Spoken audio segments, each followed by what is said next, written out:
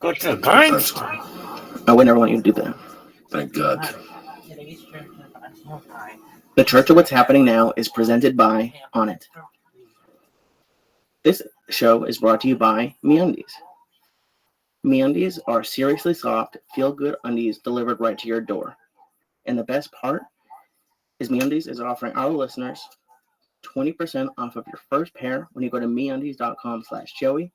That's MeUndies.com/Joey. And guess what? When you love MeUndies, because you're going to love them, they offer you a subscription service that gets them sent to your door automatically. So go to MeUndies.com/Joey. Show is also brought to you by MVMT watches, movement watches. They start at just $95, and when you go to a department store, you're looking at a $400 to $500 price range, so you're already saving money. Go to mvmtwatches.com/church right now to get 15% off of your movement watch today. I have the black on black. I love it. Go to mvmtwatches.com/church today to get 15% off.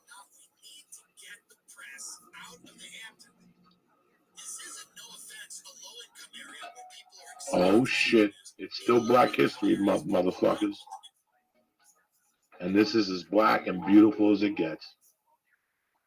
Little Chaka Khan featuring Rufus. Or the other way around. Does it fucking matter?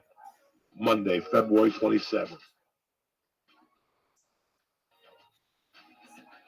The Church of What's Happening Now, motherfuckers.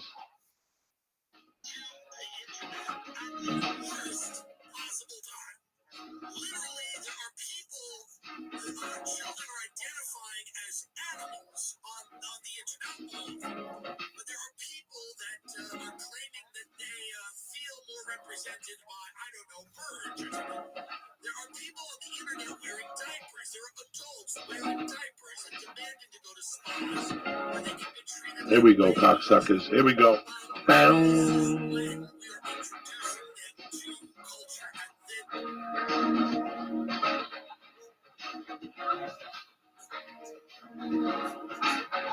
What's happened, you bad motherfuckers? Uncle Joey here. Monday or Tuesday in your world, February 28th, the month fucking flew. I forgot it was Black History Month. That's how fucking fast it was. I think that's why they even do it that. So you don't have that much time to even fucking jump up and down for the brothers. Thank God we had Danny Brown on, and you know, I'm always trying to reach out to different diversities and females and whatever the fuck's available out there. What's happening, my brother? Yeah, fucking Danny Brown was great. I love Danny. It's there's a lot of negatives to technology, but it makes it harder to like hate people. Like we're not racist, but if you're doing a podcast and you get a guest, they're black, or maybe they're half whatever. Yeah, there's no way to hate. There's no racism in podcasts. That's a good thing. There's no racism in fucking podcasts. I had a good time in Minneapolis. Fuck yeah. If you came to any of the shows, thank you very much for coming out and supporting us. My sets were kind of rusty. Some of the people were laughing, some of them weren't. I just blew right past them. I got to work a little harder, and that's that. But if you came to the shows, I loved you. A lot of good people came out to the shows. Brandy Lynn came. I didn't even get to see. I was back there talking with the owner, giving me a fucking ear beat. It was a cool dude, Rick Bronson. The Mall of America is fucking great. I really enjoy it. It's a lot of walking. I know for a fact I lost weight. I didn't eat any of the fucking food. The only thing I ate in there was Bruegger's bagels with turkey on it. And Legoland, I was going to go in there, but you could smell the fucking flu. You could smell it. There's kids everywhere in there. Fucking, that's the only problem. Even if you go early, you got to take a flu shot and wear a scarf.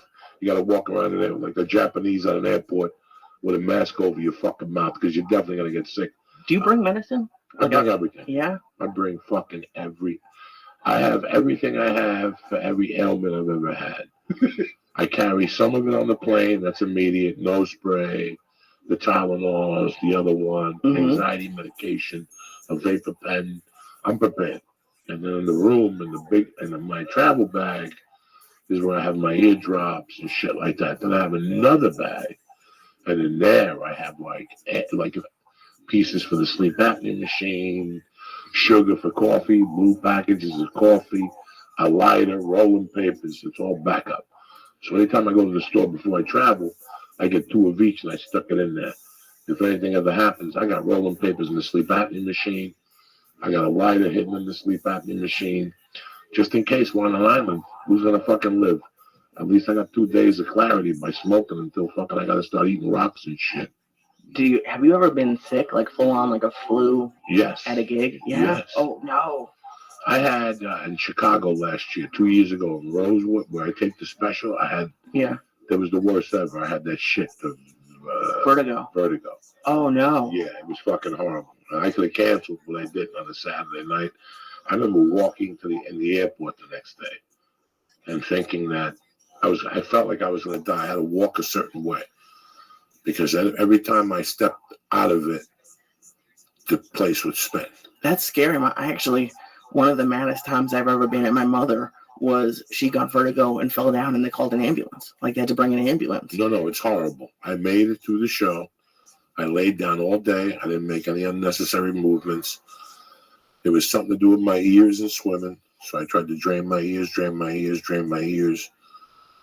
Q-tipped them, and then I did the best I could on stage. If I'd go a certain way, I couldn't be very animated. It's a motherfucker to get sick when you have to do comedy, and I've seen people work through it, man. It's like anything else. It's like anything else. It's not even the sickness. What about the personal issues? What about if you're going through a divorce? What about if somebody in your family dies? What about if somebody if your family is ill? You still got to turn it on for that hour. One of the biggest lessons I learned, I think one of the things that made me, that toughened me up the most, was when I forced myself to do a set after I drop off my daughter, Jacqueline. When I drop her off on Wednesdays, I can never describe to you people at home how bad I felt. Because it always felt like it was the last time I was going to see her. And I would go home, the first couple of weeks I would go home and get upset and get angry and fucking puke from the anger. You have to fucking, when you get that headache and your blood pressure rises, or my blood pressure would drop, I'd puke. And then I figured it out after like 3 weeks. I said, the only way I'm going to get good at comedy and the only way I'm going to overcome this pain is by forcing myself to do comedy after I drop her off immediately. So there was just one room that started at 8 on Wednesdays. Thank God for Andy Payton. And I would drop her off at 7 at the Safeway. And right from the Safeway, I would force myself to this fucking comedy room with 6 people. And I would probably cry halfway there, and then the other halfway I'd be okay. I'd always had a joint in the ashtray. And that, that's mental toughness when you have to go on stage with that pain. In the beginning of comedy, you have to go on stage, and this month you don't pay the rent.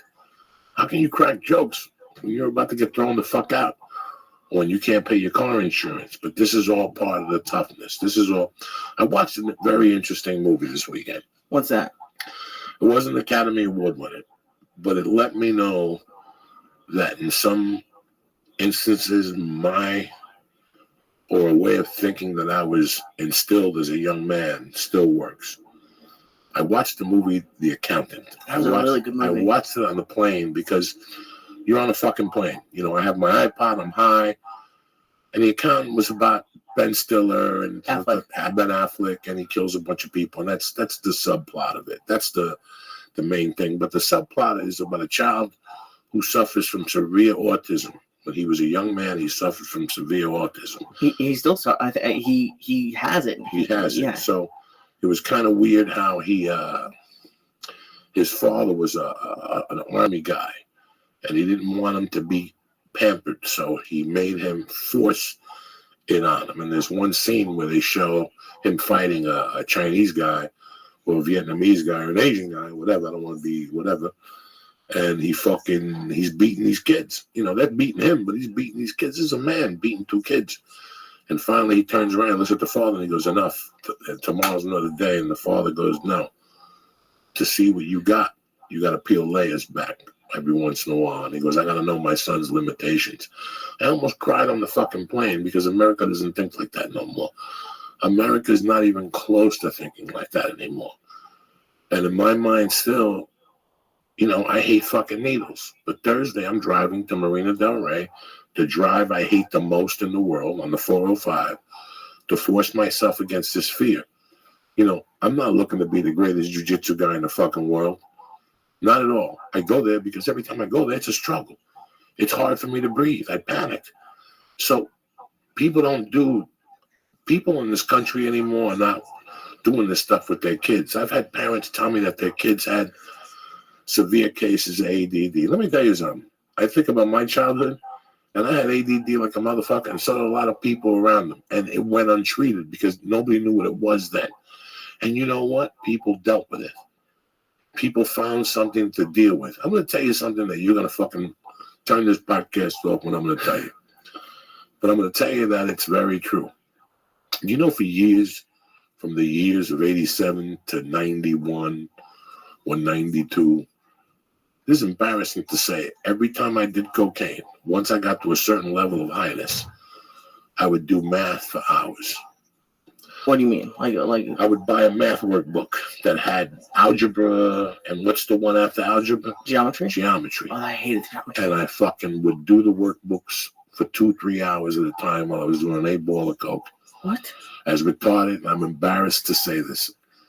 It started in 86, and I would sit there for hours and do what if things. What if I had 40 kilos of blow, and I cut each kilo with 4 ounces, which would give me a kilo is what, 32.2 ounces. I mean, You're doing drug word problems. I would do drug work problems for 4 or 5 hours until I got so bored. I did every figure. I tried to break down how much Steve Graybo would sell to make $6 million. So that's reverse algebra. Do you understand me? I would fucking do that for hours. What would Steve Graybo have to sell to pick up $6 million every 6 weeks? That one took me like fucking 2 months. But I figured it out on my own. After he got caught, I do all that. And you think back to it now. I can never do math like that now. But all I was doing was giving myself, what's the pill people take today? The speed to make them focus? Adderall. Yes, Adderall. I was going to say It was a different part. It was a different thing of Adderall, if you really think about it. Cocaine worked in my mind like an Adderall. Why do you look at shadows so much when you're on cocaine?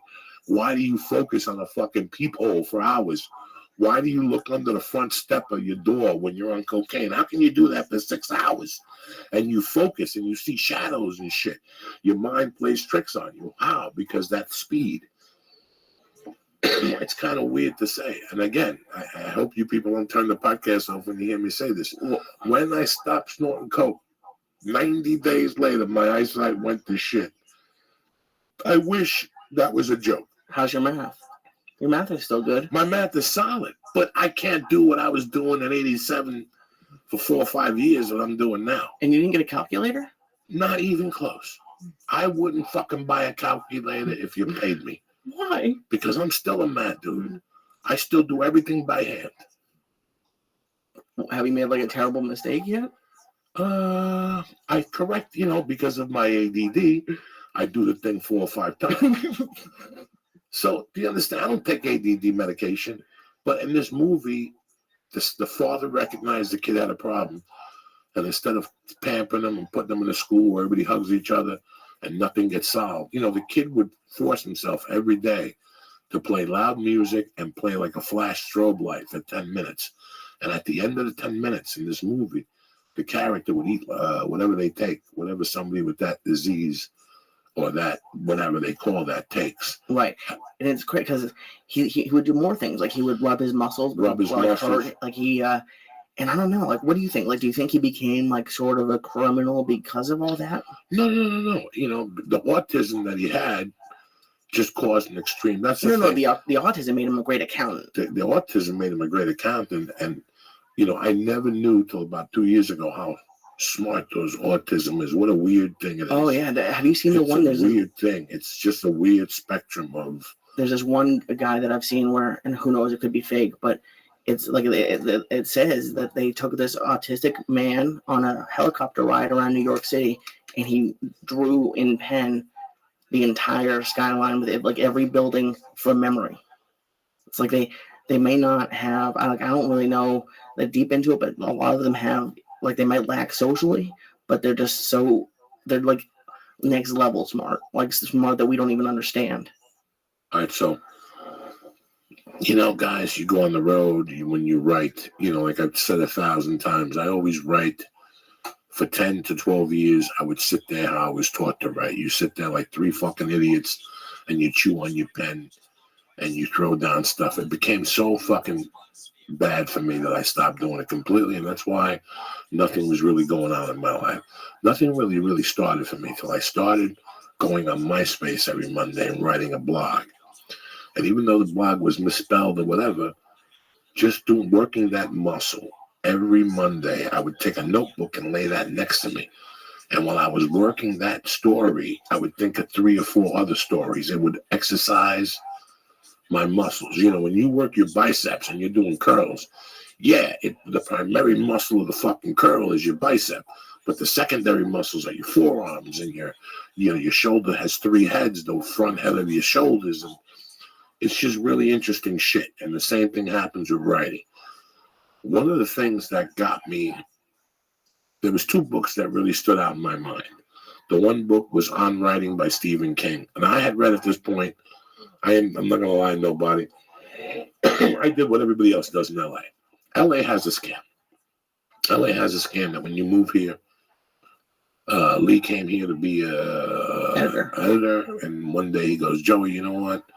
My minor was writing, so I'm going to start writing. So what will Lee do? Lee's either going to have a good friend that's a writer, because birds of a feather flock together, or Lee's going to go to Samuel French, like every other fucking sucker, including myself, and buy 2,000 books on writing, because we feel that if we read half the book, we're going to learn how to write. And guys, I threw away thousands on books. And I got to be honest with you, I read every single one of them.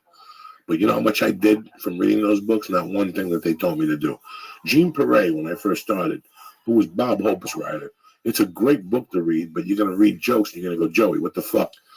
Did this guy write in electricity, or did he write in a candle? Because they're old style jokes, but he teaches you the basics of writing a joke. That was the only workbook I ever did. And I did do the Judy Carter workbook. I could be wrong, but I think you're way ahead of more people just even reading the books. I have a ton of books. Like whenever I get involved in something, I'll buy 2 or 3 books. Like the last thing I bought was 3 blackjack books. I've had them for a week and I've cracked like one for like 3 minutes. I don't know. I think a lot of people buy those books and they don't ever even open them. When I went to prison, I realized the importance of reading. I knew how to read. I learned how to read. I had a teacher in the 7th grade, Mr. Kingmo, the guy that left me back. He made you read a book a month and do oral book reports. Oh, shit. And I really learned a lot about myself, because I learned how bad my comprehension was. And that's ADD. I learned how bad I could read a whole chapter, and then you could say, Joey, what's the chapter about? And go, So I would have to read everything twice. Till today, I read everything twice as I'm reading it. It's impossible. I won't retain anything if I don't. I even have to make notes sometimes.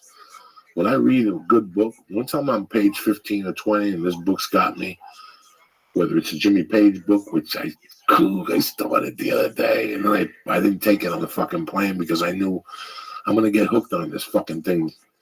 Lolingus cocksucker, get me a book that's going to get me hooked like heroin, and it's 2 fucking days of reading up all night, and that's what would happen to me. In prison? Well, in prison, I started reading, and one of my good buddies in there was a librarian, and he found the books that I liked. In prison was where I discovered Cujo, and I discovered... Oh, that's a scare. I haven't even... I discovered On Wings of Eagles, the Ross Perot story. I discovered Snowblind by Zachary Swan, another good book about smuggling. This guy was smuggling in the 60s. I discovered a book, just this guy turned me, books on music. It was endless. It was endless. And the book club was us in prison talking about the book when I brought it back. He would give me the book, I'd read it, and then I'd come back, and it was him and a black guy that were always in the library, and they read everything. And they kind of read the same. Guess what else I read in prison? What? Goodfellas. Way before the movie. I read Goodfellas in prison, and while I was reading that book, they did an interview on Henry Hill in 2020. So I was reading top-notch books in prison. I read I read a little bit about, because I had a lot of black friends in there. So I read a little bit about, not Martin Luther King, but Minister Farrakhan. I read a lot of different stuff. Obviously, prison is terrible. But if you're if you were lucky, you went through high school. But if there's people in prison who didn't get to go to school for whatever reason, can you go to prison and get an education? Yes. Really? That's cool. Yes. You go to prison if you really, really, really want to learn, and they have it available to you. There's inmates that are solid guys, man, and just because they made a mistake, some mistakes were worse than others, some weren't thought out.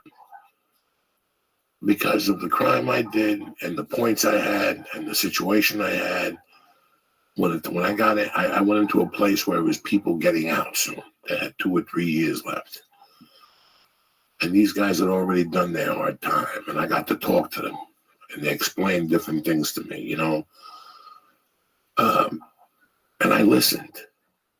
I learned a lot in that. I learned a lot about human nature. I learned about what I didn't want to do in my life, the things I did not want to do. I would look at 10 inmates and look at 7 of them that all had the same habits. I shied away from all those fucking habits. Did you see those habits in yourself at that point? Absolutely. Listen, 2 years before I got arrested in 1987. And in 1984, I knew I was going to get arrested. It was just a matter of time. I was just walking around. In 1985, I was walking around waiting to get arrested or waiting to get shot. And I was carrying a weapon. Once I went to Colorado, the weapon stayed, and I became a different person. It was like I was a fucking person who would change. And then after a few months, I went back to who I was, a fucking thief and credit card. It was like a fucking pattern. But I always, during that whole time, I was taking classes. Even during when I lived in Snowmass, and I was doing all the shit I was doing up there. I was at Colorado Mountain College. I was always one of those guys that had a little bit of hope. I didn't think I could become anything, but I wanted to absorb as much knowledge as I could that would get me to the next level. That's so crazy to me, because you said that today on your Periscope, that you wanted to make something of your life. And I don't know, I'm starting to think that maybe my thinking has been wrong, but ever since I've been a kid, the only, to me, making it means just you have a lot of money. No. That's where people are wrong. That's the misconception we have till we're about 30. Because by 30, we meet people who have a lot of money, right, that are living their life wrong, and we meet people who have a lot of money that they're living their life the wrong way, or we admire. There's 2 ways to live your life, how you have money. It's what part of your life you get it. If I give 10 21-year-olds $1 million cash, within a year, 6 of them will be broke.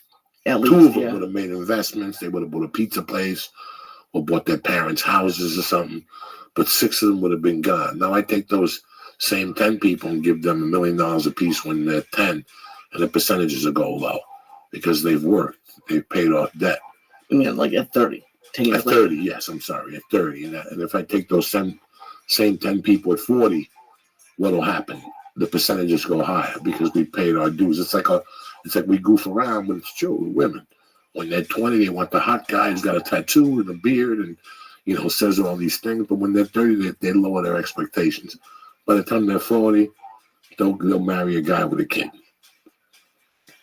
Because they understand where life goes. I'm happy. I accepted prison at that age. It was good that I went at that age. Uh-huh. And it was good what I got out of it at that age. I got all the right things at that age. And listen, like I said 1,000 times before, I didn't stop being a fucking criminal till 15 years ago in one way or another. I was still breaking the law when I was selling coke or stealing lighters. It's still breaking the fucking law. What do you think would have happened if you hadn't been gone to the prison that you went to? If you'd gone to like a hardcore prison? I would have fought for my life. I would have, whatever the situation was, I had to rise for it. I knew that mentally before I went in. I knew that at every level. I didn't know what I was getting myself into. But whatever it was, I was prepared. You know, I didn't play into the game. Listen, I could have gone into prison, hooked up with 3 dudes the first day. Because the first day I hooked up, you know me, though. You've seen, I get the best Armenians in town. The first day I got to Camp George West, I hooked up with this dude from New York. Talking to me. And within an hour, he had me hooked up with a shot of heroin in his room an hour later. What are you talking? If I wanted a shot of heroin. And then he had a buddy. I've seen this guy before. He was a white dude that kept smiling and agreed with him to everything. And I knew that these 2 guys were by the way. I wasn't going to do heroin. I said, yeah, I'll see you later. I got one like needles and I disappeared. About a day later, the kid took me aside and goes, stay away from those 2 guys. Those 2 guys are scam artists. They make you send them money and they make their living off. When you shoot heroin, you shoot it as a cotton ball. And these guys would make their living off of that cotton ball, like that cotton ball, that last shot of heroin. Like they would just, regular fucking scumbags, so, yeah, I avoided them. That's it. I was still their friend. I didn't say I was at war with them or anything. If they came into the kitchen and, I could hook them up with an extra bun or something, I would. I just didn't go into that fucking feed. I could have gone into any different group I wanted, and I pretty much stayed to myself and got away with it. Is that like...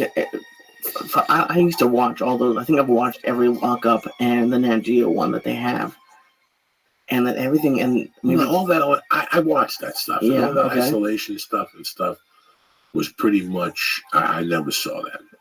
Okay. I never saw that isolation stuff. I can lie to you and tell you I was hard. I was in a hole for 3. No, when I got in there, dog, I wanted to do my time and get the fuck out of there. Okay. I wasn't gonna let myself get bullied. I wanted none of that shit was going to happen. If you smacked me, I was going to smack you back no matter what size you were. If you spoke down to me, I knew a way how to talk back to you without you getting mad. And I never came down to that. I fought a kid in there, Severino. I still love him with all my heart. And I beat up that white dude for fucking, the dude I put the box of shit in his fucking drawer, that half a fucking retard, wannabe biker. And that was it. I had no problems. And in the halfway house, I really had no problems. I just knew, listen, man, I was thinking this weekend in Minneapolis about what's going on right now. Whether it's Animal Planet, the podcast, stand-up comedy, my family, the daughter, you. It took 54 years to surround myself with the right situation. I'm no better than you or whatever. That's why I talk to you the way I do. At the age of 28, because I want you to eliminate the waste. There's just a lot of waste. And God knows I did 90% of it. In no different way than just doing stupid shit. This country, if you see the direction it's going, if you're young right now, I want you to strap your seatbelts on. I want you to focus. I want you to buy property. I want you to do as much as you can so you have as much security by the age of 40. Who knows if we're going to have Social Security? When I was a child, they said there wasn't going to be no Social Security.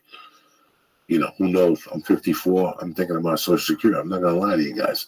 Starting next year, I take Lita breakfast every day, 15% off at Denny's. You know what I'm saying? And he picks up the tip. And McDonald's, you get like a free senior discount. Sure. But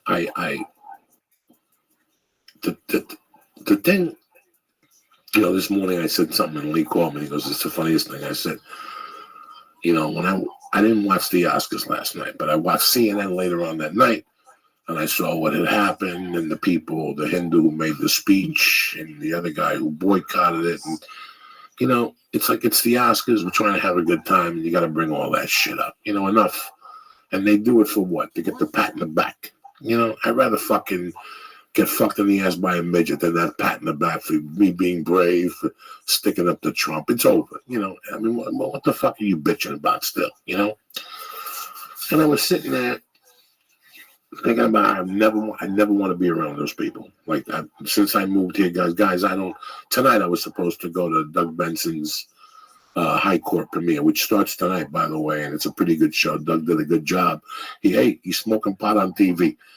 You got to take your hat off to the fucking kid. So when I'm on one of the episodes, he's got a great crew of people that are playing bailiffs. I think, who else? Jessime Peluso. Jessime Peluso's playing one of the bailiffs, one of our girls. So, yeah, they got a great crew. So I wish him all the luck in the world. And you think about the journey he took. When I think about comedy, I don't think of myself as a good comedian or a great comedian, or that I'm going to be remembered, or you don't see me going on tours or selling tickets like Dane Cook or nothing. You know what I like about that I did? What's that? The journey to get to the Comedy Store. I still can't believe it. The talent with me, there's no talent. I'm just a fat fucking guy that grew up on a corner and knows how to tell a story. You know what I'm saying? There's no fucking talent here. The talent was getting me here. Like, how the fuck did I end up in California? Like, you know what I'm saying? Like, you went to school for 4 years. We've had this discussion. You've looked me in the eye and said that school did guts for you. You could have learned more in high school hanging out with 4 fucking dudes who were nerds, you know? But the journey you made, that's where the talent is. That's where the persistence is. You came out here with a girl who came out here twice and left. You know, since we've been here, we've had people come and fucking go. The talent is getting here. It's not for me, it wasn't, I don't see nothing in the comedy. I like that I do comedy and I'm lucky I got involved in it. But for me, listen, man, before my mother died, I knew I was going to bust out of North Bergen. I love New Jersey. I love everything it stands for. But there was something about North Bergen that I know I didn't want to stay there. Completely understand what you're saying. I know there's a lot of people who understand what I'm saying, a lot of people who don't. And I appreciate a lot of the people who stayed at home today. I did something weird today. One of my biggest sorrows is the damage I did in the Bender household from 1979 to 1981. It's unexcusable. You know, thank God Bobby talks to me. John talks to me from time to time, who I was supposed to move in with. And yesterday when I got off the plane, I went on Facebook last night to post some videos, and I saw that prayers for his sister, Renee. And I still remember moving in their house when my mom died and how she would cut my hair for free, and I would go over there and she'd goof around. The motherfucker on the BBC? What do you think this is a weird time in our country? You've been saying and warning people about stuff like this. Whatever happened, you've been saying there's going to be violence in this election. Yeah, I mean, I joked around. They're one of my favorite comedians. I love you. I watch your show every week. So is my wife. So is the crew. We love you, Tim. We love your crew. I just want to be 100% clear, okay? I'm not trying to be dramatic here, bro. I am literally telling you what I believe is going on. And so, here's the bottom line. Everybody's going to get a grassy knoll and shots. Ballistics and trajectory. The Secret Service. Usually only has 20 people because Mike cut down to nothing. Even give our opinion, whose father and uncle were both murdered by the government. Any Secret Service. So, that's by default. Serious negligence going on. Deliberate negligence going to kill. So, there's also any Secret Service. It's not all the police work for them and why work for them. So, they were told by the advance teams to come out not to be on the roofs of 4 buildings 450 feet away that a Boy Scout, a 10-year-old, was going to make that shot, okay? So, there was a default stand-down, it was like in 63,000. Kennedy said, I'm pulling out 100,000 troops a month. In 4 months, the 400,000 troops that were in Vietnam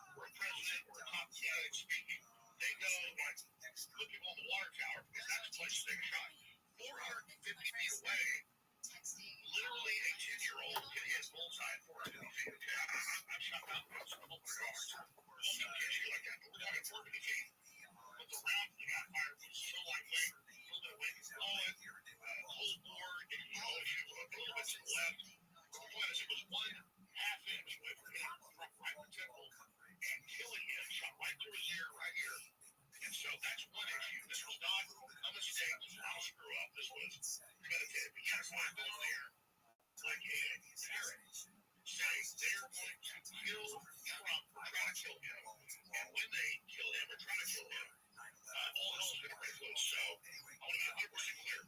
Now the deep state set this up, brought in the shooter, protected him, put him up there. That's all 100% fact. Don't be naive. That's the whole thing. The default is put people on rooftops within a half mile. This is 400 feet away. This is preposterous. This was the default set position. Like this is like putting salt water in your gas tank. We're not putting gas in your car. You have a newborn baby, you throw it in the pool. It's not a mistake.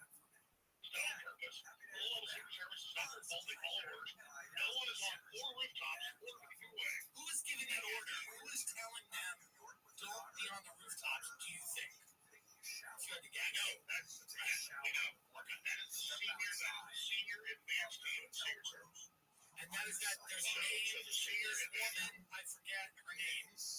She's testifying. The Republicans have just called her to testify in front of Congress. I forget her name, but she is the head of the Secret Service. Do you know her name, Alex? I'm forgetting her name. Yeah, it's another one of these emergency numbers. So, we saw a bunch of them with guns to protect Trump, but it's beyond that. Those are called my brothers. The number one thing, if you study the Secret Service, it's all well known, it's all the Secret Service movies, but it's just the default. Any rooftops at the end of a half mile that are clear and you have people on top of them, doesn't matter the name of the Secret Service. You put cops on top of roofs that nobody can do that. Instead, about 2 minutes before Trump gets shot in the ear, there's video of this. It's all over X. They clear everybody out from behind Trump because they hear dozens of witnesses have been on the news and said there was a guy with a gun on the building. Right, I saw it for minutes going, there's a guy on the roof with a gun, and they sit there and fumble and watch, but the local SWAT teams waited, and they're on the radios with their guns trained on it, and they're like, not proof and shot. So there wasn't just a stand down about putting people on top of buildings. That was the first thing you do. That's shots up from every case. And I remember sometimes. They did have got all video. The shooter passes up with a rifle, crawling around and getting in front position, and they're holding the stand down for about 2 minutes.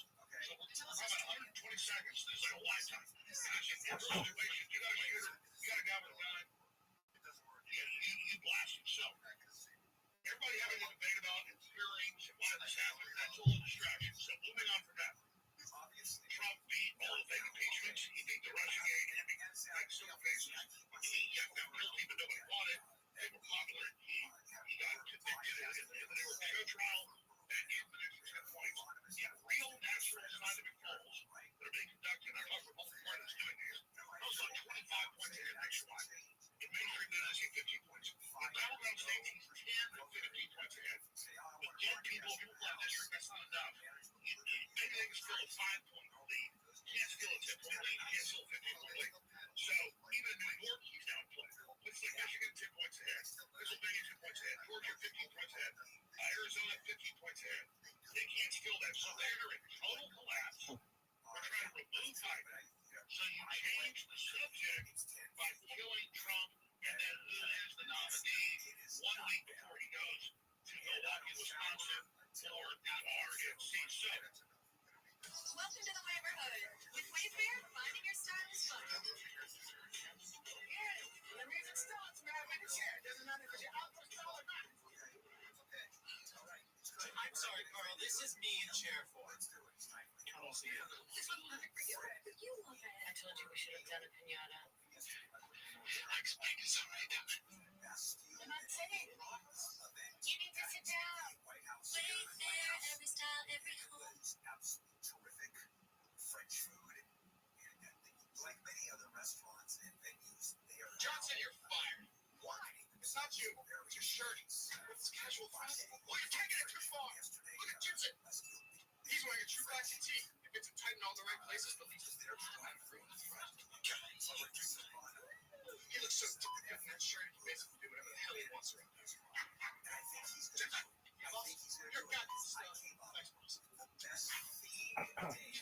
True classic is designed to enhance the male physique in all the right places. Right, Jensen? That's right, boss.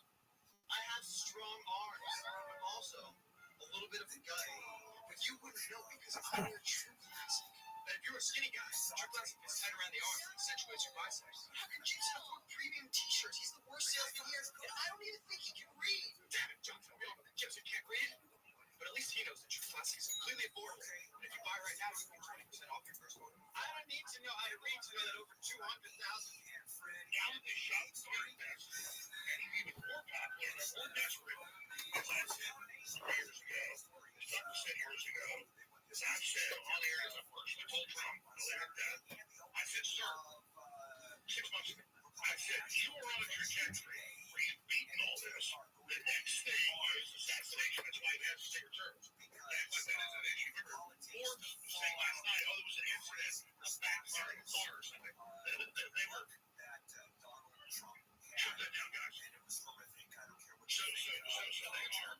they are literally trying to show you that none of this happened, that there wasn't an assassination. They tried that for like 6-7 hours yesterday, showing you how incredibly disgusting all this is and how the fix is in. So I told you, literally, like a parent on methamphetamine, what was going to happen in the last couple of years. Now let me tell you, the rest of the votes in these state houses, he's trying to pull troops out. He's trying to pull troops out of Ukraine. U.S. funds 83% of the funding that's public. Trump can't kill this. He can't stop this. The hell he can. He's a commander in chief. So Kennedy tries to pull out the troops, pull out 100,000 and get them on clear in 63. So here's what the deep state needs to do. Everybody's against them. The whole world's waking up to them. They want to kill him. It's very slow there. They want to kill Trump now even more because this just gave him 20 points. He's not, all the Democrats know now about Trump. He's not going to win by 10 points. He's going to win by 30 points. This is a major political realignment. He got shot in the side of the head. Perfect hole right through his hair. 4-inch over, right in the temple. This is so epic. So what is the deep state going to do? I study clandestine operations. I study all this stuff. I have a lot of family works in this. I'm not talking about pencil pushing areas and nothing. I'm talking about overthrow government. They told me all this stuff when I was a kid. So here's what's going to go down. They've got the deep state has truck bombs loaded before. That truck bombs, in my opinion, loaded in Wisconsin. And if they don't block Rothschild, I involved in our logo with serious concrete dividers. If they don't block off Wisconsin, Trump said, screw it, I'm going there. Tomorrow. If they don't do that, the next move is roll a truck full of plastic explosives. T-shirts and political events. 3 people ended up going to the hospital, granted, but it was pretty. There was a lot of fun because people loved these, although unselfish in 2002 years later, I wrote them and used them. Into the event. They're also going to try to poison him. They got people like Senator Rothschild. So poisoning, truck bombs, shootings is all the worst. Also, they've been reprogramming cyber attacks by the Russians. Claiming they're working with Trump supporters. The FBI had reports last year saying the Russians working with Trump supporters are going to cut the U.S. power off. No, the desperate deep state. So cyber attacks, power outages, truck bomb attacks, but guess what? They will also. Hey,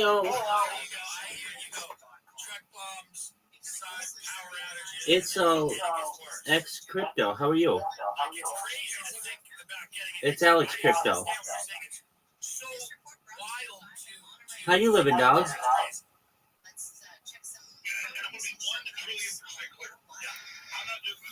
Yo.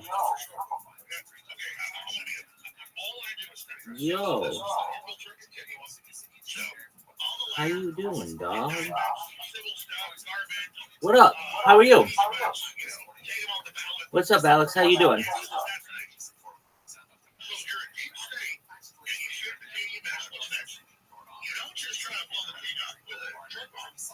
Hello. I hope you're doing well, dog. You're the man.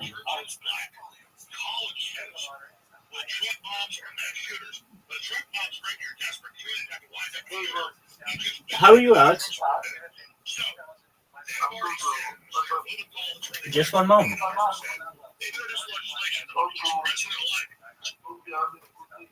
You as well. I hope you're having a great day. Did you hear that we had a presidential? I hope you're having a great day too, man. Did you hear that a presidential candidate and former president survived this assassination?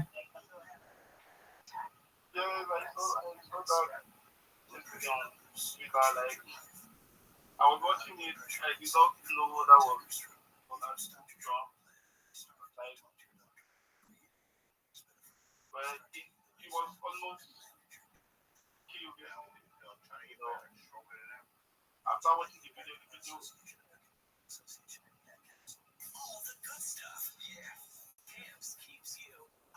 Yeah, it was wild. You've seen the video? Did you see the video? yes,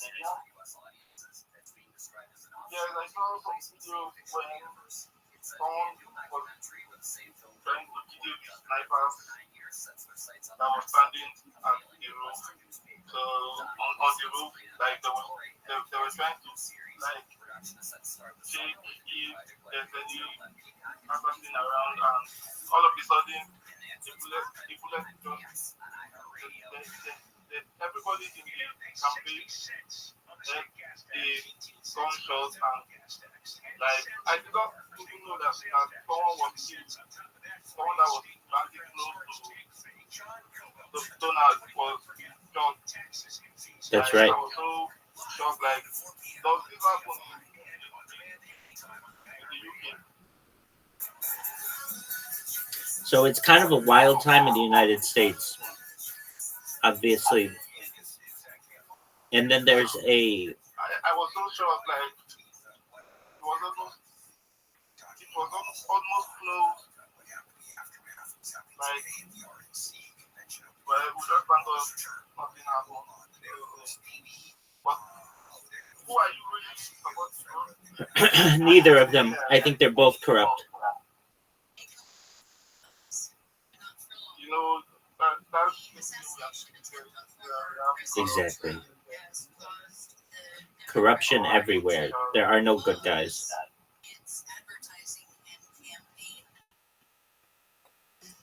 Hey, I talked to Bitcoin Stancy, or I talked to Schiller X.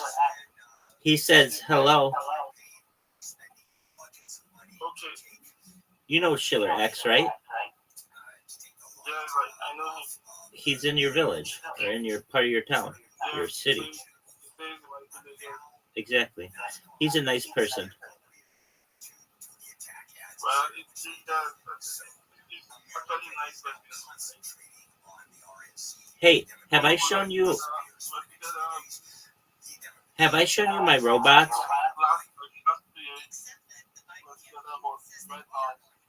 Alex, have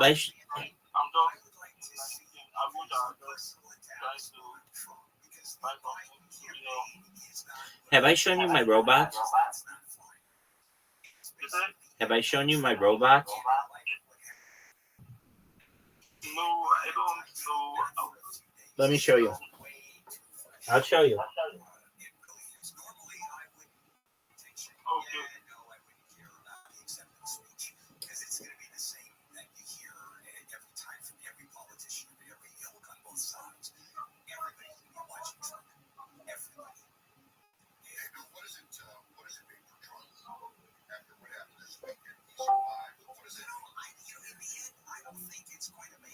Okay. Okay.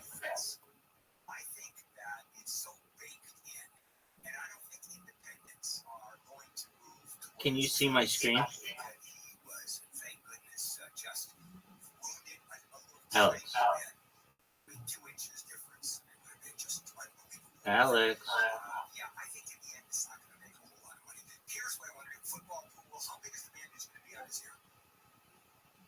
Alex.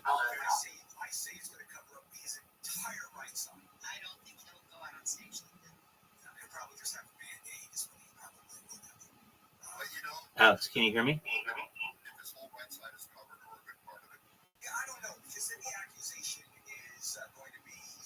Alex.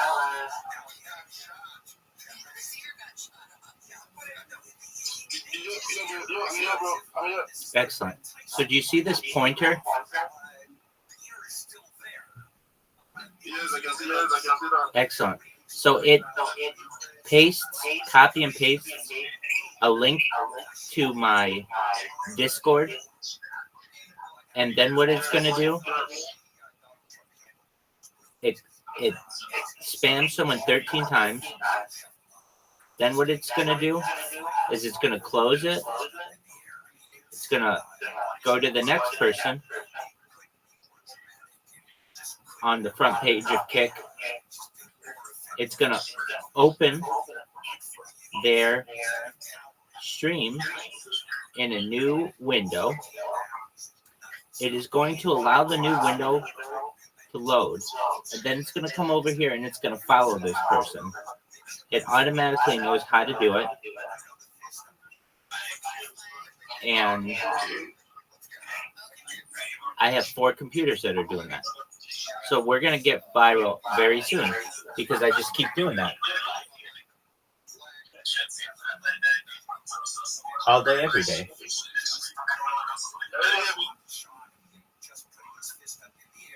So we're going to get famous that way. So, so I'm just trying, can I get the link to the Keep? I already have the account of Keep, so let me try to use my phone to do it. Oh, you'll get them banned. Honestly, like I've got this robot system down really well. You want to do something, right? Yes. Okay. You want a job? Do you need money? Do you want a job? Yeah, bro, I really need money. Yeah, exactly. Okay, do you know what Fiverr is? Fiverr?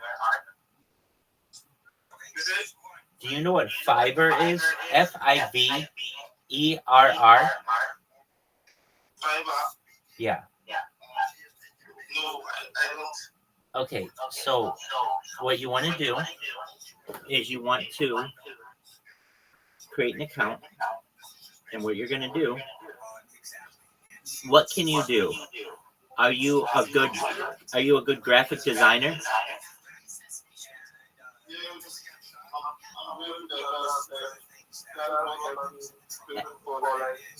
To get myself a laptop so that I can do graphic designs, I have experience of that. That's what I really need so I can keep to my work. Like my work, I'll be serious with my work. Sometimes my phone gets hot, so that's the reason why I joined the space yesterday, and all of a sudden my phone was hot, so I just had to leave and find a way out to charge my phone. So I definitely need the laptop so that I can work hard. Exactly. Right. But it's okay. So what you're going to want to do, I believe the website's Fiverr, perhaps. It's Fiverr. Okay. So what do? You go on it and you say, I'm a graphic designer and I'm willing to do graphic design work for $5. And somebody will say, hey, can you give me a logo for $5? And you'll be like, yep. And you'll give them a logo. And then they might say, I like it, but I want you to change the color. And you say, okay, to what color do you want me to change? You work that out with them, and then you get the money.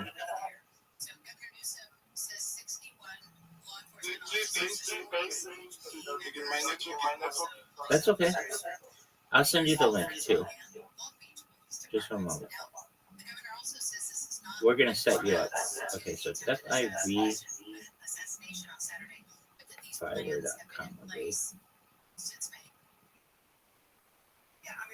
No, I don't think it's spelled that way. Don't go to that. Don't go to that website. It's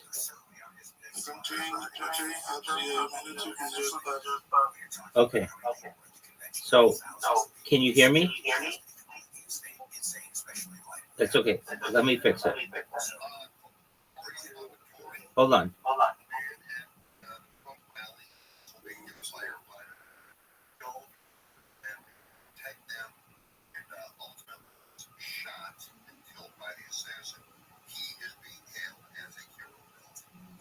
Can you hear me better? Yo, Alex. Alex. Alex. Alex. Yo, dog. Alex. Alex. Alex. Alex, if you can hear me, let me know, dog. Alex, if you can hear me, let me know, dog. Alex, if you can hear me, let me know, dog. Alex, if you can hear me, let me know, dog. Alex, if you can hear me, let me know, dog. Alex, can you hear me? Alex, can you hear me? Alex, can you hear me? Hey, Alex, can you hear me? Alex, can you hear me? Hey, Alex, can you hear me? Alex, can you hear me? Hey, Alex, can you hear me? Alex, can you hear me? Hey, Alex, can you hear me? Alex, can you hear me? Hey, Alex, can you hear me? Alex, can you hear me? Hey, Alex, can you hear me? Alex, can you hear me? Hey, Alex, can you hear me? Alex, can you hear me? Hey, Alex, can you hear me? Alex, can you hear me? Hey, Alex.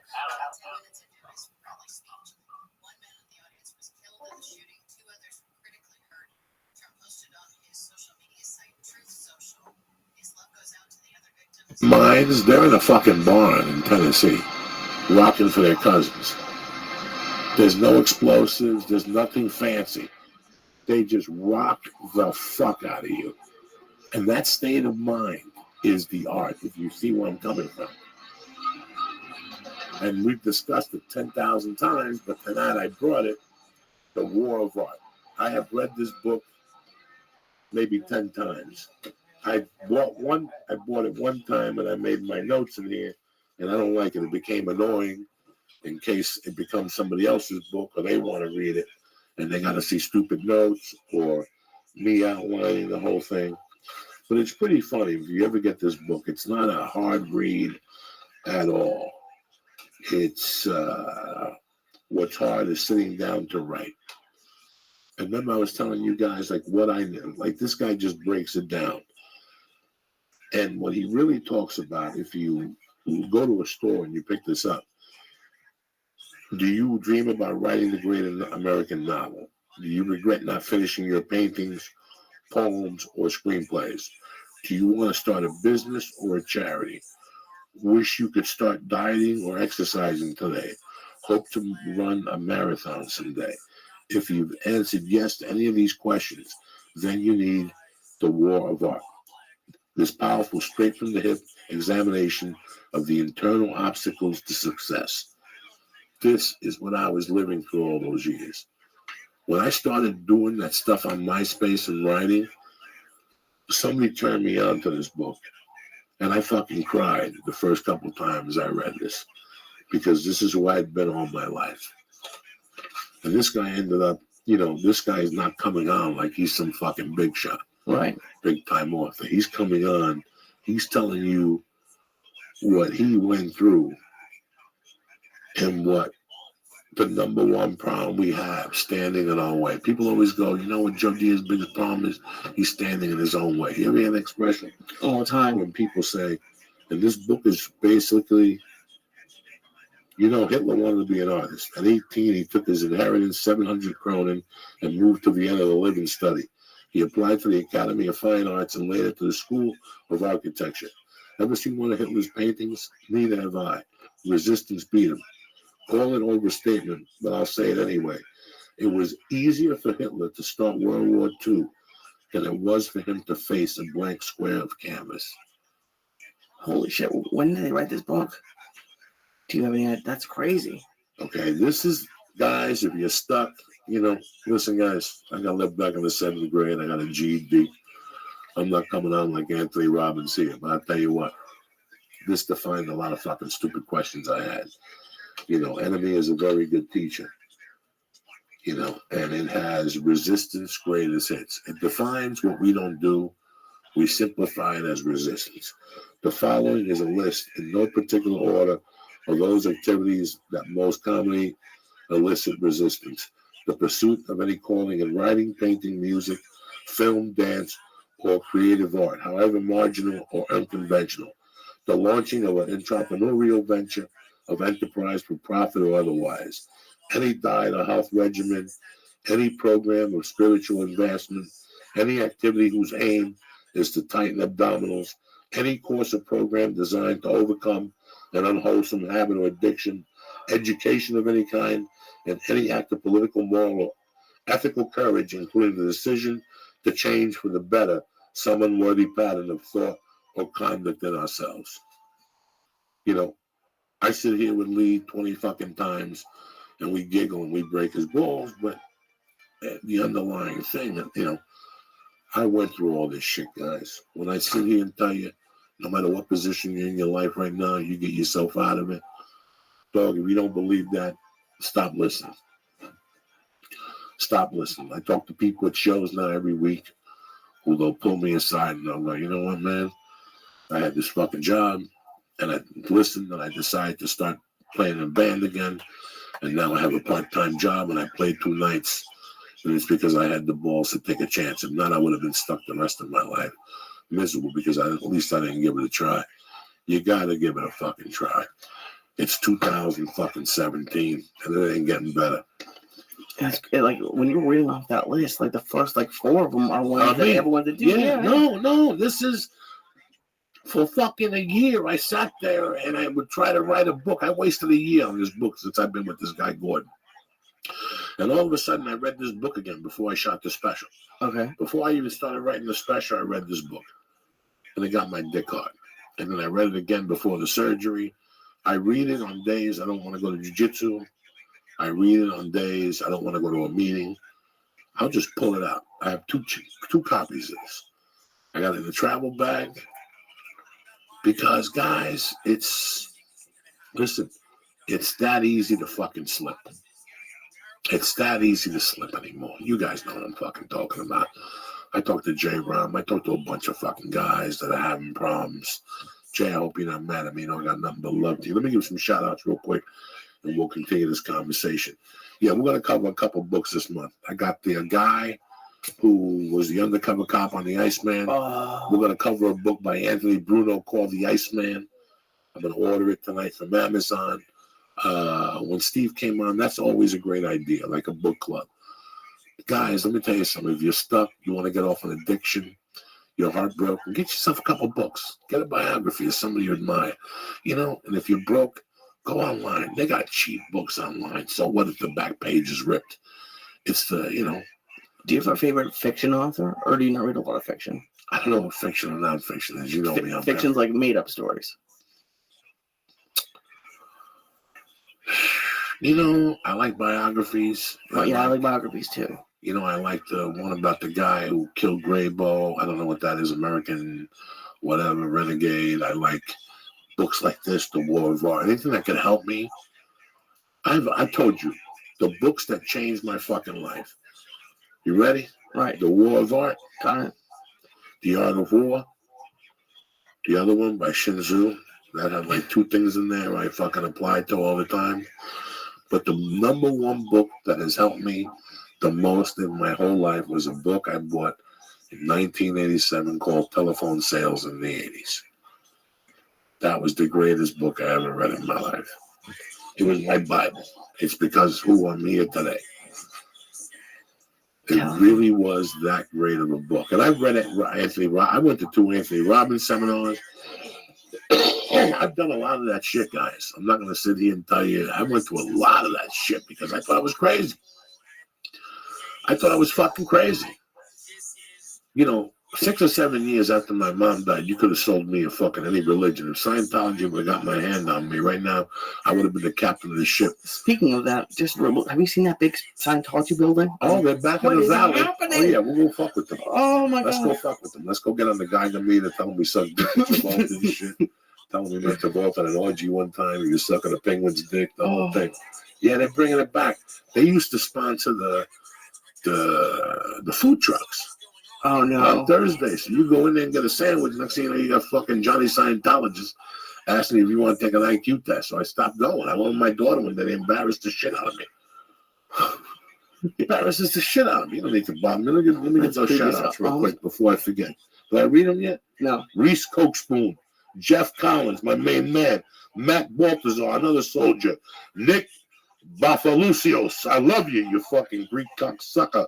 Tell these motherfuckers Malaka, Chuck Madden, Alex Castino, Anthony Guzzo, Ookie Spooky always, and the motherfucking Philly Godfather and Jason Silva.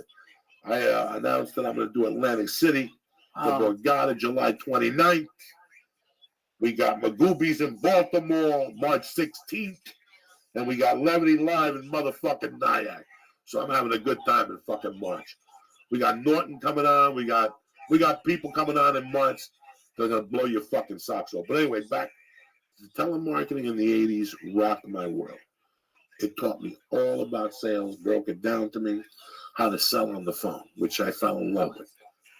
There's days I dream about waking up and going to sell shit on the phone.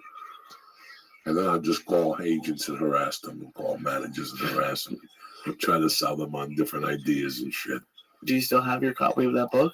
Nah, I lost it. And I thought that you had looked it up and they changed it to telemarketing in the 90s and telemarketing. Let me check. That was that book put me over the top. You know, like other books, Cujo put me over the top. I read The Godfather when it came out. I was 10. I read the fucking Godfather when I was 10.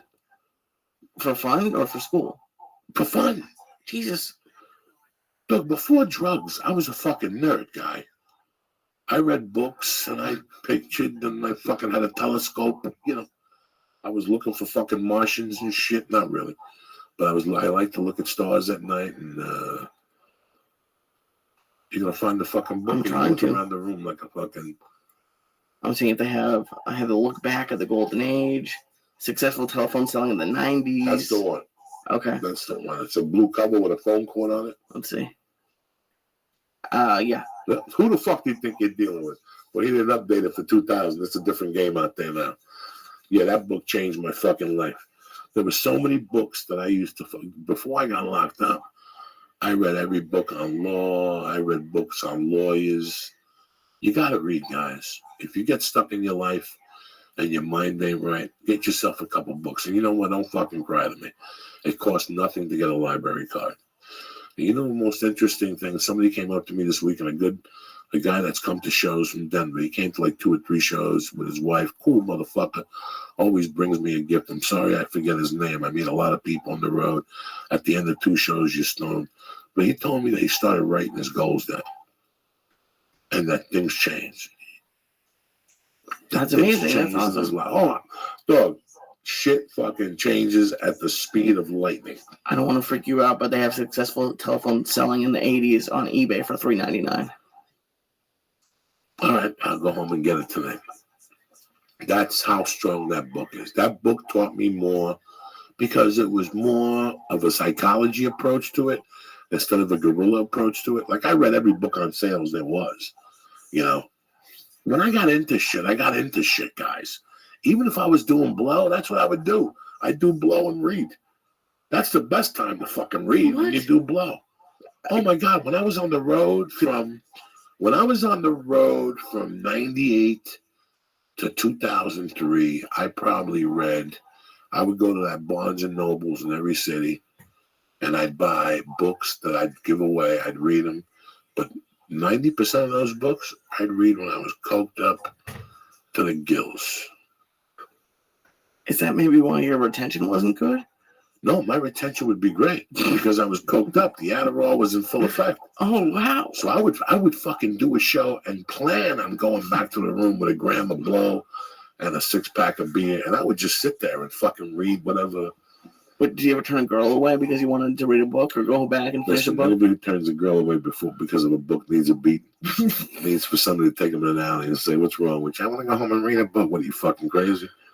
I don't know. Maybe you had a really good book. No. Listen, there was no women. I could lie to you. At this time, It was some nights I would do blow, read a book, and then get all horned up and go out and try to be evil. But who am I going to pick up? I wouldn't pick up nobody. Have you ever like? Because I see you just picking up random books sometimes. Like, did you ever pick up one of those like CVS fantasy erotic novels and read those? No, you would never read that. No. My mom read novellas. Okay. And Juan read novellas growing up. And when I would get really bored, I would go in there and try to read the books in Spanish.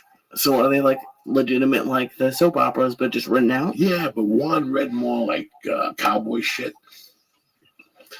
And my mother read more like romance, but I never even saw those again. I don't even know the fuck she got them, to be honest with you.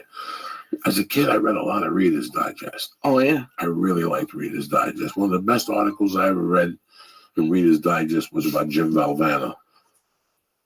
That's where I first read all that fucking stuff like Juicy. It was really good in there. I don't read magazines. Very seldom do I read magazines. I'm a book guy now. But it's a shame that I don't have the time to read more books. But I have to be a dad, and I got to pay attention to the podcast. You got to do a lot of stuff, but I'm always reading fucking something. Again, Lingus, I love you, but you curse me. Because now I got to read 8,000 pages about Jimmy Page. By the time I read that book, I'll be back into fucking stabbing Satanists and, chasing them in the park and shit. What about books on tape? Because I don't know if you do like the iPod, but I could see all that driving, just getting a bunch of books on tape and listening to books, or not really. I'd love to tell you that I wouldn't like it, but I also never tried it. Oh, really? So I'd be bullshitting you. Yeah, I never tried it. My wife does it. No, my wife has the thing that she still reads. Man, I like to hold on to some things. It's definitely different.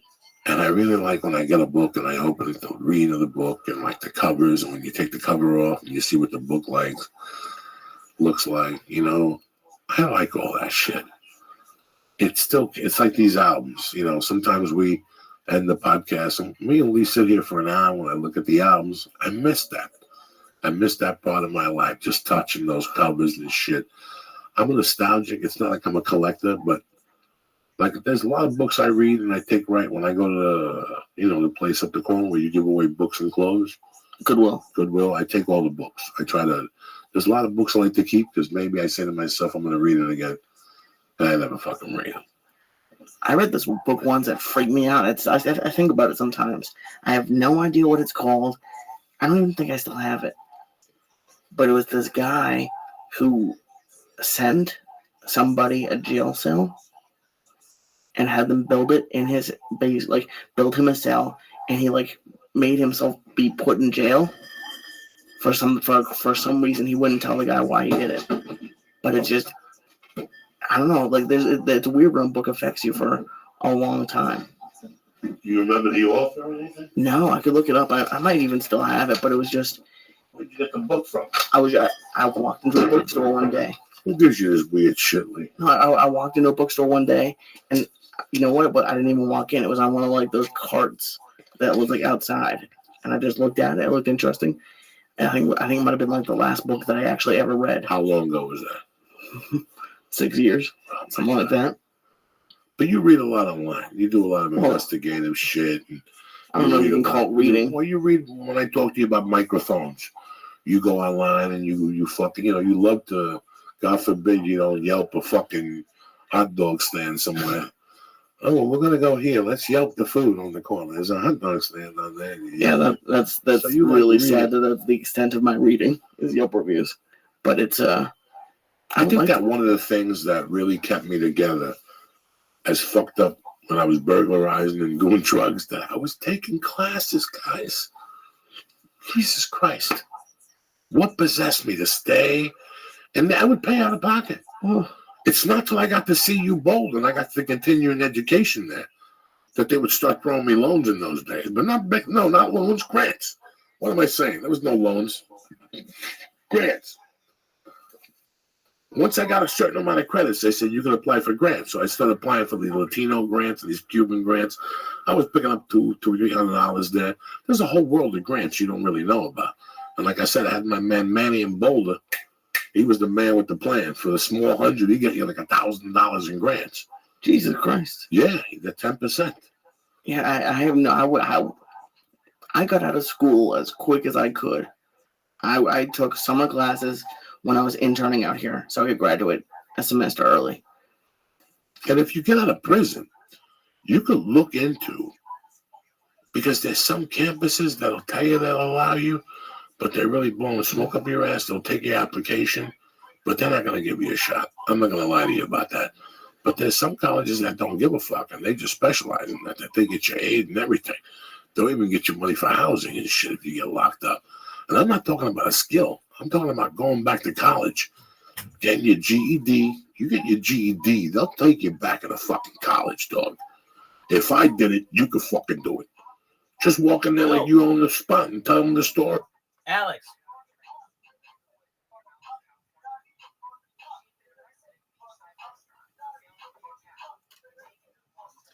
Alex.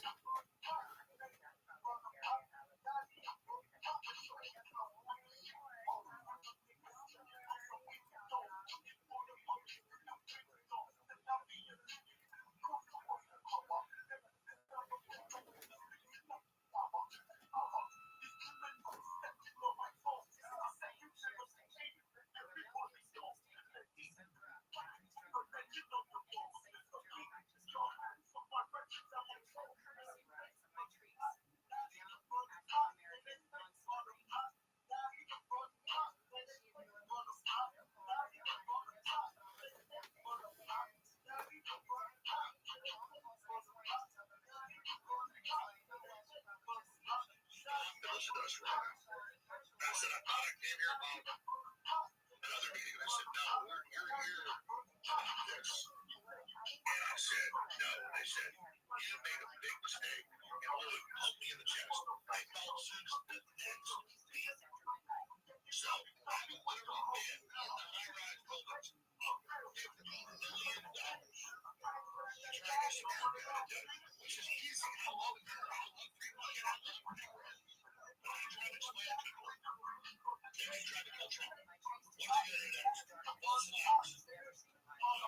Do you think people, I don't even want to say names, but people like Elon Musk, who took a very high profile stance and says I endorse Trump, like, do you think there are other people that are in danger of all kinds of things, whether maybe it's not violence, maybe it's their businesses being attacked, maybe it's their livelihood? Do you think Alex. this is something that is, obviously it centers Trump in your Alex. opinion, but is it bigger than him? Alex, can you hear me? Alex. I can hear you, bro. Oh, excellent. What'd you do? Wow, that was fast. That was fast. Okay. So, here's a way you can make money. Do you see that you can market yourself as a graphic designer? Excellent. Okay.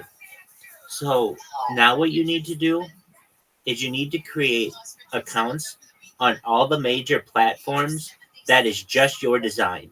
What is the name of your company? You don't know. You've never thought of this before. What is your name? Well, my name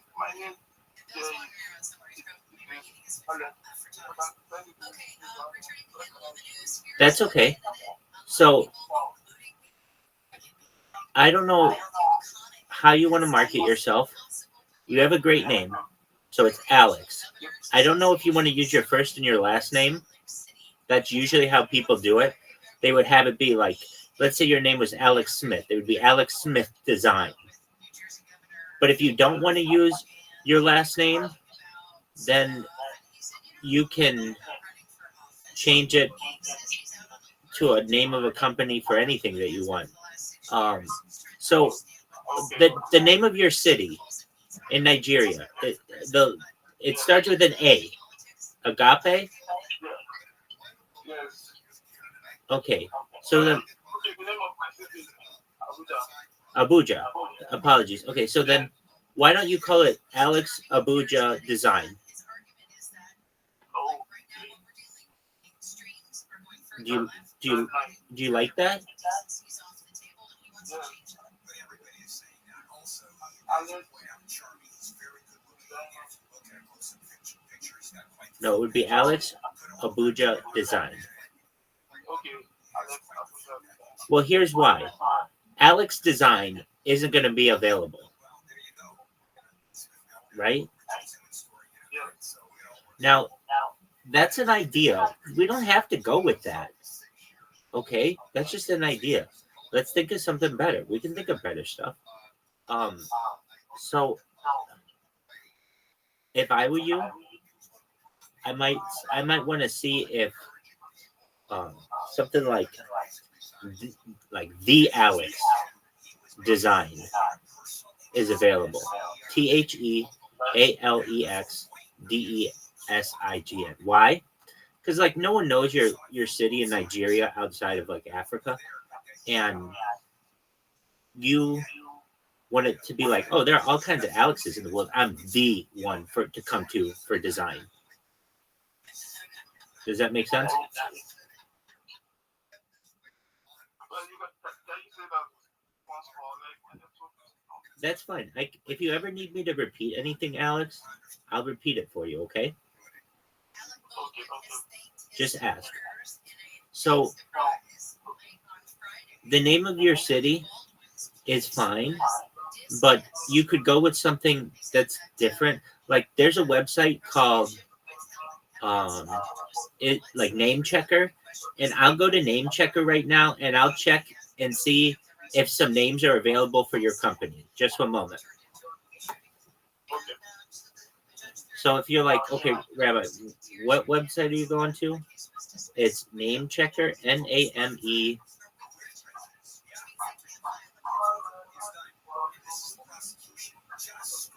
And CHECKR. Okay. So we want the Alex Design. Pardon me? Yeah.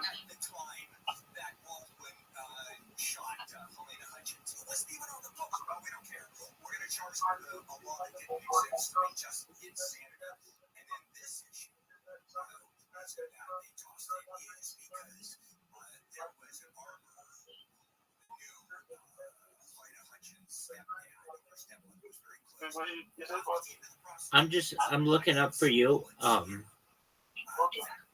names for your company.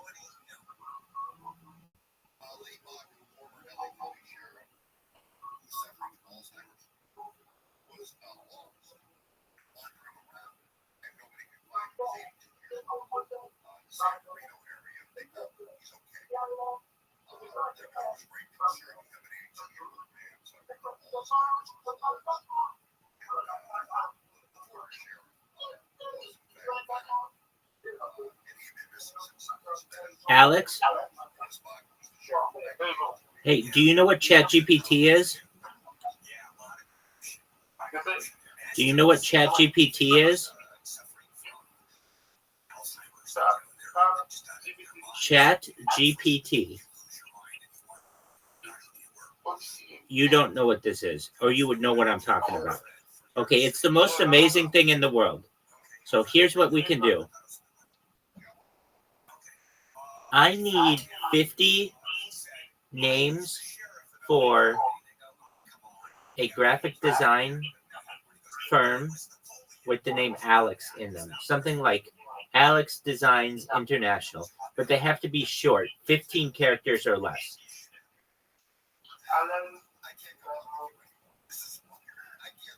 Ooh, some of these are good.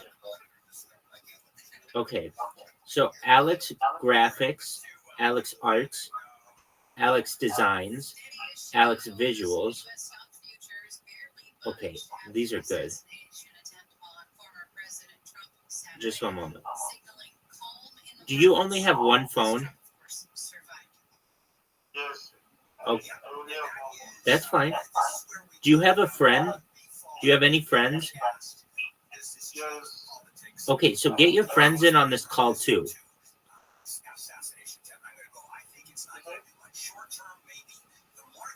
Get your friends in on this call whenever you can. Tell them, hey, because I'm going to help you and I'm going to help them too. So here we go. I'm going to look at the term Alex Graphic Design and see if that's available. It's available on some, not all.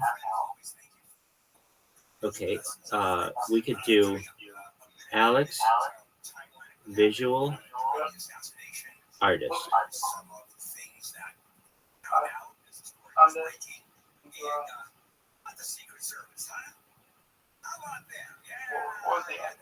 Artist.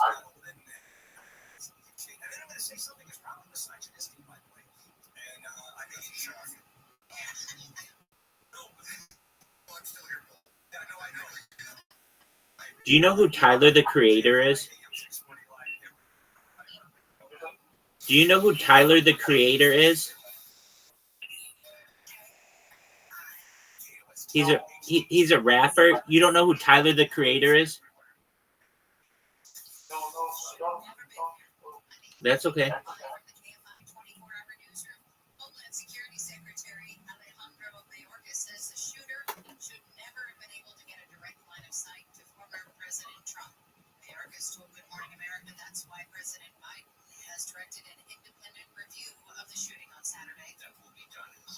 Okay.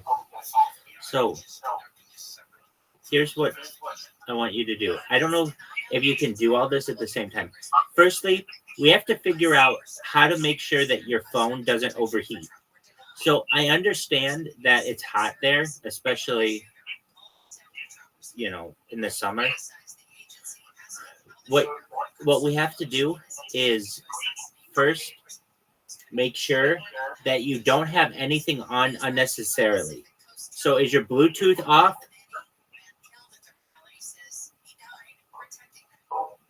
Is your Bluetooth on or off? My Bluetooth is on. Yeah, but you don't need it on, do you? Do you need your Bluetooth on for anything? No. I don't know. Right. Remember you said that your phone overheats? Yes. Well, we want to make sure that it preserves battery and that it preserves temperature, and Bluetooth uses both of those.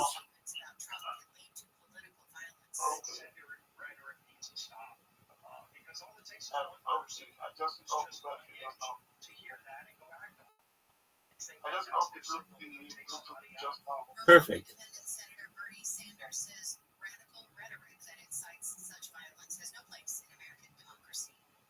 So now we're going to go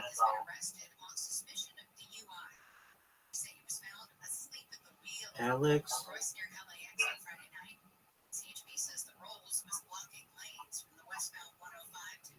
Well, I mean, why don't you make it your name? You don't have to. You don't have to, but okay, so Alex Art. Let's see, Alex Creative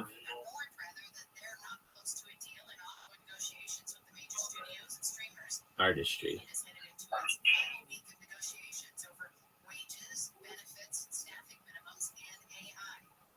Or we could do Alex Creative Arts. There you go. That's a good one. Okay.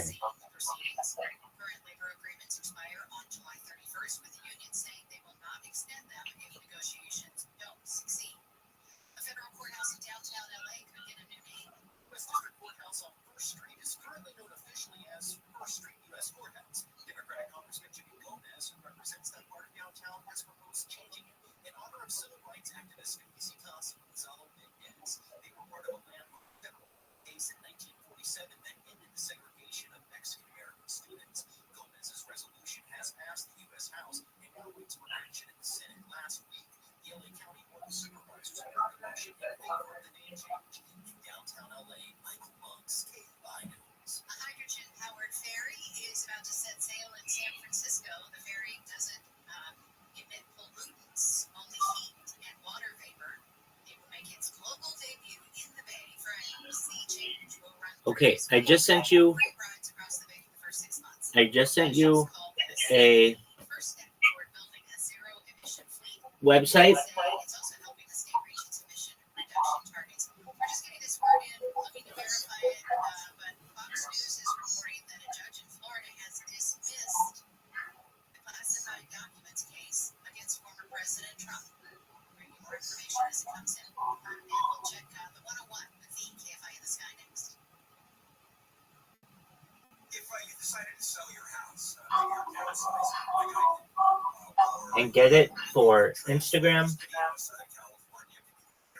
comma, TikTok, comma, Twitter, comma, all of these. Okay, I'm just accepted. Okay. And then, do you know what AI is? You know? Do you know what AI is? Yes, AI is just like a robot that helps. Yeah. Go to chatgpt.com right now. Is that special? I just sent you a link. Go to chatgpt.com.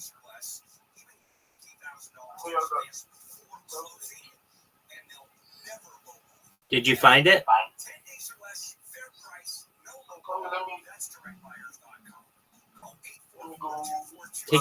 Take your time.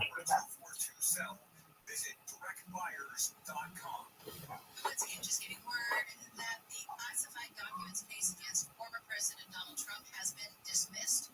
Judge Eileen Cannon, in her ruling this morning, said the appointment of special counsel Jack Smith violated the Constitution. Outlet weather What'd you say? clouds that sunny and very Yeah, warm asking me highs to of log in. I 70s don't. beaches. You don't have to. Just say it doesn't have.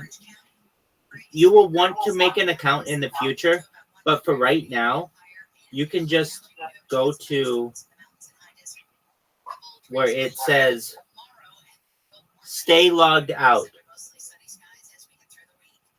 See where it says stay logged out?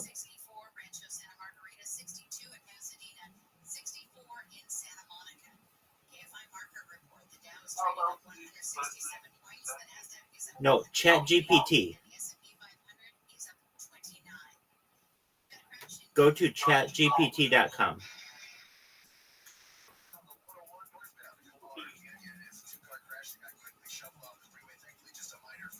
Do you see it?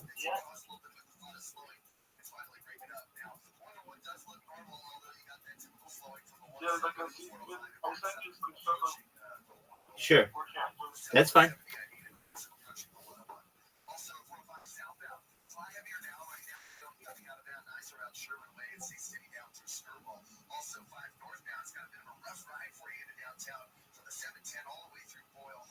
Perfect. Alex, that's where you want to be. Alex, this is going to change your life, okay? Do you see where it says message chat GPT? I want you to ask it, write me a 2,000 character essay on how do you spell the name of your city?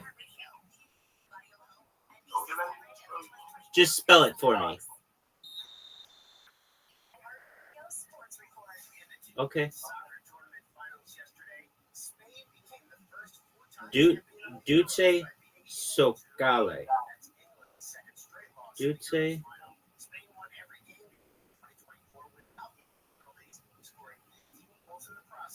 So.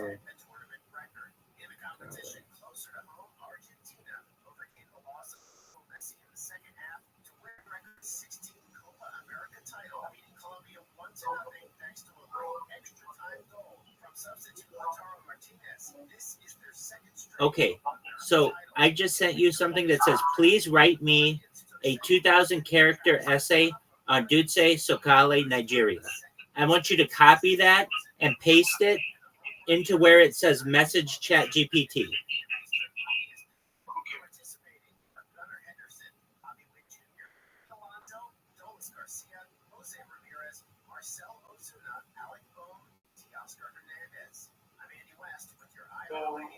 Should I send it?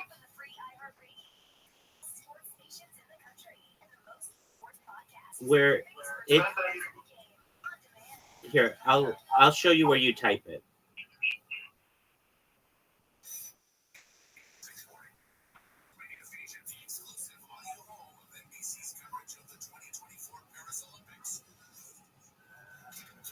Okay, it just it generated some.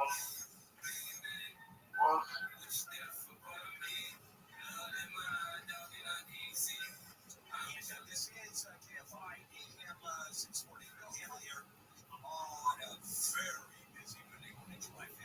Did it write an essay for you? yeah, you guys. You don't have to send it to me. Oh, there you go. Isn't it really good?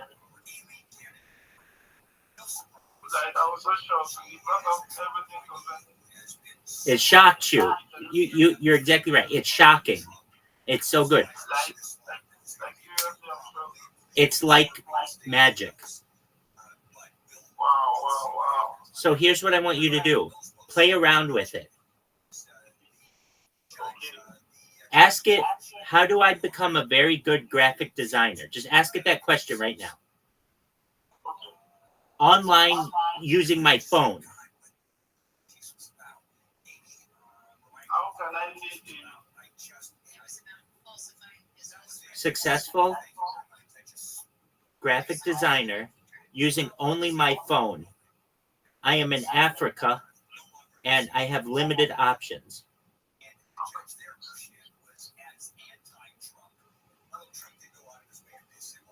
It's like magic, Alex. It can tell you everything you need to know.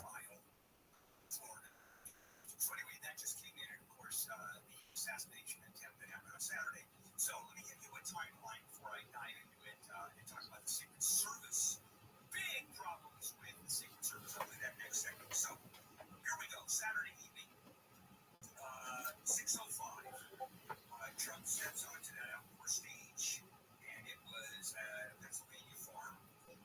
Wow, When you see, it's kind of interesting because now you get to see what they do. There is a rally with presidential candidate, especially a former president.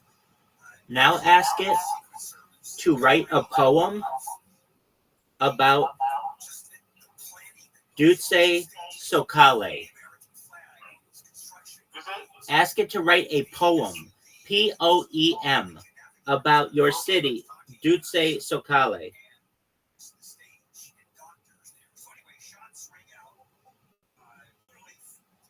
It will write the best poem you've ever heard about this city.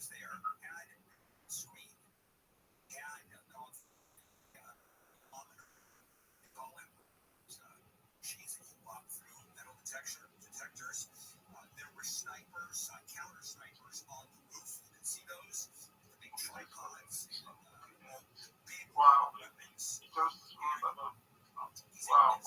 Exactly. Very, very cool. Very great. So basically, absolutely, you're welcome. You're most certainly welcome. So here's what I want you to do. Ask it for 50 usernames, potentially for a graphic design company.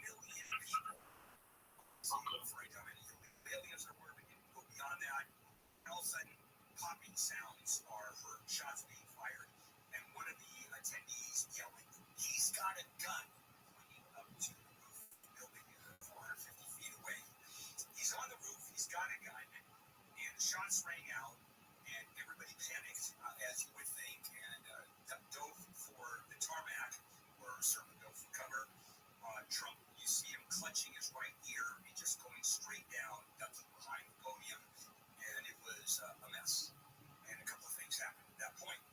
Secret Service agents swarmed over. Okay, you brought Yelling, "Get down!" some names. Down those 3 agents. Okay, if you like them, great. If you don't, I sent you one that's a good one. That's Alex Creative Arts, and I think it's available on just about everything. Okay, so now what do? I gave you another website called Name Checker, NameCheckr.com.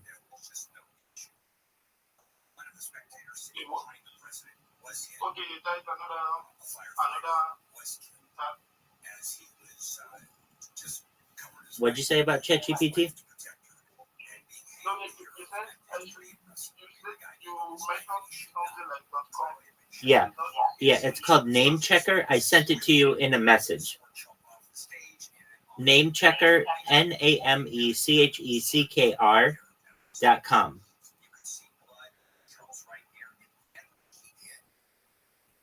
Okay. Okay, should I click the name? Yeah, for Name Checker, that's fine.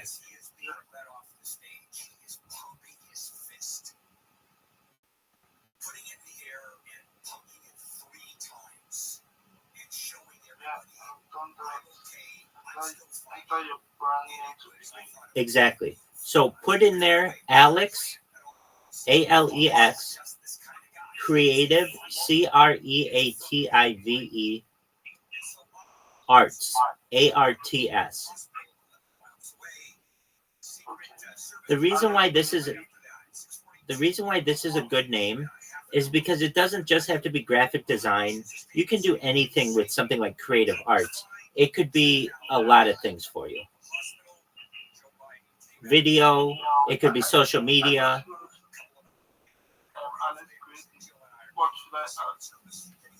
Well, okay, so you type Alex Creative Arts as your brand, and you search it. Arts. Alex Creative Arts. Alex Creative Arts. Okay, that is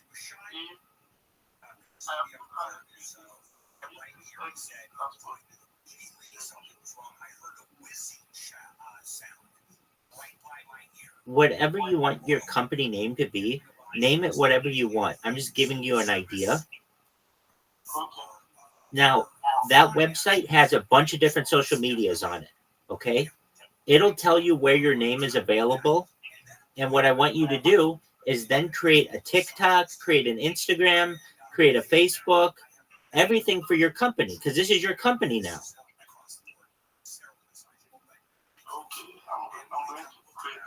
Excellent. And you're going to have to create about 20 different social media accounts. So this is going to take you all day. But here's what you do. You create an Instagram under your name. They all have to be the same thing. So if somebody's like, hey, how do I find you? You just go to Alex Creative Arts on TikTok, on Instagram, on Twitter, on Twitch, on everything. I'm Alex Creative Arts. And they go, oh, wow, that's really easy. Okay. Well, you can use any name you want. It just needs to be consistent across all the different platforms. So you have to get you've got to get a YouTube account, you've got to get a Flickr account, you've got to get an Imager account, a Reddit account, all of the different ones. And then what you're going to want to do, I'll show you. I did this for a client. Go to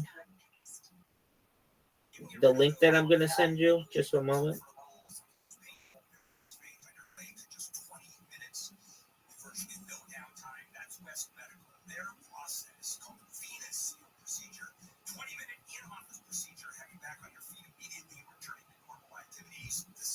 Go to the link that I just sent you.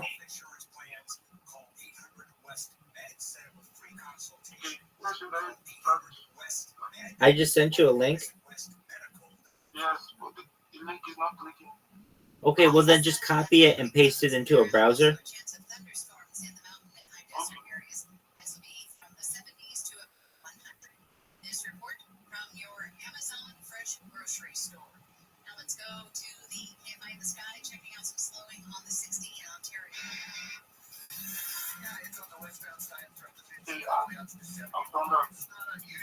So, do you see how it's really nice and organized? Where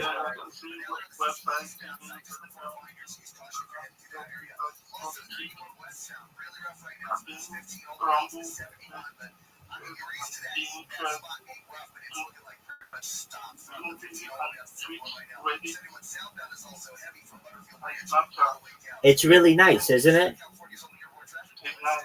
So you want to do the same thing for yourself, okay? Now, when it comes to putting the description of what you do for each of them, you want to go to ChatGPT and say, like, I have a graphic design company called Alex Creative Arts, and I need to write a description for my YouTube channel. And the description says that it can be 1,000 characters. Can you please write 1,000-character YouTube channel description for me? I am a graphic designer. I live in Nigeria. I am energetic. I'm creative, and other good stuff. Please. Thank you. And then it will write you the best fucking description of your entire life. It says, this is what it says. Welcome to Alex Creative Arts, your gateway to a world of innovative graphic design. Based in vibrant Nigeria, we embody energy, creativity, and passion for visually stunning solutions. Our YouTube channel is your go-to resource for everything graphic design, where we share tips, tutorials, and insights to empower your creative journey. I mean, do you see how good that is?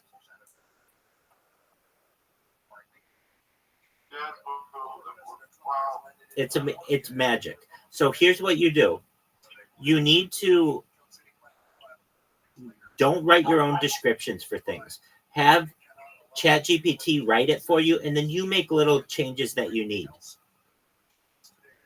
But you realize, like, all the work that you would have done in school is all now, like, you don't have to write essays in school or anymore.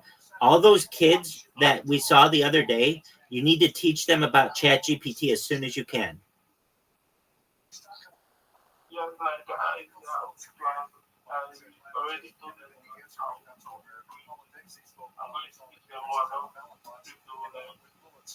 Just no, not about crypto, about AI.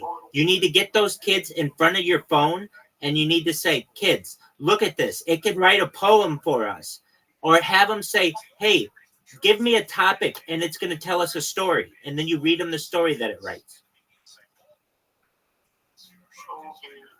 They need to see how fast AI can work, because it's going to be like magic to them.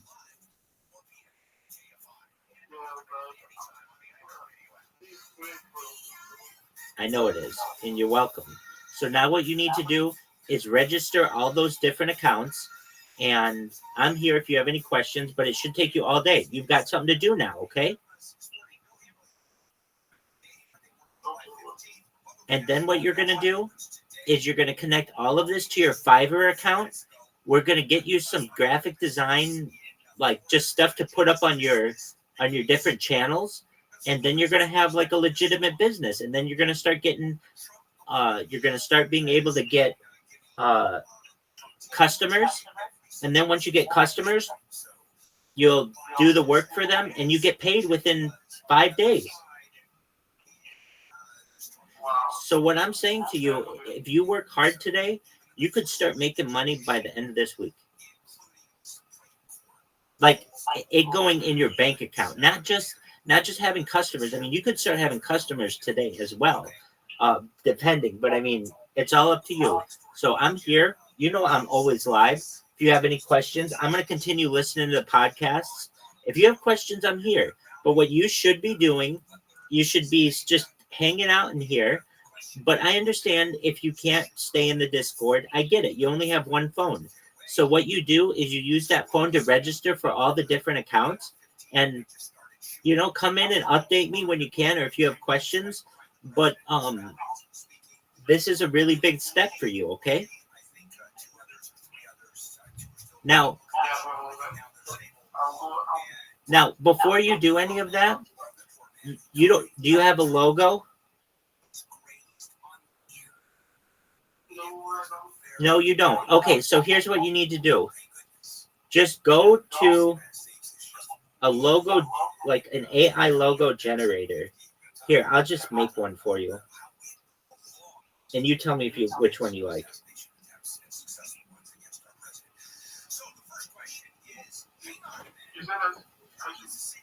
No, I'll just find something for you. Just one moment.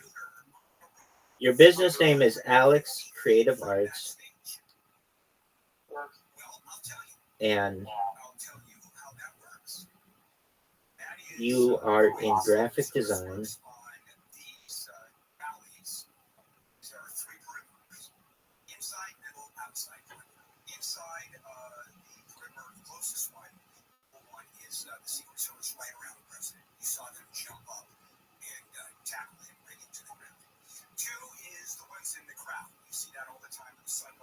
Okay, so here's what you do.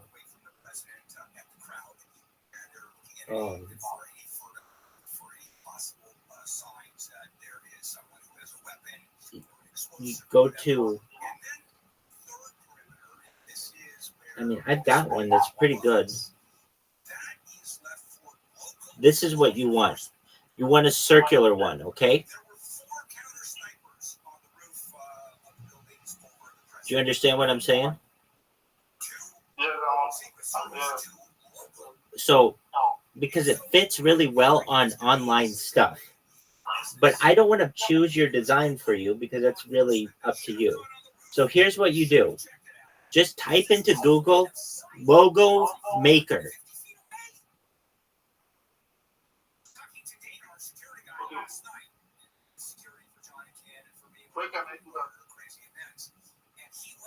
Google logo maker.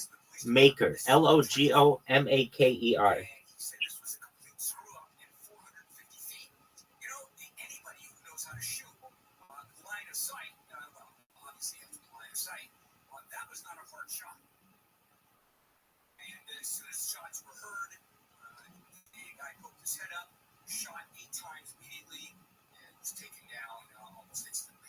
So now the question is, wow, how can the Secret Service not have secured that building? That is a big question that has to be answered. The other thing is the Secret Service detail around the president. If you notice, and I did almost immediately, is they jumped up and were protecting the president. Remember, this is an overhead shot. And instead of cramming the president down and covering him from the top, their arms, etc., that didn't happen. He was able to pump his fist, show his face, while being shuffled off to the car. And I'm thinking, what the hell is going on? How can they not protect him like that? How can they have his head exposed after a shot? Go to the website I just sent you if you can.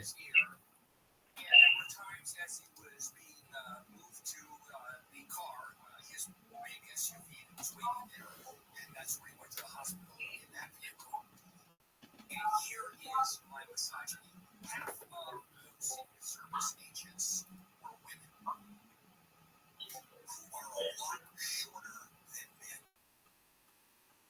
Former President Trump is 6'3". You would think they would have all of the Secret Service, all of them, in that first program, tall enough to cover the president. How do you let someone a foot short guard the president when you know there's going to be, or you suspect, and in this case it turned out that her wrist is from an overhead shot. And as it was being dragged off, you could see some of the Secret Service with their arms up in the air over his head. But there were times when, clear shot, if someone had not been taken down and it was a good shot, there it is, right again. Did you get the link I sent you? Yes, like I was. I'm trying to see.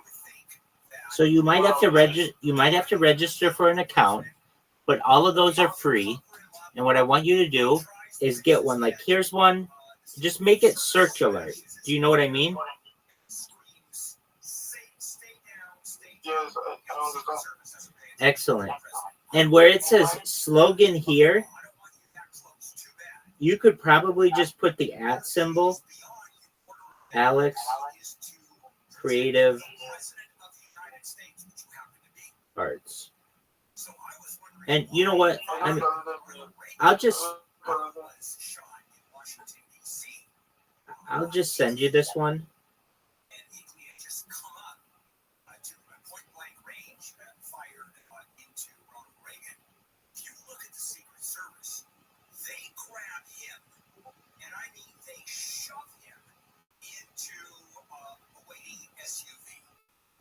This guy was shoved hard. I mean, he didn't have a chance to say or do anything. That's how the Secret Service acts, and I'm surprised that there were Secret Service agents that were a foot short. What's your email address? What are they doing? I'll tell you what's going to happen. I think you're going to see. What's your email address? There's some tall women. I think that's going to be fine. Okay, I'll send that to you. Okay. That's what we have as president. We're going to have tall people, I think. Now, I'm just extrapolating now. That's my take on it. And you're going to see no longer, ever again, third level 3 perimeter, where there is a line of sight and the possibility of shooting the president from a building. That the Secret Service is now changing its tactic. We will make sure it's not going to be law enforcement, local law enforcement. Maybe there is. In addition to Secret Service, like the counter snipers that were up in the buildings above the president and above the rally. All right, coming up. Guess what?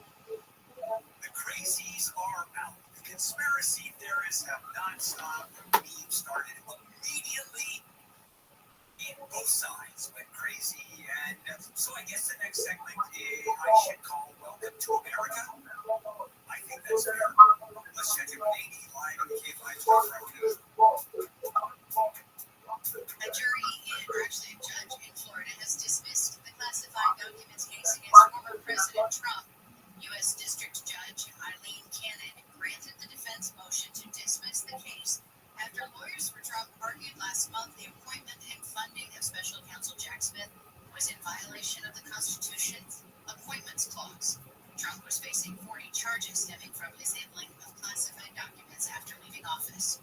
News brought to you by American Vision Windows. Former President Trump says his attempted assassination in Pennsylvania was a very surreal experience. He says he's supposed to be dead.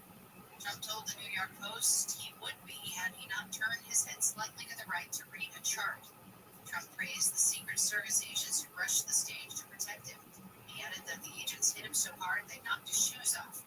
Trump also praised the crowd at the rally for staying calm. Law enforcement officials around Southern California say they're on heightened alert following the assassination attempt. LAPD Interim Chief Choi says the department is monitoring the shooting, and there's no known threat or connection to the city of LA. The LA County Sheriff's Department issued a similar statement yesterday. The Long Beach Police Department says it's in constant contact with law enforcement partners in the region and will have an increased police presence. House Speaker Mike Johnson says everyone needs to turn down the rhetoric. He told the Today Show yesterday the rhetoric is over the top and said Trump has been vilified and persecuted by the media. When the message goes out constantly that the election of Donald Trump would be a threat to democracy and that the Republic would end, I mean, it heats up the environment. We cannot do that. Johnson says we are all Americans and have to treat one another with dignity and respect. A dog has been killed in a house fire in Laguna Woods in South Orange County. Fire was reported just after 1 this morning. Okay, Alex, I just sent you one that should be in your email. It's something. You just need something temporarily.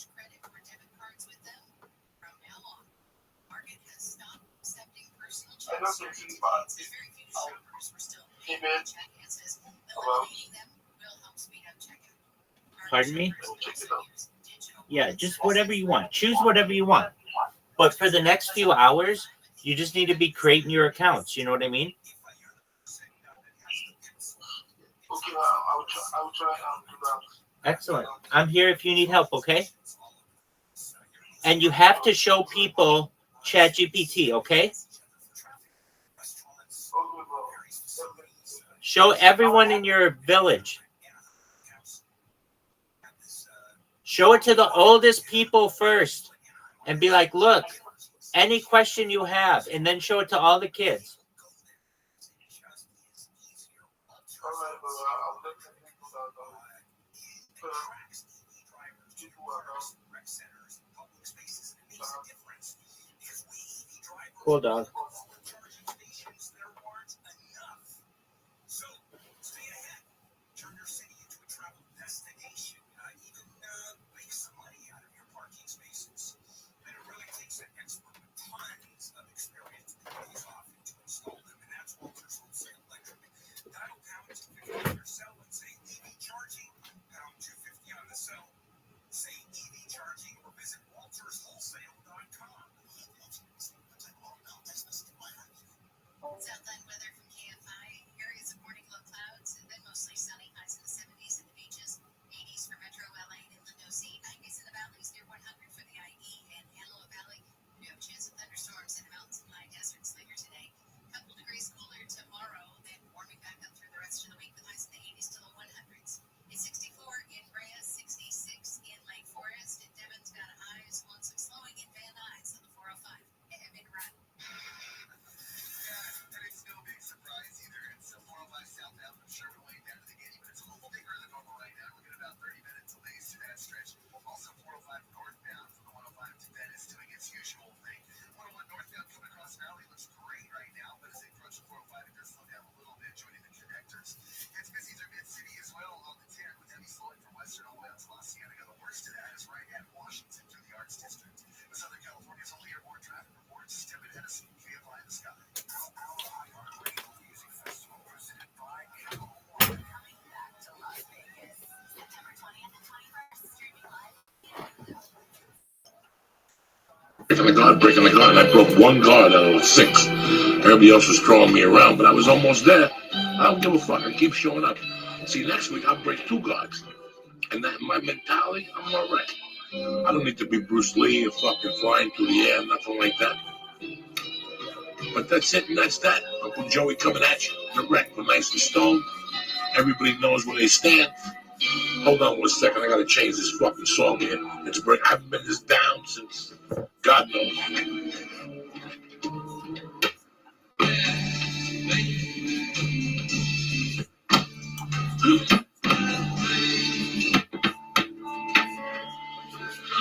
So yeah, this is the last song, and then we'll leave you alone.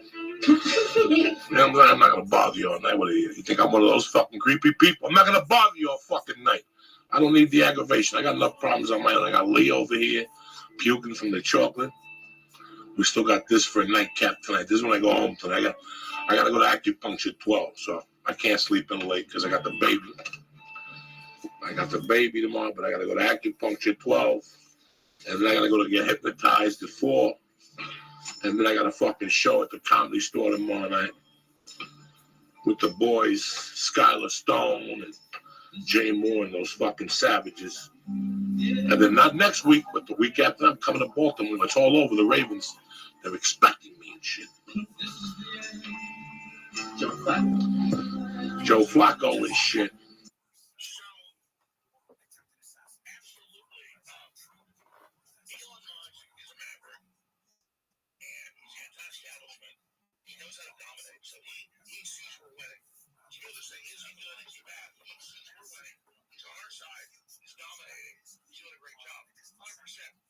Brazil.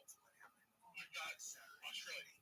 You've got the EU criminal charges they're announcing for Elon Musk. Elon Musk is 100% on our side. He's all in. Hey there. I know this might seem out of the blue, but If you don't shut the fuck up, I'm gonna put my fucking fist up your ass. Cheers, endorsed Trump. And it's on like Dr. So this is an epic moment to be alive. Elon Musk has never offered me money. Elon Musk has never tried to get me to do anything he wants. I've talked to him a lot. Whenever he has talked to him, since I'm baseball, he's good friends with Joe. Roll. lost tonight. But Elon Musk sees America winning. Elon Musk sees you anyway. He's on our team. So, yeah, of course they're after Elon Musk. Of course they're trying to play Elon Musk get president because he's real. But the other person, now that owns that big shipping company, that owns the grocery store, they literally thought, like, hey, that's what we like. And I said, no. They said, well, we're really surprised you did that. And I mean, is this? Can I know you don't want to say the name, but is it? Would a good guess be Jeff Bezos? Oh no, certainly not. Okay, right. The only reason I say this is That's not wrong. Of course, it's not him. Yeah, I want to keep having these meetings. Here's the deal. Right. I'm not bragging. It's true. I've been in meetings with Bilderberg Group members, billionaires, flown out to Delaware, flown out to DC, flown out to London. I've sat there in literal British royalties' houses, and they're like, "Hey man, what are you charging? How much money for it?" And I'm like, "Does the money include all World War III?" It's not hard, but I'm not that important. I'm like a baseball player. Globalists don't collect baseball cards; they collect people. Jim. Yeah. And so I don't tell you these stories to try to act powerful. No. I listen. I listened to you for years and years and years, and I know that you truly are deeply misunderstood. And people talk about you. They don't understand that you have a libertarian streak, that you are a lover of freedom, as we can see right now. You deeply care about the country, and you are a guy that when you disagree with Trump, you'll say it. When you agree with Trump, you'll say it. When you agree with Democrats, you'll say it. What do you think is the biggest vulnerability? Because obviously Trump is way ahead. He's way ahead in the polls. What's his biggest vulnerability electorally? Do you believe there's any, or do you believe it's pretty much the elections pretty much been decided at this moment? Mark Zuckerberg paid $400-something million 4 years ago to the election and to get a database of dead people in that state. And so they can steal the video hash rate 5 to 6%. So Trump's winning by 5%, they can steal it. Somebody saw in Pennsylvania or Michigan where Trump's like this or getting curved, then Biden does vote. So Trump's biggest witness is their influence. They already tried to kill him yesterday. So they have nothing to lose. They don't care. They're going to try it again. So Trump's biggest issue is his mortality. It's his humanity. And so that's where we are, Jim. And people are pretty cavalier about this.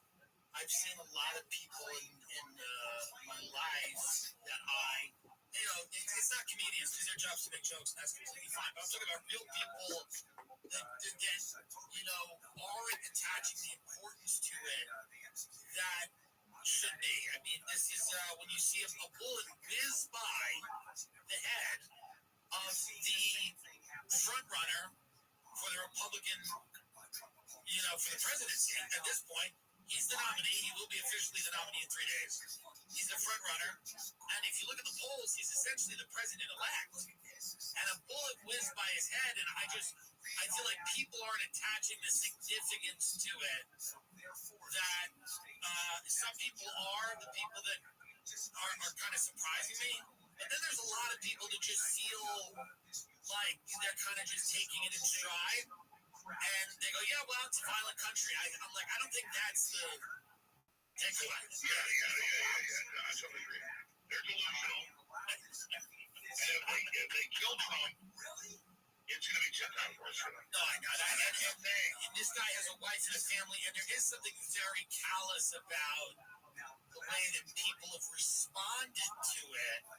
Yeah, let's be clear. I guarantee you, the postings that are just talking about so what. I saw like a CIA lady showed like a Grim Reaper, one of those claw games where you get the toy out and they're bad. was almost got Trump. They're like flirting with disaster and Armageddon. Like they're laughing because I know these guys. I know these operatives. I've studied. They don't get the wheelhouse turn. And so they think it's like really tough and cool and funny. The average CIA analyst cannot wipe their own ass. It's like Chucky Schumer a month ago at Father's Day could eat a hamburger. He has a raw hamburger with piece of cheese on it. These people are aliens. And so they thought they'd intimidated America, Jim. They thought America was done. They thought we were idiots. No, we were asleep. And now they think pumping us in the face and messing with us is making us back down. And they're about to find out the opposite. So all bets are off. They're going to try to kill Trump again. They're going to stage false flags. It's the next move. It's so easy to say what comes next. And so that's why I'm begging everybody to follow me real long shows. I'm begging people to pray for me. Who is this guy? Begging people to understand because Wait, can go? when you look at the average CIA, Yeah. they don't even want combat vaccine by the CIA because they're scared of. They have like weird college degree women. I think it's women, but it's like literally 50-year-old women that hate men and can't fight their way on a paper bag are literally wargaming how they're going to kick our ass. What do you think they're planning? I mean, you know, they're running articles in the Military Times saying the draft should come back. And this is, you know, they're saying they want a draft. They're saying, you know, what are they? The generals are saying war with China is inevitable within 5 years. You've seen what they've done in the Ukraine. They've pushed the Ukraine war to the brink where we're almost in a hot war with Russia. They've supplied Ukraine with weapons that can reach Russia, can hit Russia, or they at least were claiming they were going to, and that might not have gone through. But there is this: what is coming? What are they? What I mean, Boeing is killing everyone in the office. In Boeing, you walk in the office, you're dead. You're poisoned. What? And that's our biggest national security company. What is happening? Yeah, that's a perfect analogy. You gotta go on my show. Yeah, I'm on your better call. I will. Hurry. Boeing's killed a bunch of their employees. That was overwhelming. Because they think that fixes it. It makes it worse. It's not good. They're killing everyone. It's a total and absolute surprise effect. Yeah. And so that's where we are. Because the deep state's dying. The deep state's falling apart. And their answer is just launch another war. In the EU, Germany, Sweden, France have announced national arrest. And the public's protesting. And they're saying, our new economy, don't worry, is war with Russia. The West started that 11 years ago. They were telling the Ukrainian government they started it. I'm not a fan of Russia. They're not perfect. The point is that exactly they are starting this war. They're accelerating this war. And Trump is saying he's not part of this war. So the system is in complete panic mode to try to stop it. And you think that they need this war for the new economic realities that are coming with AI, with technology, with all of the advancements that we're seeing? People's jobs are going away, and you think that this new world order, as you know, the term is that needs to be focused on permanent, unending war. That's happening. You're a globalist. You're a globalist. You're a globalist. I'm sorry, I'm pretty soft for this about you. If you're a globalist, you don't care about people dying. You don't care about war. You don't care about depression. You need an excuse to unify people around what you're doing. And so they're trying, like Hitler when he was losing against England and against North Africa, he invades Russia. I'll unify the Germans. I'll just go attack Russia. They're in full panic mode. Yeah, it's scary stuff. Definitely appreciate you coming on to talk about this. How are you going to be at the convention? Jim, I'll be completely honest with you.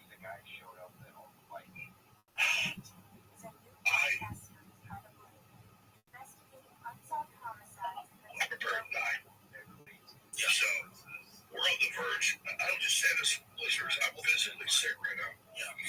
want you to die. No, I'm trying to explain this. Yeah. This is not, I'm not playing games, okay? Yeah. I want you to listen to me very carefully. I've always followed my intellectual analysis of history, okay? And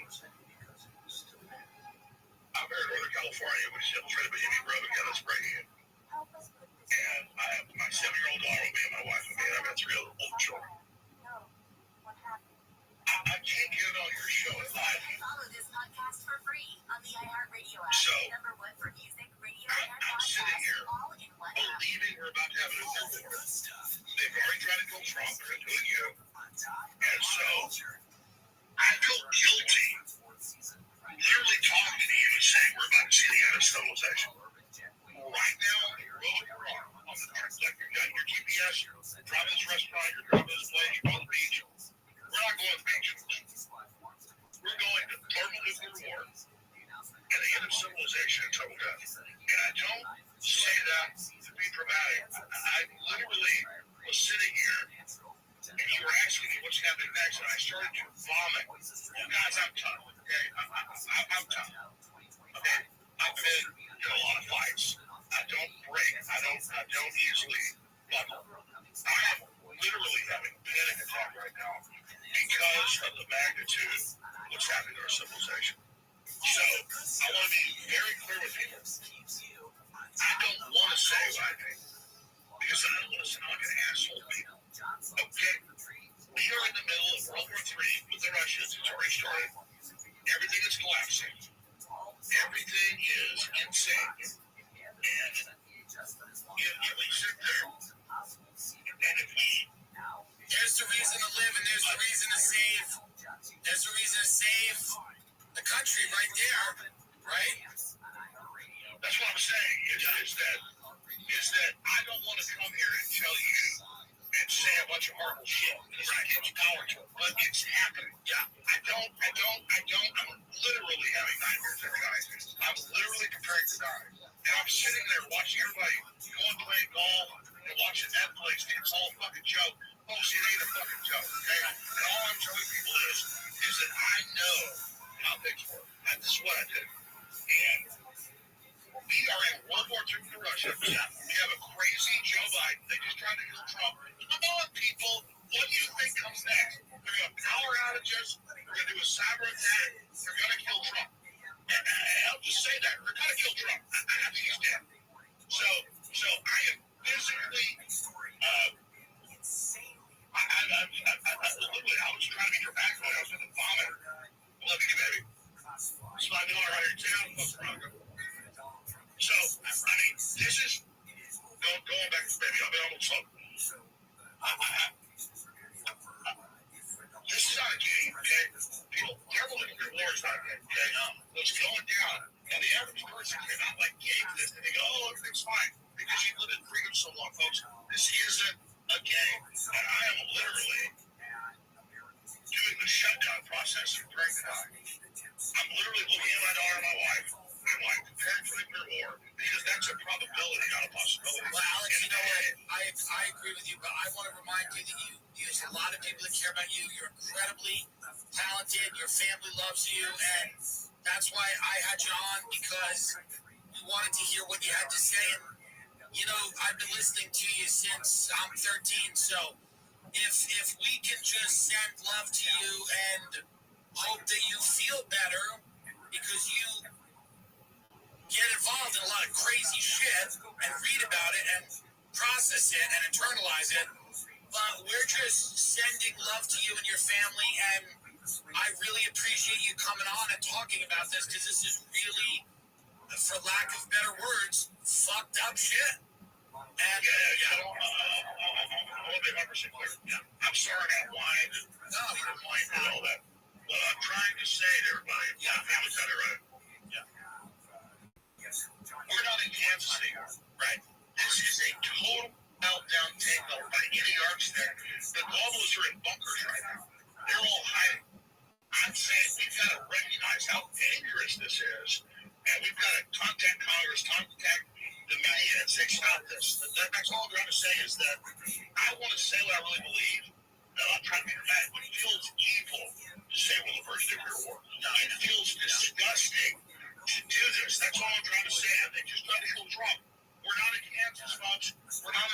situation. So, Tim, I love you. Thank you. Please go on, Joe. And God bless. I appreciate it. God bless you. Thank you, Alex. Alex Jones, everybody. Alex, go be with your family. Thank you, brother. Who is that? Eric's problem. I want to make you so much more trying to support my father. He's an amazing guy. The way they've attacked him, the way that. Couldn't you fucking do that in a goddamn... Not a fucking stairwell, dog. Fucking Dr. Wonderwell. Learned so much from all the How many movies now? I don't know, like 30 or 40 or something. Christ. I was going to say, no, I just want to stay there. I was going to give an Eddie Bravo answer. No, like, he loves to live troll. Who loves to live troll more than Eddie? But, yeah, of course, man. Of course. Have you, like, how much? Like, I take classes and I do all that and I work out for a lot of things. I'm in a thing. Me and Danny Trejo got a little piece this weekend coming up, and then Ross and Third World Marshall's a dude that did a movie. We were the Millers. yeah. Something like that, right? And he met me on that before, and then that was a long time ago. And so I got a little thing on his next piece coming up here. And so I think it's just a lot of word of mouth. It takes time for that. And also I came in as a stuntman, but I look like this. And so I'm not like a nondescript guy. So it's hard for guys to place me in places. So then I had to get good at acting, because then you're going to be in roles and you're going to have facial expressions and that, and all the, that takes training. And so I kind of took to that training like I took to it with jiu-jitsu or with fights also, and I think that it's maybe it's a thing that happens, Lee. I hope so. I'd love to be like, somebody's asking, well, what are your goals with it? And I'm like, well, I'd like to be on a billboard. I'd like to be on the poster and have my name be one of the 4 names that's there, and like I'd like to do all that. Like that's where I really wanted to go.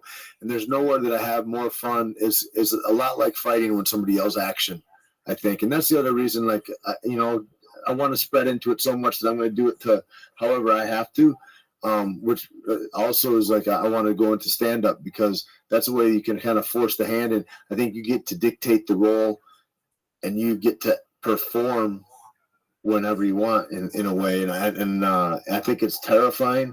I think it's as scary as going into being a fighter in the octagon or anything else to get on stage. I see guys that do stand up and I see guys that are open micers, and it fascinates me with the kind of amount of courage that it takes to really bury yourself. And I think you have to do it with a huge risk. You have to be super real, because if you're not super real, those are guys being around the Comedy Store for all this time. I look at guys that have done the same shtick for forever, and they've never really risked, and they're in the same place they were 10, 15 years ago. And then you see guys that risk and you go, fuck, man, and those guys are all making $1 million just telling jokes, and so I don't know. I really like those aspects of it, and I'm going to try to do that. If you can help me, I would like that. I wish I could. If I could help you, I probably wouldn't be here. But it was like, you're great in all the movies that you're in. But do you think it would be different? Do you think it'd be different? Do you think it'd be harder if like you had just maybe got not a starring role, but like a bigger role in a movie, and you had no experience? I think it'd be worse. Yeah, exactly. That's what I'm saying. That's it's like that thing that they say, God gives you only what you can handle or something like that. Like there's all these sayings that are kind of like that, and I think it's like that. I think Eddie taught me a lot about like being on a vibe with the universe in a way, and I think about that a lot, and I meditate on that kind of stuff, and I try to elevate. Somebody said, well, what's your mission statement? You do all this different shit. You got, you're getting money 6 different ways or whatever. And I said, well, I want to elevate myself to be the best representation of Tate Fletcher that I can be, so I can be the most useful to the people, like my family, friends, and community around me, wherever I am. And especially now more than ever with so much darkness in the external world, that I want the parts that I can make better. I want to be able to do that. And so anyway, that's kind of, I don't know. I think also doing stand up, you watch it save people's lives, a lot of people. And have you done it yet? No, motherfucker. I'm sorry. Nervous as shit about it. Really? Yeah. Bobby Lee says, I'll have you up the improv for 5 minutes and get ready in a month or whatever. And I was like, fuck. I was hanging out with you guys for a long time, and you talk about jiu-jitsu, and it used to drive me crazy. Those road trips with 6 people in a van, I wanted to shoot myself. And I liked you with all my heart, and I liked when Duncan was there. But Red Band at that time was still under the impression, yeah, the one that I gave him blow and he ratted me out. I mean, it was just a world that I had never been involved in. Yeah. But you guys kept talking about jiu-jitsu. And I would go to Eddie's and watch, and I would go, I'm not doing that. I'm not doing that. And then I started watching it, and I became a fan of watching just regular jiu-jitsu online. Marcelo Garcia, Lucas Leitchis. Like, I would just watch this shit. Not when I was coked up, when I was smoking weed after that, years later. And it took me 2 years to actually walk into a jiu-jitsu school. It took me 2 years to break down how I was going to do this without nobody finding out if I failed. Okay, that was the plan. How I could do jiu-jitsu without it getting back to Eddie or any of my friends that I even went in there, just in case I don't like it. You know what I'm saying? It's weird how that's like a thing. What a fucking shame it was for me to go down there. And I probably went down there for 3 months before I ever said anything to anybody. Yeah. And then I told Eddie, and he was kind of weird. He goes, "What do you mean?" I go, "I've been going over that gi." And I talked to Matt Serra, and he goes, "The first 90 days you want to be in the gi." I was completely lost, When I got out of the prison in Colorado, I could lie to you and tell you, no, my mind was on how I was going to do the next line. You know what I'm saying? Sure. But 3% in there, I was curious about stand-up. I was curious about going back to school and finishing up my 9 credits and getting a degree.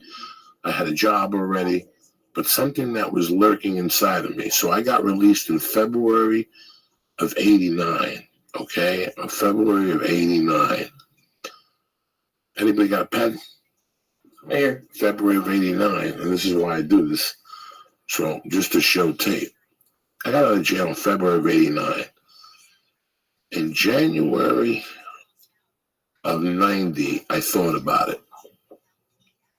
And I scratched it off. And then in January of 91, it was snowing, so I had to stay home.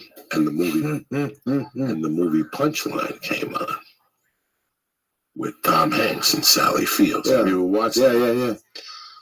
And that sent me into a tizzy. And I actually called the Comedy Works, and they said, "Come on down on a Tuesday." And that took another month or 2. What did you say? Like, I want to be a comic. I'd like to know if you have an open mic. And they said, "Yeah, we have one every Tuesday night. Just call the Tuesday before, and we'll put you on the list for the following That's week." a hard phone call to make. And you get 3 minutes. Okay. But from that phone call of January of 91, do you think I actually went down there? No. Why would I? Time, yeah. Why would I? But then one day I went to get breakfast. And in April of 91, I saw an ad, a whole section. Roseanne had just busted out of Denver. She had just broken up. Denver comedy was booming. Nobody knew where to go. There was only 4 clubs in the whole state. And they did an article like in the Rocky Mountain News in the middle. Like I walked into a diner and did this just to see the sports section. And it landed right in the middle. And it was, "Do you want to be a stand-up comic?" And it had how to become, and it had a course for $31 at the University of Colorado.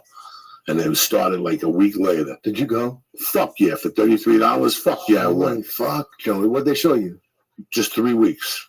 3 weeks of. And they say, right, here's, pick an idea that pops in your head. Yeah, things like, around it. That's funny to you. But my point being that after that, the guy said, because the final class, you had to do 3 minutes on stage. Right. And as I was walking out, the guy goes, "Come in for a second." He goes, "You should try this. You should really maybe try it. You had something up there." And you're like 30 years old, 35 years old. 31, 32. Yeah. I'm an estimator for a roofing company. Really unhappy marriage. That's where you meet Rick Kearns? About a month later. Yeah. Really unhappy marriage. Really undecisive. Snorting here and there. Hidden. By this time, it's better to want than to have. My mother had died, and I always craved an American family. And I finally meet a white chick, and they have a family. And I like going up there, and they sat like white people and had dinners, and they prayed. And it was shocking to me, this education. He was a retired colonel, lieutenant colonel from the Air Force. And I don't know. It was better to want than to have at that point. And I acted like an asshole. We just broke up one day. But finally, June, it's either 18th or 21st is when I went on stage. So it basically took me 2.5 Your memory fucking years. blows me away. So it took me Doing either 18th or 21st time on 1991. Yeah. Oh, yeah. We could do this shit forever. So, I want to explain that to you, that fear is a motherfucker. Yeah. And then if we go back to Monday's podcast, it's not really fear. It's called resistance. Right. It's called resistance. For years, I was trying to write a book. I'd pop up to the book, Lit Lift. But I also have Twitter, Facebook, and then all of a sudden you're on Twitter and somebody sends you a picture of their pussy and you need to jerk off first before you write. Then you need to smoke. Then you need to get some nicotine. Might need a sandwich. And then, you know what? Let me call Tate now and see what he's doing next month for lunch. It's resistance. It's the same thing. But with your case, this is a realm that you've been around for over 10 years. So I think it should just be comfortable to you. I think that you should go to a bar open mic, and I think you should open up your calendar tomorrow and maybe go to Flappers and not say nothing to nobody. Or definitely not. Everybody's like, well, I want to be there. I go, no, that's going to happen. I just want you to do it for yourself. The best feeling I have in my life every day is obviously when I kiss my daughter, and the feeling I have when I'm at home. When I walk out of jiu-jitsu, for me, for you, it might just be a walk in the park. It's just something you do. When I walk into jiu-jitsu, first of all, when I walk into jiu-jitsu, I know I'm going to go in and tap out 18 fucking times. I'm going to have to stop to breathe, but I'm going to sweat. I'm going to mount. I'm going to pass guards. I'm going to get my neck choked. I think that's resistance in a good way. We're resisting death and gravity and everything else. Like, that's what that kind of thing is, But I pulled up to our burros 2 times and pulled away. Drove away, I can't lie to nobody here. The same thing. So I get the fear. I get it, but I don't at this point, because the best I feel is when I walk out of jiu-jitsu, because I dare a motherfucker to come in front of me. I wish I could go from jiu-jitsu to a stand-up stage. It would be not very good for people.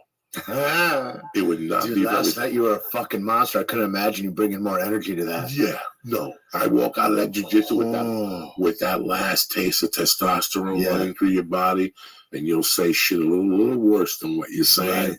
It's a little bit more honest. Give a little less of a fuck. Like, the filters are off. I know you can't take like a 7 o'clock class right now, but like if you have like a mat in the back and a shower, would that be like the best like role for like an hour? Take a shower, change, go on stage. Oh my God, they couldn't stop me on stage. I would be so fired up. Like, and for me, my excitement, like, I never did any of this. So like today, I rolled. It was too many people to roll, so all we did was break and pass guards. Right. I think I did 6 of them, and I passed 1 purple belt's guard. I got in that car like I had won a gold medal. Those victories are huge. Do you understand me? Yeah. So for me, if every time I wrestle with Tate, if he gets me the spider guard, but for some reason I wrestled this 8th time I went with Tate, and he didn't get me in the spider guard, and he got me in the half guard, I won. In my mind, he didn't get me. I kept my elbows close to my body.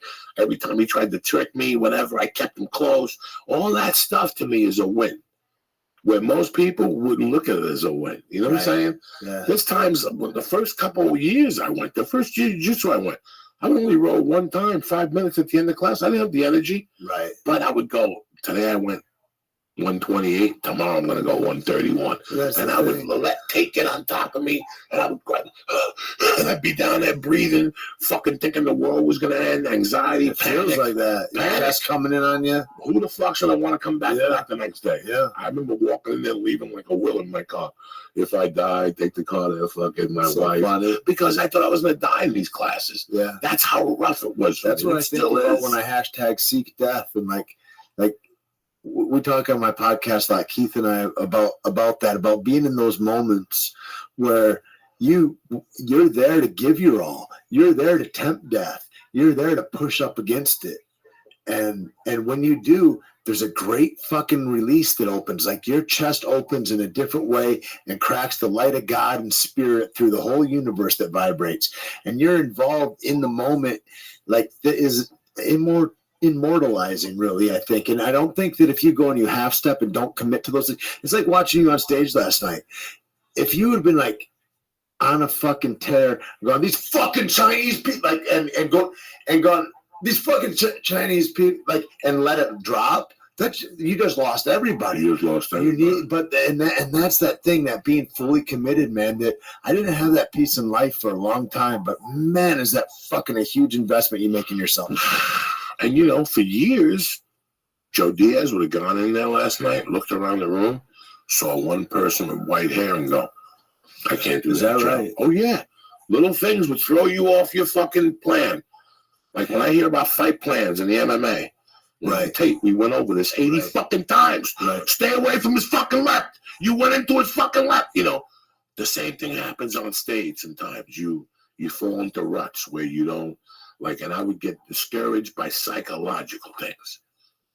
There's 6 old women in the front seat. There goes my pussy. Like some OCD shit. Yeah, like I can't do that material. I can't do that material. Now I don't give a fuck. Yeah, if you come into a comedy club, you got to go, I'm willing to accept whatever, and I'm going to stick to this joke.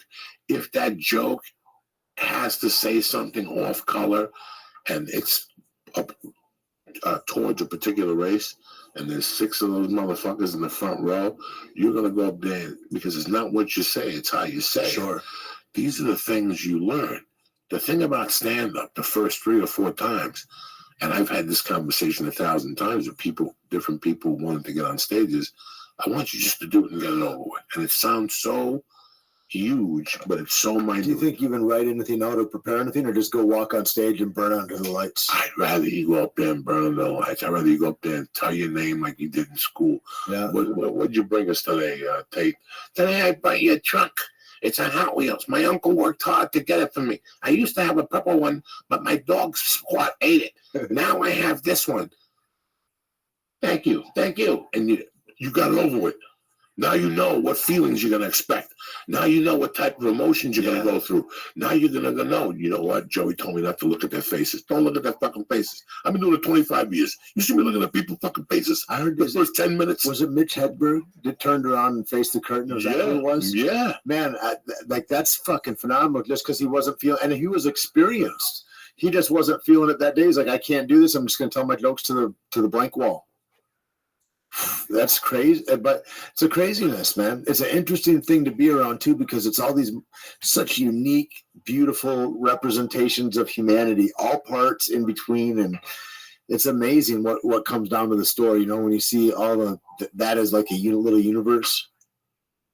I gotta tell you something. You know, Joe Rogan goes on some fucked up tangents, and one thing he's always said, he says, I always felt there was a certain light that shone on that to attract all those people to that place. It's something weird about that place that has so many different people, all the people who walked in that stage, you know, from Pryor to Tom Papa to Kennison to just, but it's not that. Like, it's just hanging out there. Yeah, it's like it's like being a musician and going to the not the Roxy, the one down the corner from the store. The whiskey, not the whiskey, the one. There's a where Lemmy used to hang out. When Lemmy used to hang out, and people go in there, and you go in there, there's heavy metal guys in there. You know, if you're gonna play music, that's where your ultimate place is to go there and see what it's also like a rainbow. The rainbow. It's like a university. Like, because you go in there and you see Duncan answering the phones, and then you see him graduate onto, you know, doing what he's doing now or whatever. And like I've seen that with a bunch of different fucking Doc that was parking like, and he's blowing up now. He's doing great, and that's all he's doing, telling jokes. Because he quit. Yeah, because he quit. Yep. He took away the safety net. Yep. Stand up is a very weird animal, but it's no different than any other art you're ever gonna do. It's just doing it. Getting it over, analyzing it, which you'll do perfectly after the first time, and then you'll be more prepared the second time, then you'll be more prepared the third time. And the good thing about you is stand-up is going to be for you how jiu-jitsu is for me. You know, right now, you're not really planning on going on the road. You have a lot of shit happen. It's like you're on tour for 2 months and write an hour. So right now, you're going to focus on 2 10-minute sets as you know, and again, time, nobody knows time till you're on stage. Right. Ooh, yeah. 3 minutes is a fucking eternity. That's what I say to dudes about training. Like we do training sessions. I'm like, listen, if you don't understand how long 5 seconds can be of suffering, like there's 5 seconds left on the clock and you got to keep moving. The coach is yelling at you and there's a dummy underneath you, your elbow and a knee or whatever. Like then you haven't worked hard. Like when you know that like what seems like a short amount of time is fucking eternity in there and you're burning through it and it hurts every moment. Like all the seconds are broken into 100 parts. Fuck, that's different, man. What about when you got a 10-minute set that you got to do? And you go blank and you're under the light? You get money for rent. Oh, that was too much. And at the 2-minute mark, you're dying. You're dying. You can't get them back. Your experience can never get them back at this point. Because that's all experience is losing them and getting them back. Losing and getting them back. You know what? I've seen people go up there and say horrible things and then switch it up. And, you know, there's shows I do, I'm a magician. Because I go to, like last weekend, I went to Minnesota, House of Comedy, great club. But you know what, man? Right now, at this point, I just shot a special. And the last 2 months has been deadly on the writing. Not good. I'm trying to write a book. So the writing I'm doing for comedy is like it's just not getting together. But I got a couple bright spots. You know what I'm saying? Like there's a couple little things that once I put forth, it's like a constellation. I'm building a constellation now. I need to get 8 stars. Right now I got 1. If I could get 2 more, that's 20 minutes. Now the last 20 will come like nothing. But the first 20, to tighten them up and to go from my daughter to the immigration bill to this, to that, that's the groove that I'm working on right now. I love that immigration piece. I know it's a little pussy hair away, but I'm going through a slump. So what are you doing when there's a slump? You stop playing tape? No, because you got submitted 10 days in a row. Yeah. You don't think you're going to come back now? Yeah. No, this is when you come back. Because by the 18th day, that's when it's all going to come to you. So the last and I think that's what commitment is. That's what commitment is. Because you don't give a fuck. Like at the thing, like when I feel like I plateaued, and I'm like, well, I just keep coming because there's nothing else. This is the thing that I do. Like, and when that becomes the thing that you do, like it doesn't matter how you know. I was tripping out about baseball players the other day. A friend of mine, he's like, you know, if you want to be in the Hall of Fame, you need to hit 30% of the balls. That's failure everywhere in life. If you make it 30% on a test, you wrote your name. You're retarded. In the Baseball Hall of Fame. But like if you hit 3 out of 10 balls or 4 out of 10 balls. No one hits 4 out of 10. No one has ever hit 4. Like Ted Williams was the last guy to hit 400. So imagine that, bro. You get that's amazingly. You get up on the plate. I think so, right? Yeah. And imagine you need one joke to go momentum into the next joke. Imagine if you're going to suck dicks every fucking time or 7 or 8 out of 10 times, but you get up with the same kind of power and panache that can hit a home run every time. That's a mental discipline. I mean, I'm sure there's some of those baseball players that just throw it away, but the guys that are good, that pay attention, that try on every shot, to me, that's phenomenal, man. It hasn't been done since Ted Williams did it. I don't even know what year it was. Let's see. Crazy. Yeah, that's a trip to me, like that to mark my reinforcement by going, like when you're saying about the stars and you're like, and then the last 20 will come easy, to not dread it. Because I think there's something about the way I feel about the thing that I do going into it. It's like I can't dread it. I've got like, or I can and it gets done, but it's way more arduous than it needs to be if I'm just excited and Now, let me break it down to jiu-jitsu terms. What if your father was a black belt in jiu-jitsu, and every day from the age of 5 to the age of 12, he fucked around with you with a Kimura. You could bang a Kimura with 2 fingers. All you need to do is grab the guy's wrist, and exactly your arm knows how to do it. Yep. But guess what? You got to pass my guard to get my Kimura. Right. You have no experience in passing my guard. That's what I got to do now. Right now, I have the bits in the beginning. Now I have to figure out the pass and how they all mix together. So you're going to teach me the one step behind to break the pass, and then I'm going to try to get the 2 underhooks and put pressure on him and grab his thing and pull myself in. You're going to teach me all the pads. Right now, I got the things, I just don't have the pads. Right. That's going to take another month or so. It's cool. And It's cool that you've done it enough that you know how much Right. time it takes. That's But dope. for a month, let me tell you something. January and December in my mind were brutal. Is that right? I didn't want to get on stage. Now, were you going up just as regularly as always? Yeah, always. If I'm out of town, if I go out of town, I do 5 sets out of town and 1 on Tuesday. And There's a then- comedy joint right up the road here, right? Yeah, Flappers. No, there's And the another, Ha-Ha right down the corner. and there's another one with a big marquee outside. Yeah, Flappers. The Ha-Ha. Is that what it is? Yeah, there's 2. Okay. The one is closed down.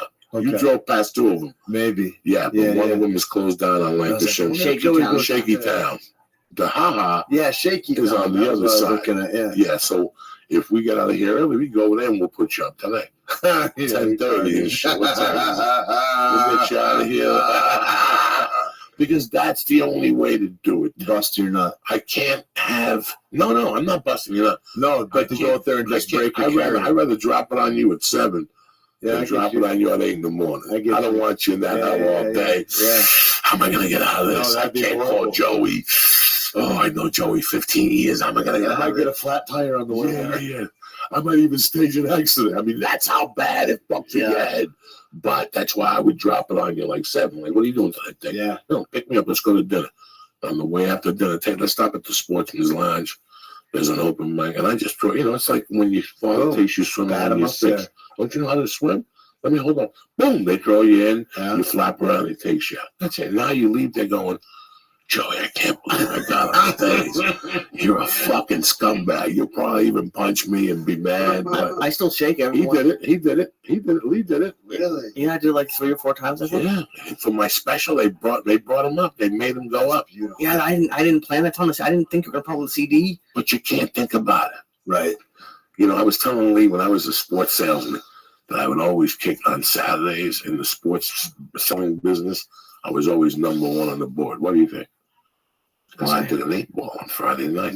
I went to work unconscious. Yeah. So I went back to basics. You know what I'm saying? That's the best coaches. Like, you look at how Greg Jackson coaches guys. You see a lot of guys, they're like, I want to see that 4-punch combination or whatever. And they it's too much. Greg's just there. Okay, I need you to breathe. Okay, let's try to count 12 jabs out in the next round. And it'll be just that. It'll be just simple nothing.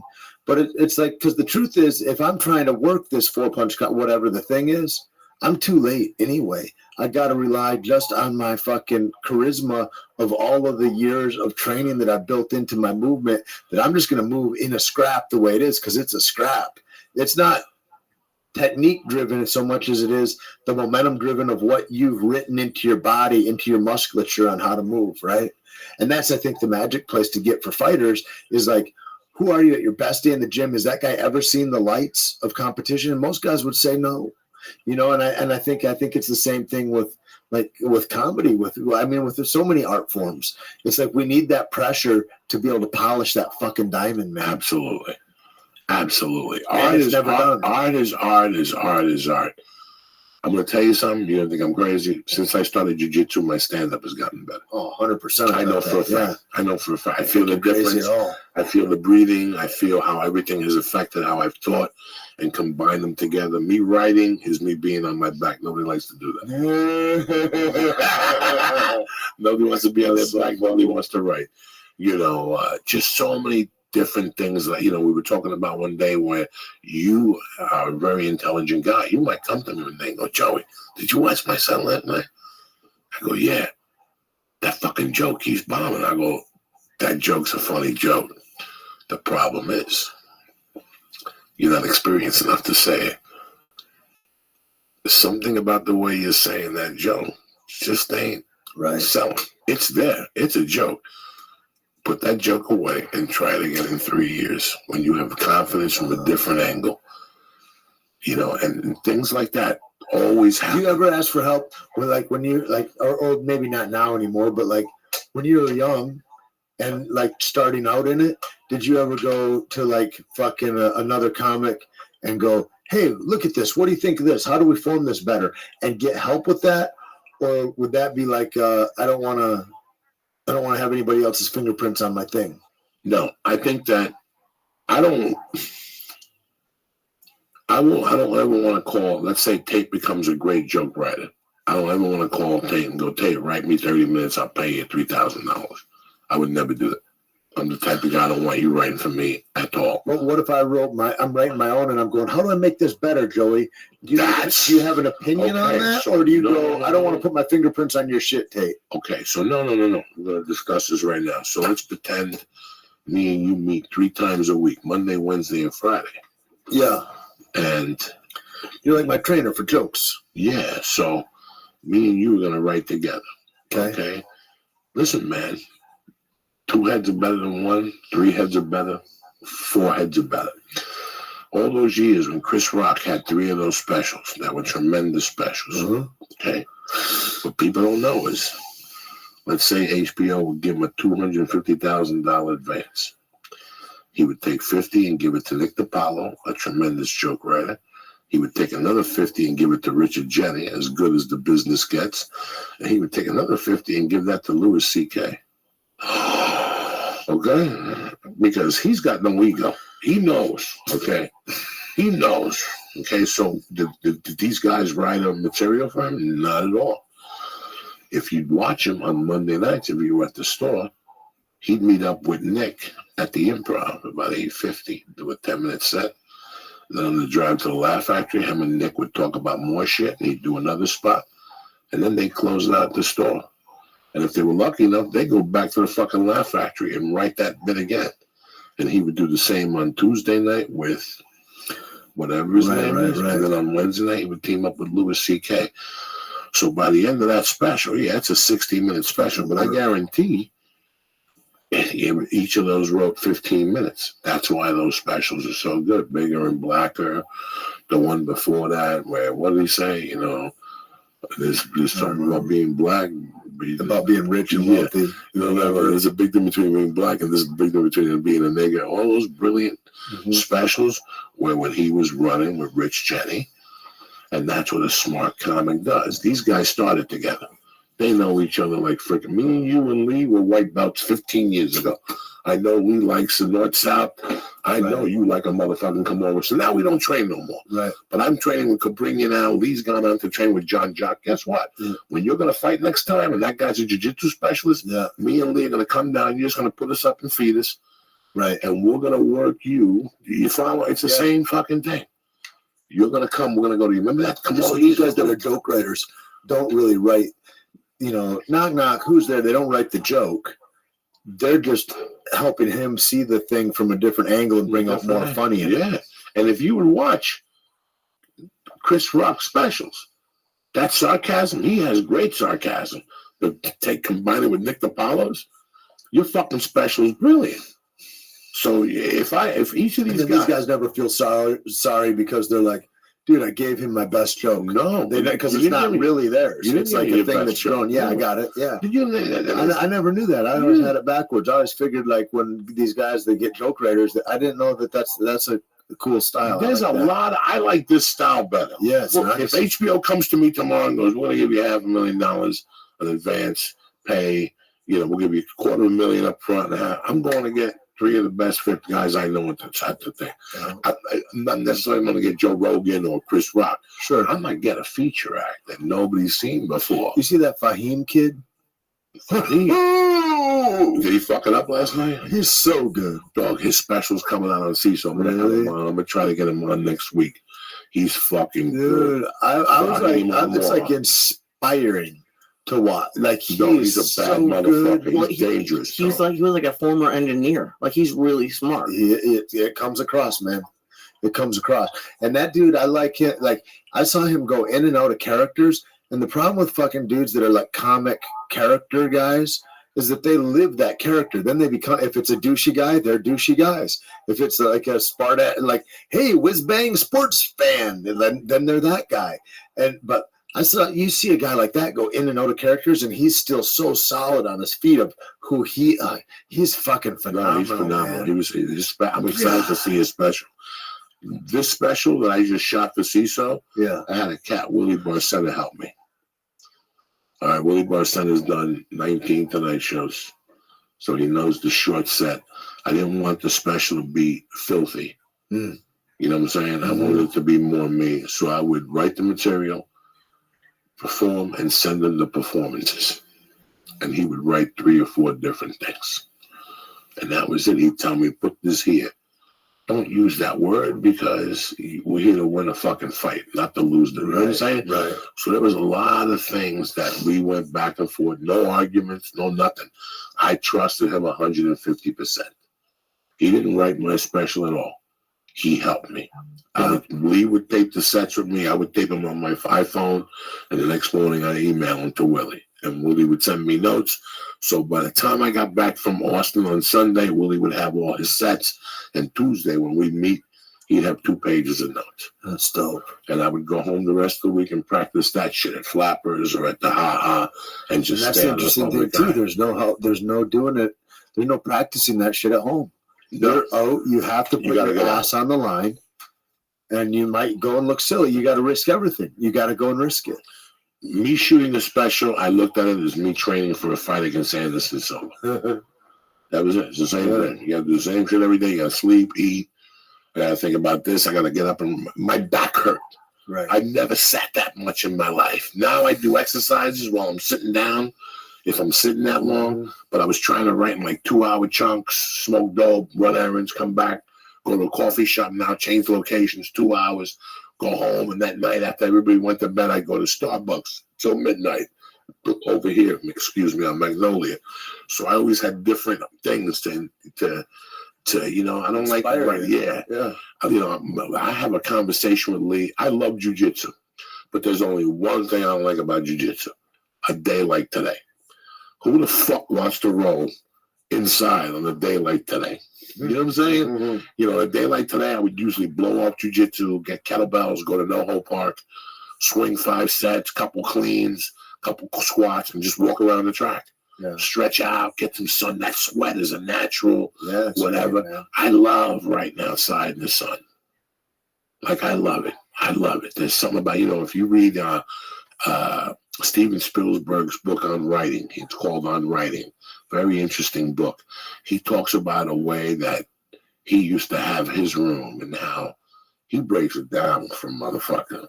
Really? Oh, Stephen King on Writing breaks it down. Stephen King, not Steven Spielberg. No, Stephen King. I'm Stephen sorry. King, yeah. So order it right now on Amazon. You're gonna love it. He has great shit because he's like us. He's a real fucking dude. That dude did coke and heroin. Really?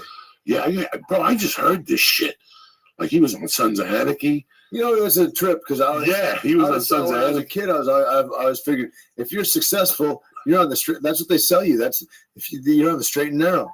If you're success, and like he's a successful writer, so you know, in the meantime, how the fuck do you think you all our heroes kill themselves and shit? You know, like right? Kills people. Yeah, you know, I think he had Carrie the dog, the fucking. Carrie was a piece of paper.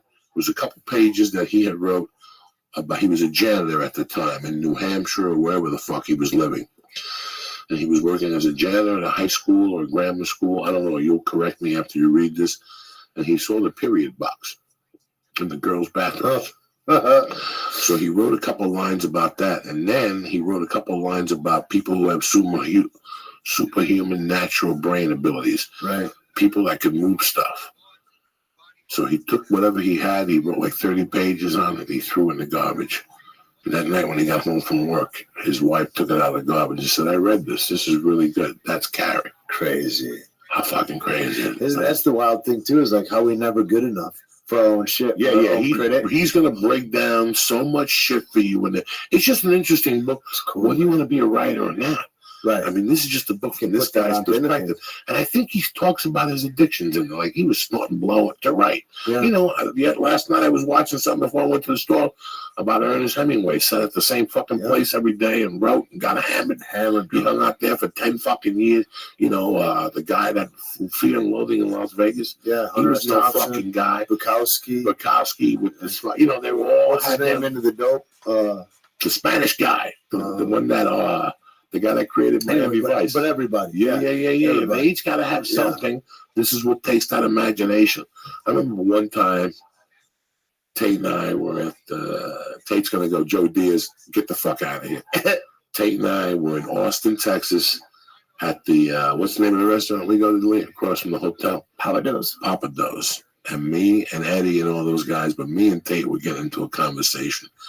about how Alice in Chains wrote their music on heroin. Look at him. He's going, oh, my God. And I remember Tate looking at me going, that's interesting. Like, Tate was heavy into the, you were very sober then. You were very proud. And you were like, that's interesting. I can't imagine, Joey. You went like,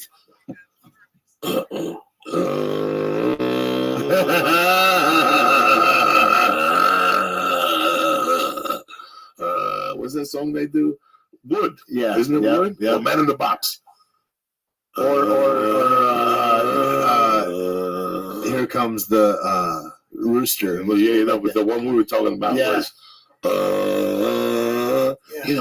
if you listen to that whole fucking album, it's laced with heroin. Oh, down in a hole. If you've ever been in a hole, you know exactly. You know who they wrote like under a different beat is fucking Lou Reed. Lou Reed used to write fucking poetry, man, street poetry about fucking dope and hookers and fucking trannies, everything, man. He was the fucking man. That's these on Down in the Hole. I have it on my iPod, and it's like the second song I listen to when I have 2,000 milligrams of THC in me, and I put my seatbelt on. That's the second song. I have like an order on the plane, and I listen to Down the Hole like 2 or 3 times. In the first section of lyrics, holding red flowers in a tomb and all that shit, down in the hole, and I don't know if I could be straight or what. I could feel his pain. Yeah. I could feel what the fuck they were writing. I mean, when he sang that he had no teeth on MTV. Yeah. He had no fucking teeth. The heroin, how bad does it get when your teeth are fucking gone on How MTV? good is it? How good is it? Oh, yeah, that's the other side. I mean, it's so good. Look at him started. He's going to start bringing heroin in again. He's going to. Oh, man. Not again, but. So good. It's like that. And people don't get it. It's like, that's how good it is. Like, I can be pulling scabs. I watched, last time I saw a dude shoot up, I was in Vancouver, and I was looking out the window of this alley, and this dude's trying to hit his neck. And the only time anybody tries to hit their neck is because all their other veins are gone. Nothing's available, right? And and so he can't get, and I'm like, and I'm watching for fucking 10 minutes, 15, and I'm uncomfortable as fuck. I'm like, I hope, come on, get it this time, get it. Like I'm like him. I'm like, I've become him, and fucking he finally hits it, and that relief comes, and it's like a wind tunnel of dirt and scabies just blowing through this fucking alley. There's 30 junkies all in there strewn about the place, and fucking he's there, and he fucking gets it, and it's just like, and you just know he's home.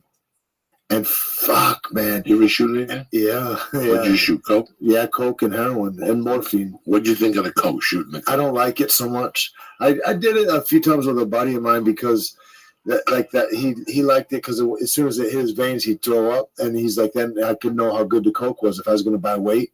And like, it was just like, it was like he would get a taste like that. And that was his thing, I can't imagine shooting up on a daily basis, on a multiple times a day basis. It was one of the things, like when I first got clean and I go, a couple months in, I didn't have nothing else. Like there's nothing to look forward to, not for years for me. There's nothing for years. But one of the things was that I didn't have to get high anymore. And there's a different thing. Like when you say I can't imagine doing it on a daily basis, the thing is like you can't imagine not, because like your hope, that's all the life is. That's the only place you get freedom. I got one friend, he shoots speed. And now? Yeah. And he was clean for a while, and he whatever. But he hits it, man. Sometimes he says he'll fucking put powder in the barrel and he'll draw blood to mix the blood. Yeah. So there's no dilution, right? And he hammers it. And he says, and when I said, are you getting any relief anymore at all? Is there any freedom in there? Because that's what we're hunting, man. And he says, I blast it. And fucking my knees will fucking shake and give out. And right before I drop to the ground, I feel fucking free. I'm set free. And that's all he's getting is that millisecond right there anymore, right? But he's still, he can't get away from it. It's fucking crazy, dude, man. It's like, it's a wild thing, That's why I think we're built to have fun. We're built to feel good. Man, I got to push all the ways to feel good and to have fun that I can. Because like there's, however you do it, like whatever it is. But like some are more sustainable than others, I can't sit here from the age of 16 to when I got locked up at 27. If there was no coke, I wouldn't leave the house. Oh. Like if you called me and said, Joey, I got 3 chicks here, we're gonna rock and roll. Did you get anything? Nah, I couldn't get anything. What about your friend? Nah, I'm not gonna go down there. Yeah. To stand in a bar and drink 3 beers, No, that's not gonna happen. I mean, how sad is that? It's pathetic. It's fucking pathetic. But like dudes would ask me, they go, "Well, what do you do coke? What would you do? Like or like what are you gonna do? Like let's go to the club. I'm not a club guy. I'm fucking not that. Like it's like that's not something I'm like. Oh, it really makes me miss drinking or something. Like to see a bunch of dickheads in a club like is not my thing. But like that I'm like I'm doing coke. What do you mean? Like. They're like, well, what are you going to do tonight? I'm like, it's called doing cocaine. I'm going to look out the window some. I'm going to have the fucking TV on with the volume turned way down. And I'm going to do cocaine until there's no cocaine left. And I'm going to stay up for as long as that takes. Like, and I'm going to fucking, it's going to be like that. And like, and then I remember I got locked up once on a Friday. And so I'm there until Monday, probably to see the judge, right? And a dude hits me up. He comes in. He goes, he says, hey, you want to do some blow? I go, how much blow you got? He goes, I got a $250 grand. I go, no. And I didn't have a problem saying no because I could not imagine the feeling of what that craving is like when I get that in me, that I'm going to fucking sit there for 72 hours wanting more. Fuck you. I'll shoot through your neck, you cocksucker. When I got sentenced, that morning I got sentenced, I say my goodbyes. I got a suit on. I walk into the fucking cell. There's a camera. I'm by myself. There's a fucking toilet, another thing. I had been snorting for 3 days straight. And because they called on Friday and said, community corrections didn't take him. You got to go convince this fucking judge or he's going to jail. Mm. They told me this Friday at 5. So that changed all the whole. I thought I was going to court and I was going to walk out of there. That's how fucking delusional I was. That's what planet I fucking was at. Yeah. Kidnapping, a machine gun. Yeah, sure. You're going to beat it. Fine, right. But the cocaine was like, I'm going to go in there Monday. I'll talk to the judge. I swear to God, Dave. Like, I have no reason to lie to you, Dave. Like, I was going there Monday and I'll tell the judge here, I'll give him a story. I couldn't even talk. And that judge said, do you have anything to say? Ooh. I couldn't even talk. You know me, though. Yeah. I could talk for hours. I was like, I couldn't talk from being nervous. And he sentenced me. I went in the back, and after all that, Dave, I go in the back, and it was one of those suits where you put the coke in and you hide it and you forget. And for some reason, I'm sitting in a prison cell. I'm in there 20 minutes. And I'm going through my clothes like just, wow, look at this shirt. I take the jacket off. And for some reason, I took the napkin out of the handkerchief. And there it is, front and center. A rock of coke that I had been saving since God knows when. And I just crunched it up in front of the camera with my fingers in the suit pocket. I went in my wallet. I took a dollar bill out. I put the whole dollar bill in that fucking thing, and I went back to the faucet and turned it on. Snorted the whole fucking gram in there, one shot, because by that time, that's what I was doing. Right. When I was 27, I could do a whole fucking bag at one shot. Yeah. I flushed it down the toilet with the dollar bill. I waited for them to come, but they didn't seem to. The camera. Dollar bill clean first. And brother, let me tell you something. I think 10 minutes in, the coke was tremendous, but between the relief of knowing I was going to jail and everything else, right. I fucking passed out. Crazy. Like passed out. Like woke up like at 7 o'clock. When I did that coke, it was 1 PM, and it was a gram, which for an hour you're sitting there fucking jawing.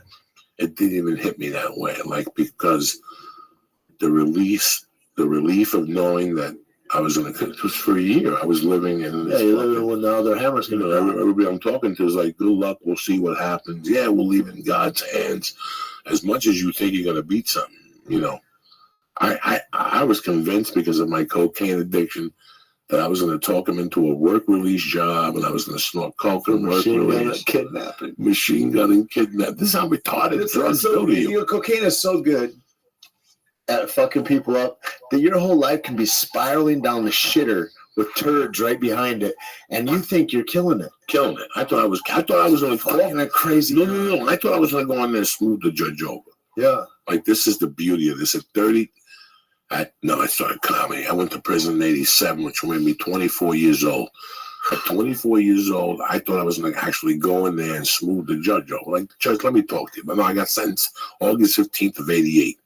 So that means I was 25 years old and I went to prison. And I'm like, yeah, I'm going to go talk to him. That's how retarded I was at 25. Let me go talk to this guy. Do you remember what your lawyer was saying? My lawyer was telling me to keep my fucking mouth shut. You know, my lawyer was phenomenal. I mean, he did an amazing fucking job. I recently called him and found him, and I said, listen, I didn't want your work to be in vain. I finally got my life together. I'm a comedian. I'm married. I have a child. I'm 50. And he was like, you can't be telling me this shit. He goes, my son. No. So that was the conversation we had the first day. Then the second day, he called me. And he goes, I went home and told my son knows everything about you. Yeah. You were in the longest yard. Is that And all a this trip? shit. He goes, Jesus Christ. He goes, he's studying to be in film. So I said, when he becomes a big director, tell him to call his Uncle Joey. You know what I'm saying? Yeah, Don't baby. call me now. Call me. But yeah, What took you to Seattle then? abroad. Yeah. Abroad and air. Stop Did they with have- that, stop with that goddamn can. Did they have a better comedy scene there or anything like that? Absolutely. Big city. It's like LA. Like that city's a huge fucking West Coast city. Denver at the time was McKelvey's, Wits End, Now, is the place that I've been to in Denver, was that open back then? Denver Comedy Works. The place that it got all brick and shit. It's fucking real nice. Yes, Big old- that's been there since 81. I love that building, man. I just got a sweatshirt from them, like their anniversary. I just found it. They gave it to me when I was there in August, but I just found it. I must have put it in a closet. And it was like their 50th anniversary. Rad. You know, Denver only had the Comedy Works and those other two clubs. But before those two clubs opened, they would have to go to a Boulder. And Boulder was a jazz club called the Blue Note. And that's where, like, Roseanne did comedy. I mean, everybody was doing Tom Arnold. Yeah.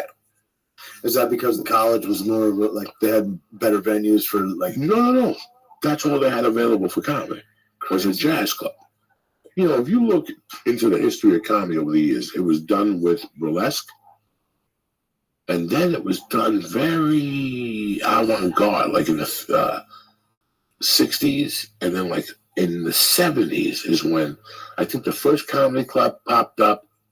Like I've heard different stories. Pittsburgh. The Funny Bone in Pittsburgh, which is not there no more. I would guess that it's like kind of like the first guy is the guy that's in between bringing up acts, and he's telling little jokes. He's like, how am I going to fill the space in between the baton twirler and the fucking lion tamer? He's like, I'll tell some, and like it started as like that kind of job, I bet. And then somebody goes, I wonder if somebody would just like to see that all the time. And then there's a headline comic made. Like, you know what I mean? It's like, because they're guys that have stage presence, that have charisma, that can sway a crowd, pump a crowd up, ultimate hype man, keep them laughing, you know? I wonder where they were born from, those first comics. They're doing a show right now on CNN called The History of Comedy. I watched 15 minutes of it. I was busy that night. I don't know what night it comes on. But I think, like Vaudeville, but I know they have like fucking cavemen drawings. There's some guy up there hitting the drum with his dick or something. There's got to be, you know, there had to be humor. I mean, they talked about with jokers and what are those people called, jesters and all that stuff. So somewhere along the line, I guarantee we're going to see bricks of fucking stand-up clubs in Africa. Some guy, and if you were really bad, they just threw a spear at you. Yeah. You know what I'm saying? They just chucked the fucking spear right through your fucking heart. You're going to be entertainment in one kind or another. Let me give some shout-outs here real quick. Yeah. To my motherfuckers in the game. Swarmy Army, whatever the fuck it is. Argun Machado, Gabor, James Harrison, XZ Podcast, the whole Monty Curtis Harmon, Real Joe Williams, and my man Matthew Stone. I love you cocksuckers. Anyway, where were we? Sorry. I love that. You gotta let them know, you know, you see him on Twitter or Facebook. Man, I love interacting, dude. I try to answer all the goddamn Snapchats, and I'll tell you though, I fucked up. I don't know if I fucked up or not. Lee can be the judge, but I was down in Mexico. You know Scotty that runs On the Mat? Yes. And He's so- friends with John Salami and stuff. Yeah. And so he's got a hospital down there, like a cancer remediation and drug therapy kind of. Does he? Yeah, they do Gerson juicing, and I did hyperbaric chambers. They do coffee enemas all day long to release this antioxidant that lives in your liver basically, and cleans you out. And they do everything. They did ozonate. They take my blood out. They put it through an ozone machine, and then they put it through UV light, put it back in, kills all the viruses in your body. Like they do all types of shit. And so I'm down there and I'm doing enemas. And these guys, you're not on Snapchat. You can't even. I gotta remind you about tech. Yeah, you know Gino at Speedweed. He's like, I got a picture that Joey is on Joey's phone, but he's not good at texting. I go, you're fucking right, he's not. And he says, see if you can get this. So I got to remind us. You're not going to remember. Look at you. Oh, no. It's, I'm okay. Well, what happened with the, Anyway, so I go down there and I get all these guys. They can add you on your story, so you're just fucking, it's an onslaught of pictures of dogs and their lunch and their this and their that on Snapchat. And I'm like, hey, how about don't do that? Because I like to interact with people and I don't need to be added to your timeline. Anyway, long and short of it, I fucking got an enema thing and I got coffee in it, and then I take a picture of that, send it to like 30 guys that all have fucking savaged me with their boring fucking shit. And then a picture of the hose, and then a picture of my asshole was the finisher for them. And I fucking send that out to all these guys, and they're like, holy, and then the finisher was what was in the toilet after the enema comes out. oh no. And I'm like, you're welcome. How about keep me off your fucking timelines? Since then, it's been real nice in my neighborhood. Now, wait a second. So I don't do Snapchat I because know. I get confused as it is.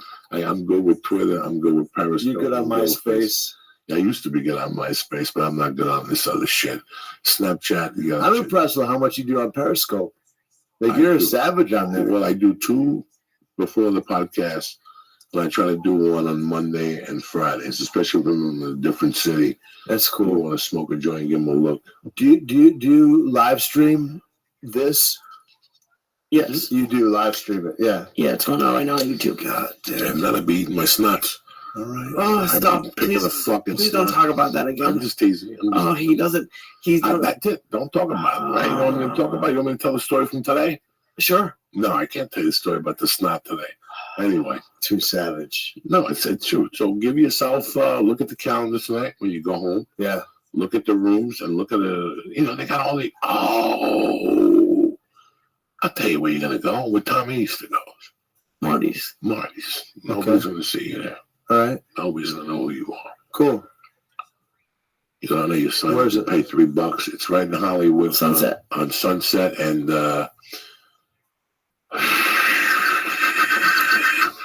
I gotta write it in. it's right down the block from the fucking Israeli restaurant on Sunset, my favorite. Aroma. I like Aroma. Yeah, it's right down the block from How's there. Aroma Israeli? It's actually a coffee shop in Israel. Like it's Really? yeah. They got one in Studio City too, right? No, they're not related. Oh, they're not. No, the Aroma in Hollywood, that's where they have the salmon. Yeah. Fucking delicious. They got a couple good fucking dishes in there, Jack. Marty's on Sunset. Yeah. Is that what it's called? Did you get the picture I Is sent it you? every night? Yeah, 7 nights a week. Okay. I think it's like $5 to get $5, and you go and you get on stage 10 times in one night if you want, because they just I did. I got it. they just keep rotating you. So it's fucking tremendous. I'm really proud of you, Tate. I like that, This will man. change your life.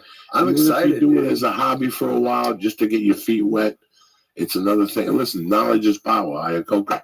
Yeah, baby. Ayakoka said that. Knowledge I is just want. power. I like to spread it out. I like it's the next scary thing. Because it's like wrestling, right? It's like you're wrestling this new thing, and we'll get good at that too, And that's what I want to do. I don't want to just do it a few times. I'd like to make it part of my living lifestyle. How do you get into, just speaking about doing things that are scary, you're into a lot of different businesses. How do you get into jujitsu and coffee and not only a bar and Well, jujitsu is different.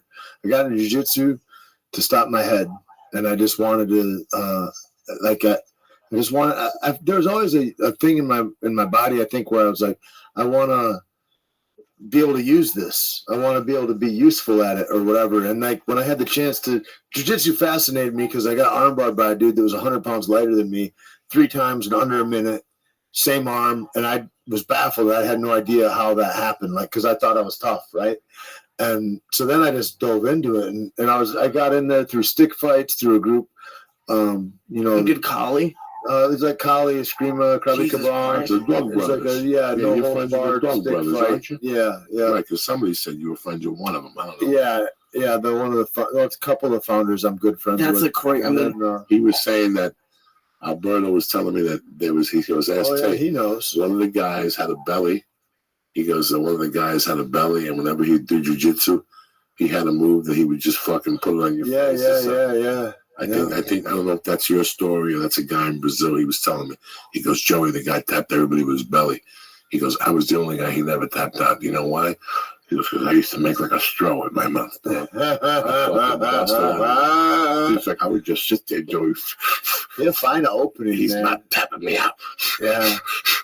He's not tapping me out. He goes, but he was saying something about the Drug Brothers that you hung out with. There was a guy there that was heavy. Yeah, Harlan. And he wouldn't move a lot, but he had a move. I forgot what he had a couple moves that he would do, and if you could withstand it, he didn't have air to last for the next few minutes, and so you just had to withstand the storm. It was like fighting a really good wrestler. Like a real good wrestler ain't gonna finish you, but he's gonna beat your ass all the way up till you get to choke him. But you get to choke him.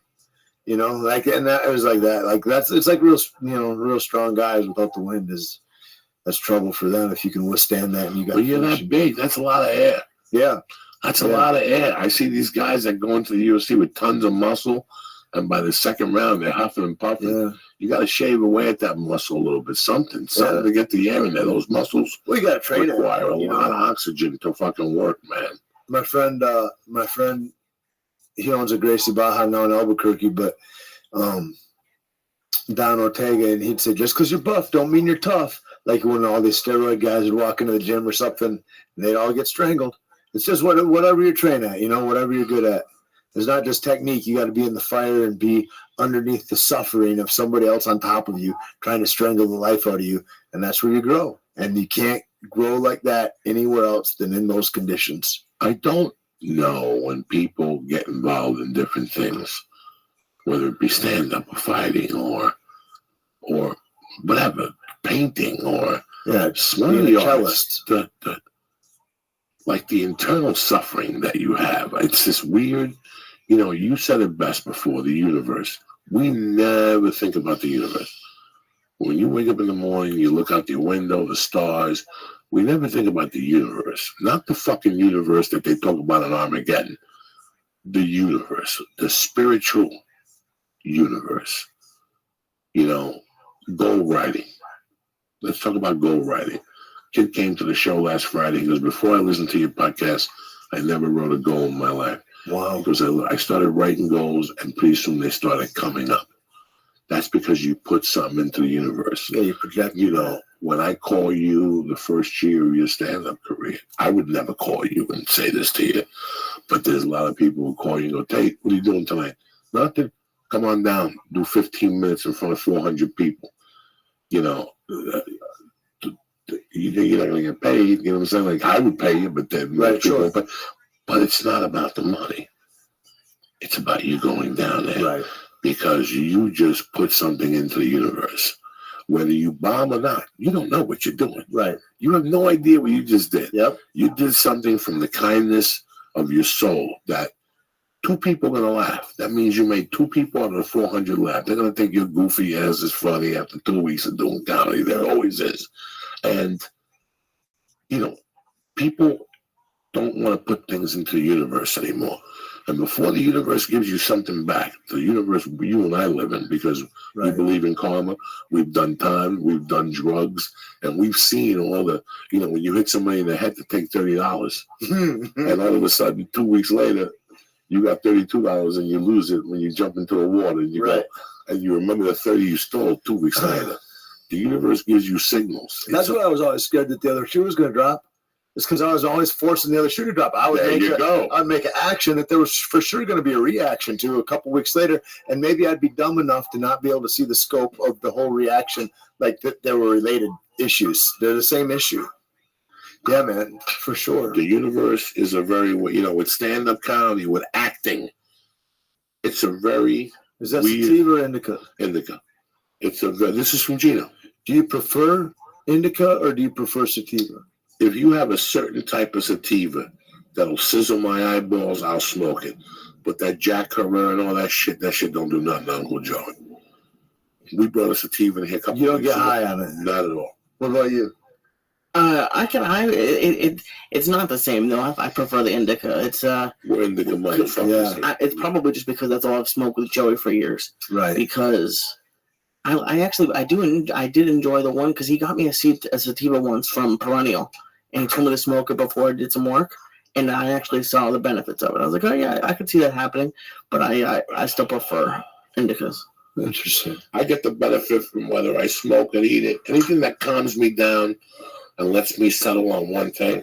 Yeah, they say the sativa is like more of a encourager or whatever, more of an It excitement. gets you high, but it gets you motivated. Not motivated, it gives you energy. That's what people say they like sativas. I get energy from an indica. Yeah, me too. I get energy from the thought pattern. The thought pattern, the first, I don't sit down after I smoke weed. Like that shit about sitting and watching movies. Right. That was when I was 22. Now I get high to work. Not really stand up, but everything that goes with stand up. Dealing with this, the podcast, writing jokes. Yeah. When I write my book, when I'm writing a couple paragraphs in the Are book. you writing that with somebody? I have an agent. Yeah. But I'm pretty much writing it alone at this point.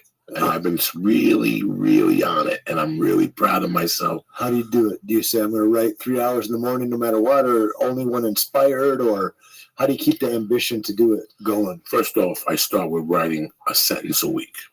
A friend of mine that used to listen to the podcast said, I just want you to start with a sentence a week. And 2 or 3 times I failed. A sentence a day. A sentence a day, I'm sorry. And I failed like 2 or fucking 3 times a sentence a day. I would do 4 days.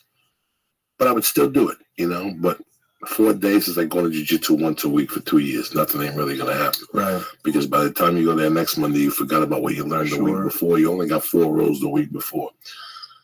So while I was writing the special this year, I got that thing where, again, if you want something to happen, you got to sit there for 2 hours and really write and really think. And I don't sit there and waste that energy no more. All right. So I've said this 1,000 times. When you first start writing, you're going to go, okay, immigration. I heard Chinese people got immigrated. Okay. So what are you going to do? So for 3 fucking hours, you're going to sit like this at the coffee shop? I'm sitting with the pen between my teeth, making believe I'm thinking. Right. This is what happens. You just wasted 3 hours. Fuck that. Write this, but I want you to exercise. I want you to write a story about the first time you went to rehab. That's it. Joey, but what? Because you're working that muscle. Yeah. You're working that muscle. This is a muscle. This is a muscle. Believe it or not, this is a muscle. But the real muscle is sitting your ass in the chair. That's the muscle we all lack, is actually sitting down for that hour going. Mitch Hedberg did it every day. If you called Mitch Hedberg at 11 o'clock, you wouldn't get an answer. From 9 to 12, he shut everything on. His house was empty. His window was open. He was pointed north. And he fucking wrote, Getting divine intervention. Yeah, sometimes people, they have the certain pattern to write. I've read about a lot of authors, and some of them have the certain. Yeah, Hemingway had a way. Yeah, Burroughs had a way. Everybody has a certain way, but if you have a way, it's sitting down and doing that fucking way and doing it right. I think every everybody's fucking looking day. for magic, right? Yeah. They're looking for a light switch to go off. But nobody wants to sit there long enough. There's no fucking light switch. There's just Can't you. run this fucking office because this is a small office. Good. So you're going to go outside. No, you got to leave the window open. If you want to fart, you got to let So me you know. farted in here? And You farted in here. That's a tape I fart. wish I did. Or fucking Lee fart. I didn't fart on. Somebody fucking I farted haven't in this farted in years. motherfucker. Remember, I would fart though and blame you. And No, but everybody knew it wasn't me because you So had that good. protein shit. I would start I laughing. had cocaine farts You had whey protein fart. That fart is a whey protein fart. What's it called? Mixed with that fucking coffee and shit. Not me, man. Whey protein farts. They're disgusting. It was the worst. The worst was I went into a 7-Eleven with Eddie Bravo, and he would hunt for stuff that had warnings on it, and he'd say, "Eat this, Tate," and it'd be like certain sweeteners that had some shit in it that was horrible. Can't think of the fucking worst thing ever was. But they were the worst. They were the worst. I was fucking Texas, and we're at the Barnes and motherfucking Nobles on the second floor, and we're all sitting in chairs, and I cut a fart in that motherfucker that the whole place heard it, and we all got up and walked out of Barnes and Nobles like gentlemen. I blasted a fart in there. That was a loud one. See, I was good for loud ones. The stinky ones, you were the fucking most horrible. And he would open the door, the window, come back 2 hours later, and you could still smell the intestine of the fart, like the middle of the fart. Like if you take a piece of shit and cut it in half, it smells completely different. Like once you cut that, when you walk down the street, sure it does. Sure it does. How many times you go to the bathroom and you take a poop and your shit breaks in half, and all of a sudden like a real skunk comes out. Like one piece is so heavy on it's like a metal, it's like a steel bat. Like one that piece this is real heavy. It just breaks when it's in your muffler and you still got 3 inches in your muffler. And it releases that Batman fucking smoke out of there. Horrible. We gotta get more fiber in that life. No, I always eat more fiber. That's why I don't fart like Do you still do the green stuff? Which one? I know, protein drink? No, like just greens. I eat salads. There's some green thing that you were like. Yeah, I was drinking or something like that. Yeah. Terrible. God, they all taste bad. They all taste fucking bad. I dope up every protein powder I get. Yeah. All of them taste like that. I don't eat any of them. Really? I quit all that shit. Like I do like amino acids sometimes, but I don't like I eat food. Like, and that's like I don't really fuck with protein powders. Sometimes I'll do like a recovery one. A friend of mine makes it's nice, but most of them give you gut problems. Like most of them are filled with some kind of crazy isolate that is fucked up and makes your guts all bloated or. I'm like, I don't like it, man. It doesn't make me feel good, and I don't think it has a benefit. I think we've been sold a big bill of goods about like how much protein. Like I think the supplement companies are really like. Bro, supplement companies make. Oh, dude, a ton of money. You know that's my next business. Supplements, sure, why not? I got a great endurance one. I got fucking some good amino, all natural flavors because all of them got cancer in them, and so we've got natural sweeteners, natural flavors, all that kind of stuff in them.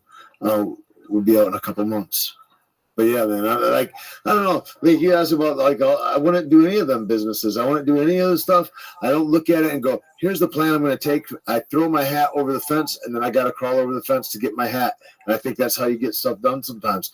Is because if I knew all the work that went into making like Caveman Coffee or Pirate Life Podcast or like I wouldn't fucking do it. I wouldn't take that on. I wouldn't take all the headaches and the emotional stuff and the fucking try to get everybody's character and personalities together. It's a lot, but it's also then the thing that you built that you love and that you take care of like a baby. And you're like, this is a fucking cool thing that I've thought the idea into the universe, like, and made a thing. Like it's kind of dope too. It's because I have the exact, right now I'm going through a period where I'm trying to get as much out as possible so I can focus on only a couple things.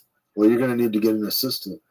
Well, no, I don't need an assistant. Now that you've gone into these 6 digits, I know where you're at, Lee. I know where you're at. Hopefully one day, but if I get an assistant before Joey does, he'll kill me. We don't need no fucking assistant. That's the problem in this town is everybody needs a fucking assistant. At the end of the week, you could get yourself an intern. I went over on that Callens deal and Brendan, and they got interns, and I'm like, what's an intern? They're like, they do all the work, and we don't pay. Like, it's like, you know what I mean? It's like, I was like, that's amazing. Like, they're like, yeah, it's fucking great. People are just learning the business, are learning this and that. And they do all the work, and we wow. But my thing that would break my heart with that, I like people. I like working with people. And I would hate for that person to go, you know what, this don't serve me anymore, so fuck this. I'm not doing this either. Like, I would only want those positions to segue into something where pretty soon you can be driving a BMW. You know what I mean? Like, I want to... That's the whole point of the internship. That's a whole. I mean, it's tough when you're in school because if you're in school, you can't get a job. But when you're a senior, Like that's the hope is you'll intern there and then get a job offer. I don't want anybody in here working for free. Number one, not even in. I don't want anybody working for free. And number two, I don't want nobody in here. That's the beauty about And that me. could be number one. I don't want nobody in here. I don't want nobody in here. What's this guy? That's San Lazaro. He's a saint of the dogs and shit. Those are the people that were going to kill Michael Vick. That's why they didn't let him in a lot of federal prisons. Cubans are real big in San Lazaro, so. That's like St. Francis, also like the patron saint of animals, right? Yeah, so. But these guys go a little deeper. They'll stab you and shoot you over fucking dogs. Yeah. Because the dogs licked Lazarus's legs and they licked his whatever disease he had. I can't think about it right now. Anyway. But yeah, just same fucking he's kind of built. Sure he was built. He was 90 pounds. He was a fucking bone and muscle, you know what I'm saying? That was fucking it. No, it's Lee wants to start businesses. What kind of businesses? I'm not. That's the thing is we've been talking about it, and I have a few different ideas I'm going back and forth between. But then also, part of me, if I'm being honest, is this: I would love to do this for as long as I possibly can. Take whatever I make, go live in Vegas, and not deal with anybody anymore. Just play cards. He wants to be a professional gambler, so I tell him that he got the books and he goes to gamble 3-4 days a week. Crazy. If that's what he wants to do. And who knows? Like I could always do something. I never thought like what you saying with all the businesses you've done. I never thought I'd be here. Right. So I could, in 6 years, I could be in Alabama doing something. Who knows? But right now, what makes me happy, like that's when I see you a lot on Instagram, and like I really don't like when people tell me that it's work, it's not going to be fun. I don't want to live my life like that. You want to do something that's not fun. Yeah, I don't want. So I would pick the things you love, Lee. Right, and I love this, and you know what? It's a huge gamble. It's a huge risk, but that's the most fun I have. When I was thinking about it the other night, I was like, when do I actually have fun? Because Joey gets mad at me. He's like, I stay home. I don't like a lot of stuff. 28 years old. I don't like a lot, but what I like. And he moved his girlfriend, and now they really stay home every night a week. Yeah. She don't want to do nothing. She has to work at 8 in the morning, so that puts him, and it's not like they can get away from each other. They got like one room. So I'm like, you got to get out of the fucking house. If not, you're going to end up stabbing the motherfucker. And I love casinos. When people say they don't like Vegas, I don't get it. I love everything about it. I've never smoked. I smoked one cigarette in my life in Jordan from a cab driver, but that's it. I love when people smoke at the tables. I love the smell of cigarettes. I don't drink. I drink every time I go to the casino. I take 2 stars, 2 red stars, which does nothing to me, but it just calms me down a little bit, and I have the best time ever. The thing I've actually started doing now though is I set a timer. Because I'll sit at the table all day because I love it. And that's when you lose your money. So I started setting like 30 minutes and 45-minute timers to see where I am and like take a break. But yeah, that's if I really sit down and think about it, I love everything about casinos. And I know most people hate it, and it's a lot of degenerates, but there's some of the best people that I meet and get to talk to, and we're high-fiving and telling stories is people at blackjack tables. I think that everybody should have a job and a journey. Everybody has. Sure. So you don't want to keep getting falling down. Now in 5 years, you'll be producing films. Yeah. There's studios. The progression. There's studios in Santa Fe. In 3 years, you're going to go, you know what? I don't want Keanu Reeves on bar me again. I'm done with this shit. I'll fucking kick him in the stomach and end it for him. You know what I'm saying? How many times can Keanu Reeves fucking choke me out? Fuck him. Yeah. So one day you go, fuck this shit. And everybody evolves, man. But at the end of the day, it's a journey. I was telling you, when you came in, you asked me, and I told you the fucking truth. And I always had natural aptitude. Right. And I could always make a buck. Like growing up, I always knew how to make a buck from fucking day one. I knew. So, when I was 27, I was fucking frustrated. I was frustrated. Yeah. I was making, before I got locked up, the year and a half before I got left, I was making anywhere from $3,000 to $7,000 a month. In those days, my rent was $450. I had 4 roommates in Boulder. You know what I'm saying? I'm making $4,000 or $5,000 a month, and I'm spending $700 a month at the house. The rest was on blow, dry cleaning, and booze. I would get high, and at 2 a.m, I'd knock on the roommate's door and give her a stab and eat a pussy, and then go back to my room like nothing happened. You know what I'm saying? It's a dream. The specter. But it was so fucking weird how I started making that money. Like I was making $800 a fucking month washing cars, and they asked me to start selling cars. And one day I went from the first day I sold cars, I made $1,000, and I called the detail shop, and I'm never coming back. Well, you guys were paying me in a month. I made it in one fucking day. Every month after that was brand new Subarus in Boulder. Come on, guy. Yeah. Unless you're retarded, you're not gonna make fucking no money in fucking Boulder, I ran into one of the best salesmen ever today. When we were just sitting out, I was taking those stupid pictures, but we were just sitting out there, and the guy from the Sprint store came out and was like, "You know what would really make your pictures look really good? An iPhone 7S from Sprint." And then he started going. He's like, "You know what? I can see your life is on your phone." Like, he just started going at me and Joe Perez for like 5 minutes. But he fucked up. Why? He ain't the best salesman in the world. Because I would have gone out there with the camera and taken pictures. Don't. See what I'm saying? God damn it. See what I'm saying? That's where the amateurs fucking fail. And right there, I would have had you outside with numbers. What are you paying for that right now? Let me do this. Have you seen the commercial? Right there. You sell on your feet and your clothes on your ass. You understand me? I wouldn't have fucking told you that would have been work better. I would have came out with the phone, taken the fucking picture, and then showed it to you and compared it to you. And now I got you. I got my hooks on you. Let's go with maybe. You have a Sprint phone? I'll get you 2 phones for the price of 1. It's Wednesday. Now I got you and Joe Perez all fucked up. My job as a salesman is to keep you fucked up. Yeah, keep you interested. Keep you fucked up. I just think as long as I could get, like, I used to sell roofs and like siding and shit. And we'd sell in Denver. We'd do storm sales. Yeah, I did the same. And I go, man, if I'm sitting on the couch having a glass of water, I got a contract. And so that would be my only goal. I wouldn't try to sell I would just go, I'm just trying to get on that couch. If I can get welcomed in their home, make them feel comfortable, I'm good. Yeah. Listen, leave your card. We got your estimate. And we'll call you back in a week. And within 3 days, they call you back. Or sometimes that day you leave with a fucking deposit. I love selling roofs. It was fun, man. Selling roofs was something I did for about 18 months that was keeping me from shooting motherfuckers. Okay, it was my tail end couple of last months in the halfway house. I got out of there, but I was still on community corrections. And I had 2 brother-in-laws that were, they were like, I hate to say this, but they were like acclaimed roofers.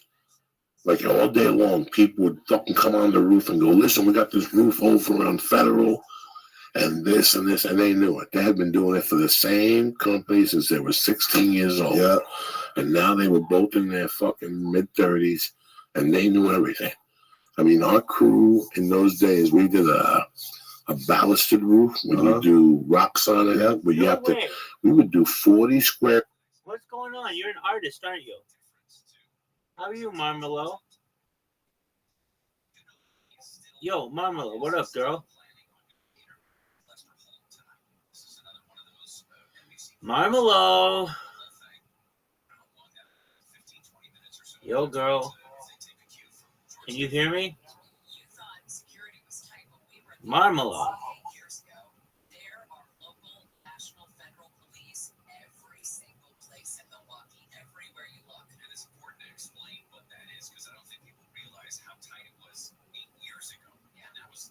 The man slapped the lion's paw and wish death upon me.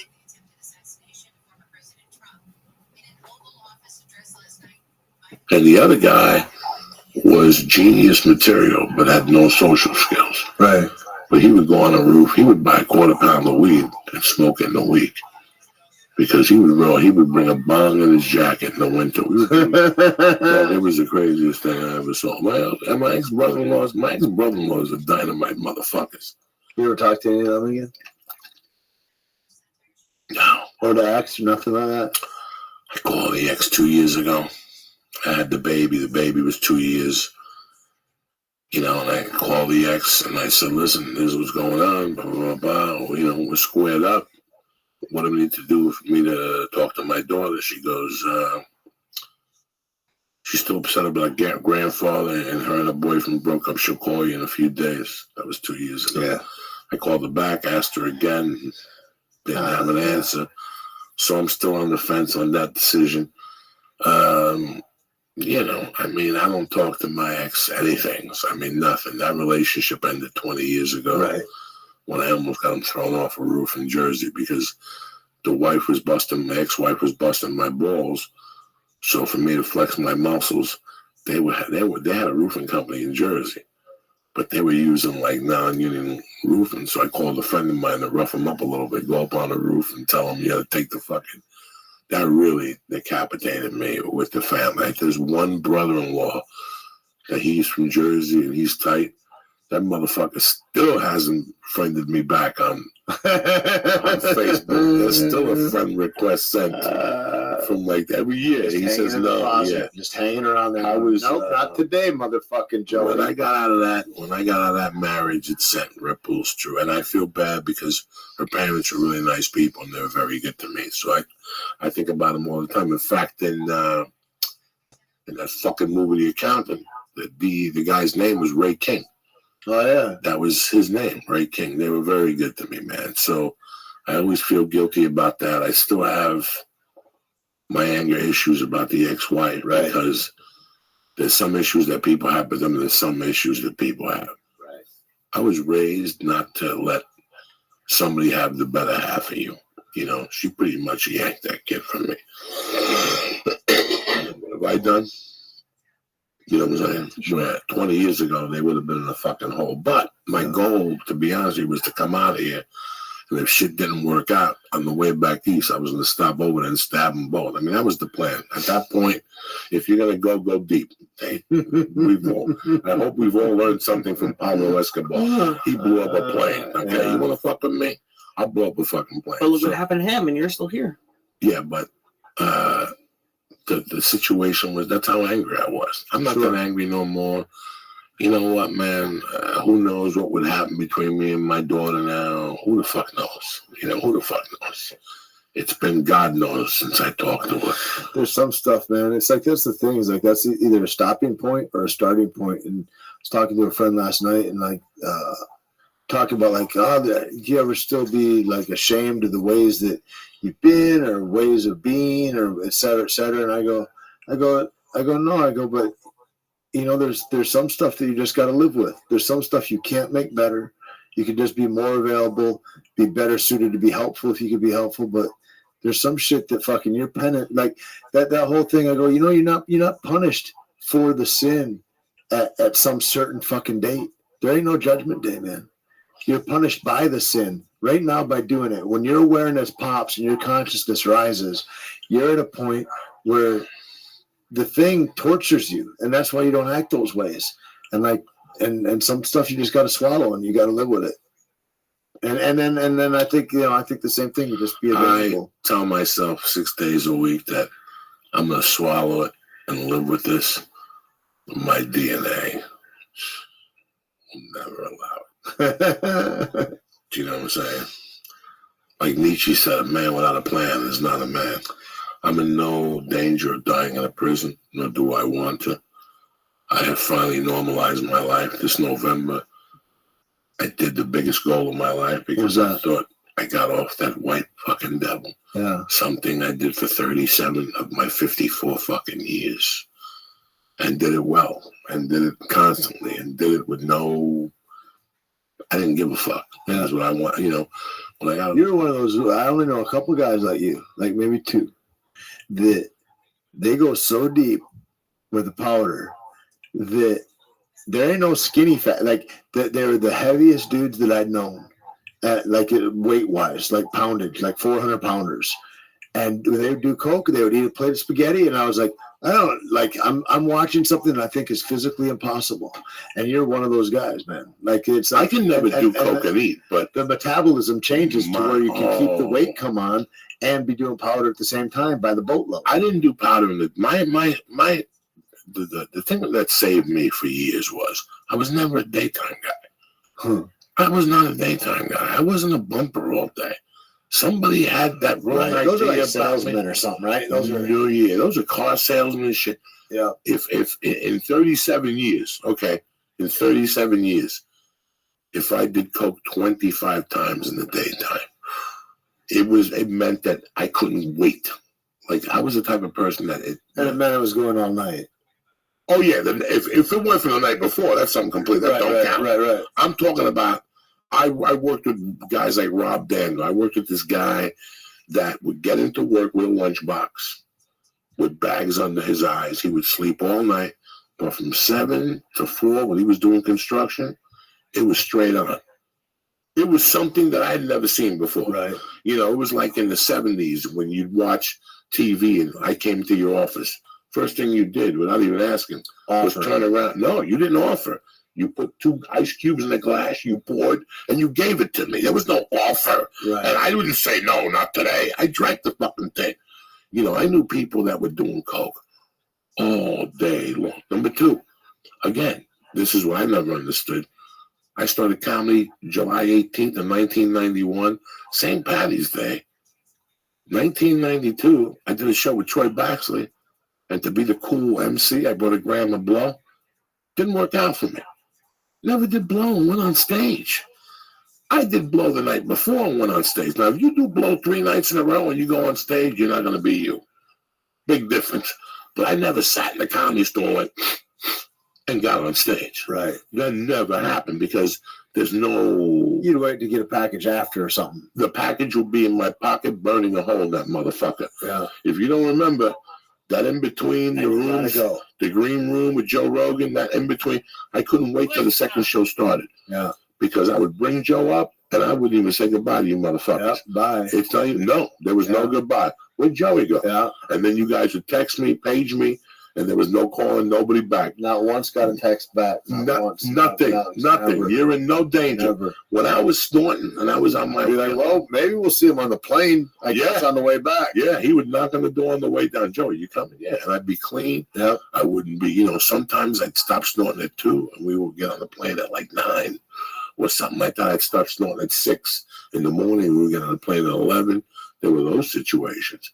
But it was so weird how I was always a nighttime guy. At 8 o'clock on the way to the store, I would pick it up, put it in my pocket, my right top pocket. I would dingle, I would dangle, I would talk to you the whole time. I'd just be looking at you, but thinking, when is this motherfucker going to get out of my face? Right. So I could get on stage and do this fucking spot. Because once I do that spot, I'm coming right out here and I'm doing a line and I'm going to go into that bar and get a drink and that's the rest of my fucking night. Yeah. And guess what? Fucking Lee gave me the 40 he owed me, so I'm going to buy another 2 packages.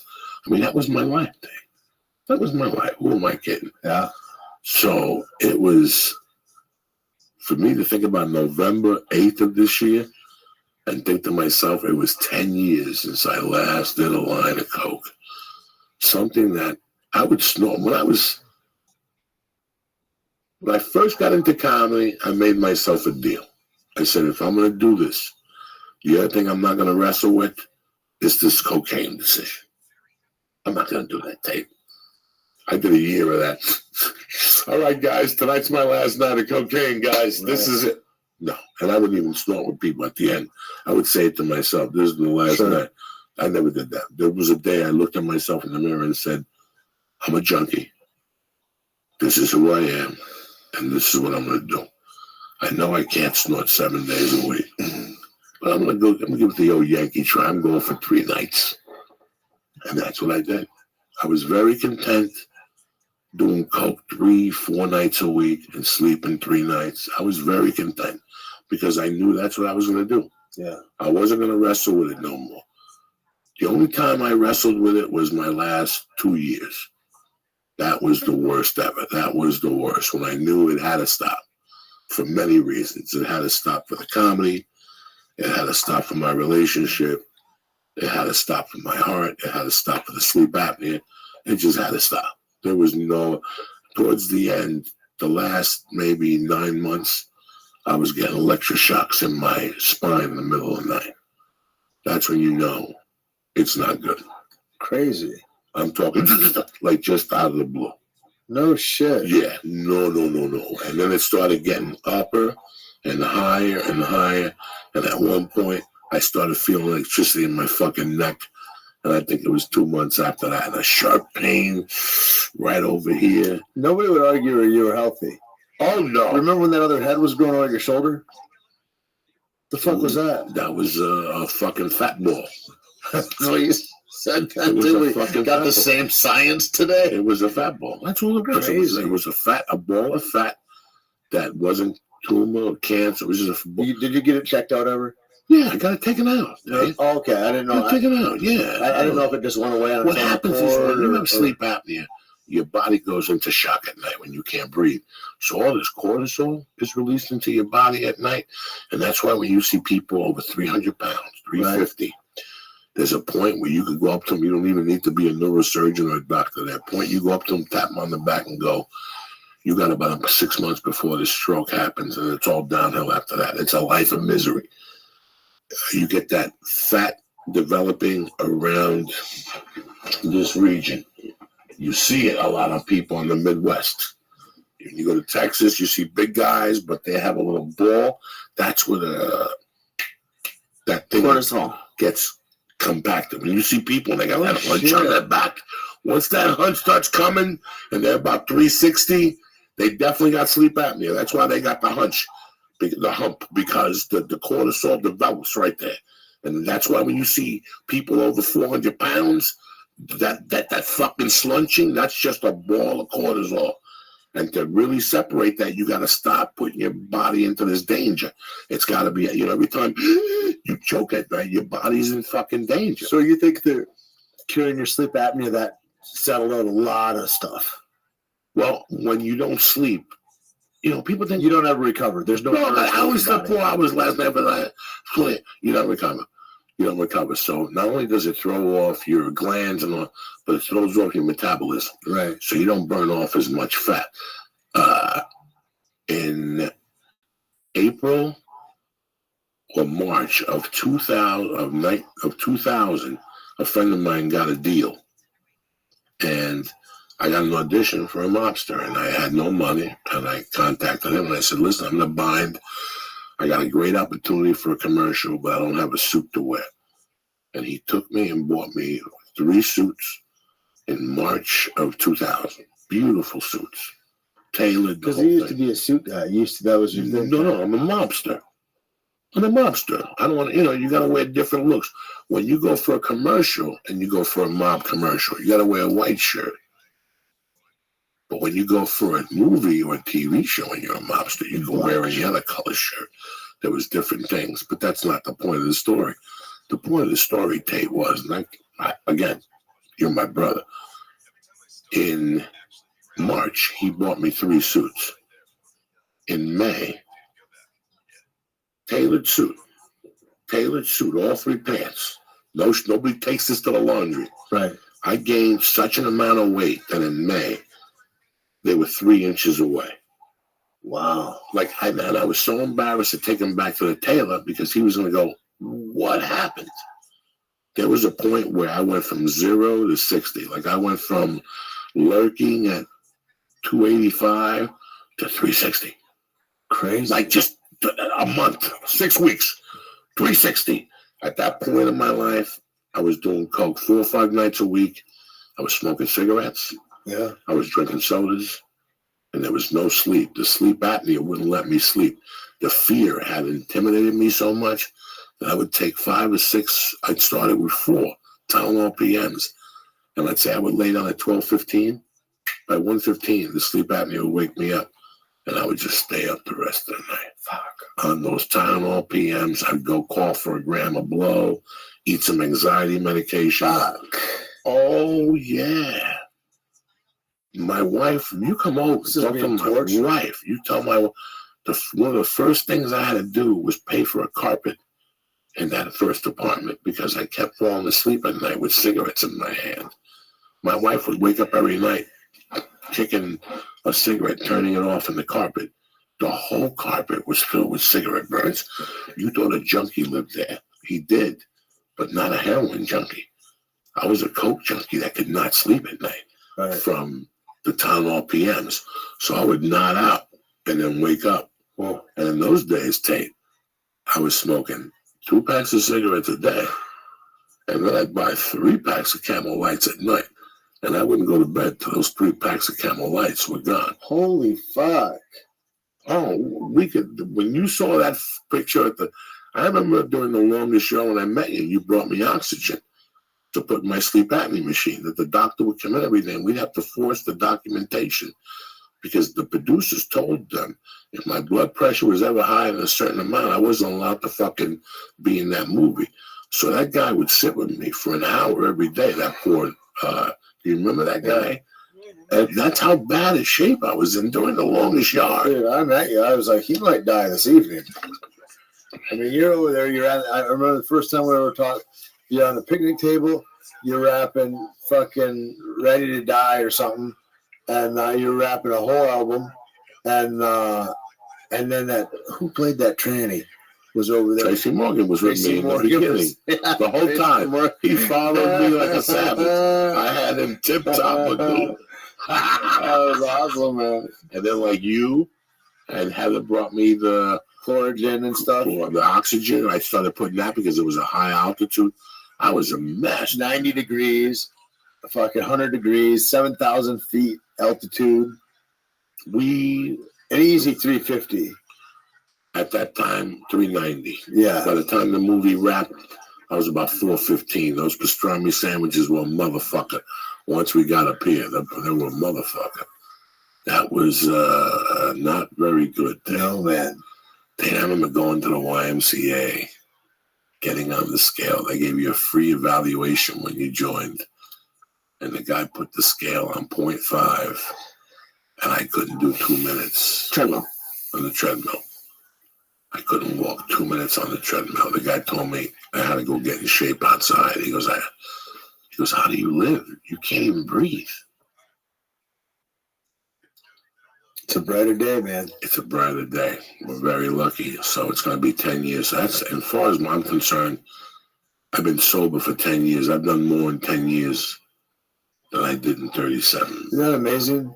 Like that's what always trips me out when I look at like doing what seems like the hard thing or the frustrating thing, and I'm like, oh, my life rocketed after that. You know what I mean? You always knew it. Fuck. You always knew it. Yeah. While you had that syringe in your arm or that line of coke or you were taking that pill, you always knew that you. Or like you said, just sit down and write.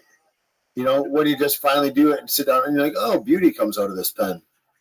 It was something that it was like a living in a fucking living hell. Like I made a decision when I was 16 or 17. I wanted to do coke, and somebody said, "Okay, you want to do coke? I'm gonna give you fucking coke," because I couldn't get away from it, Tate.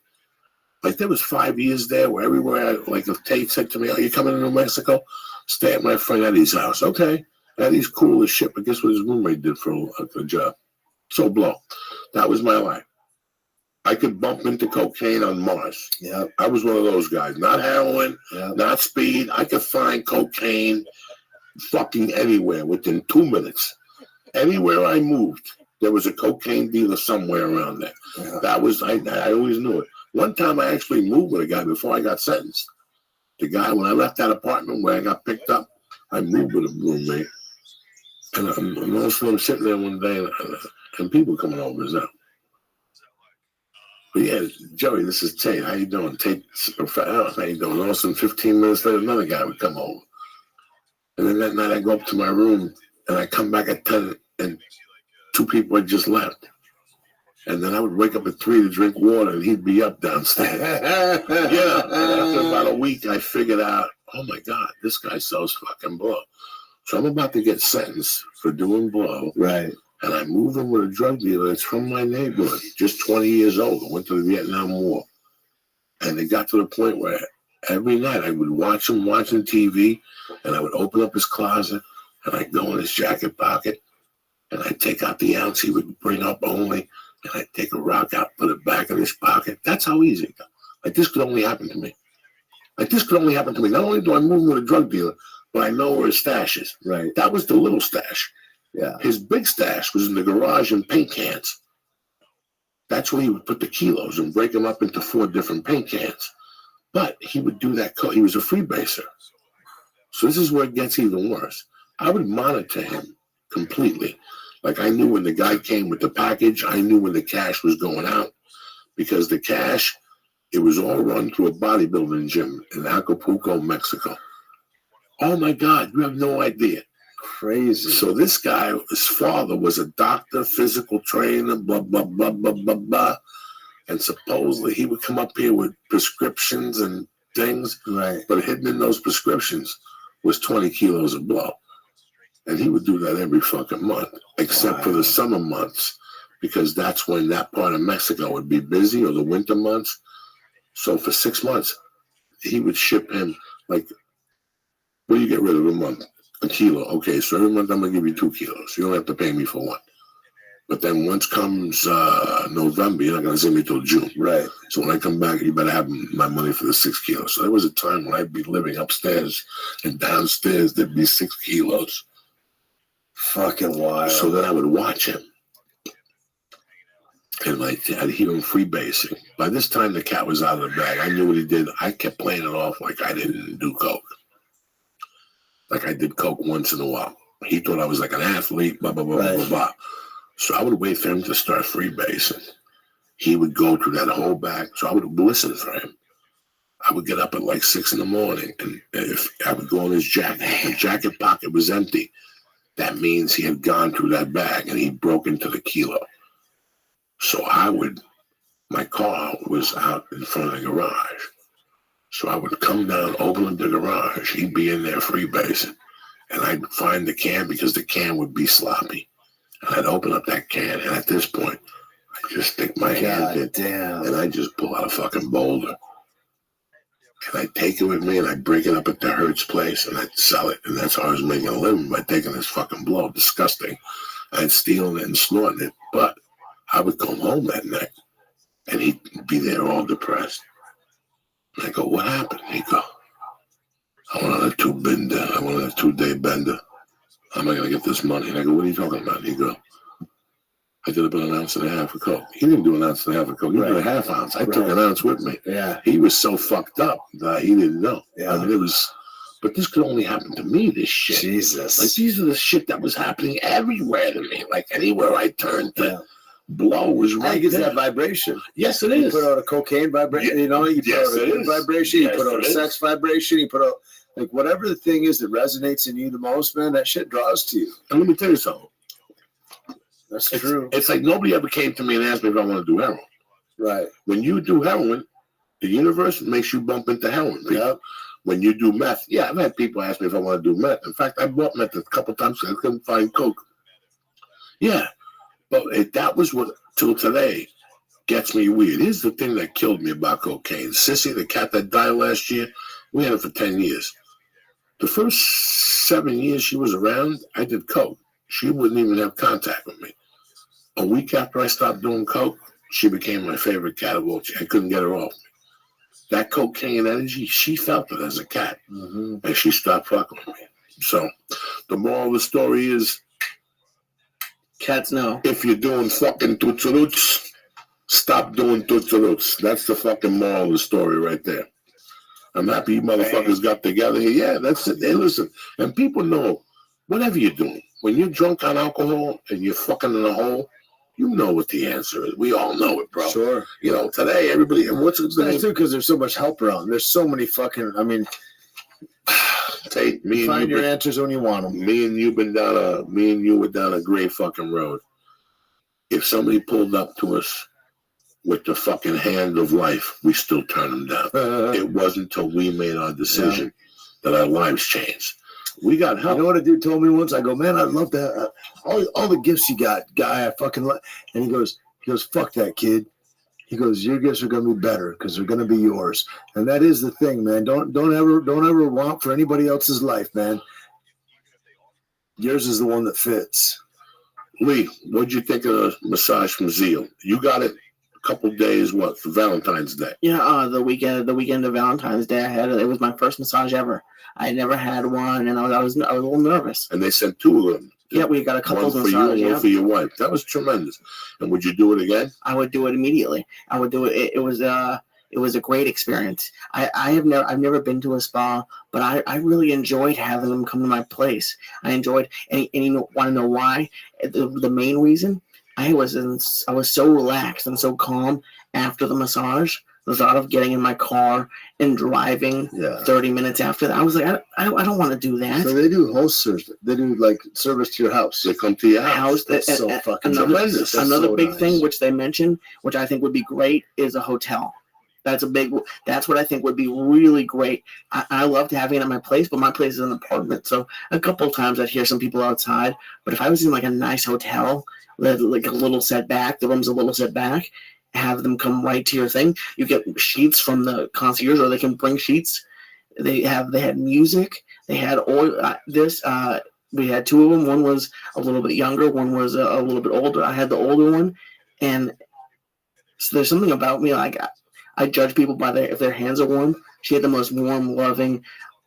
It was the best hour I've ever had. That's awesome. You know what the best thing about that is? Everybody loves massages, but nobody gets them. Why?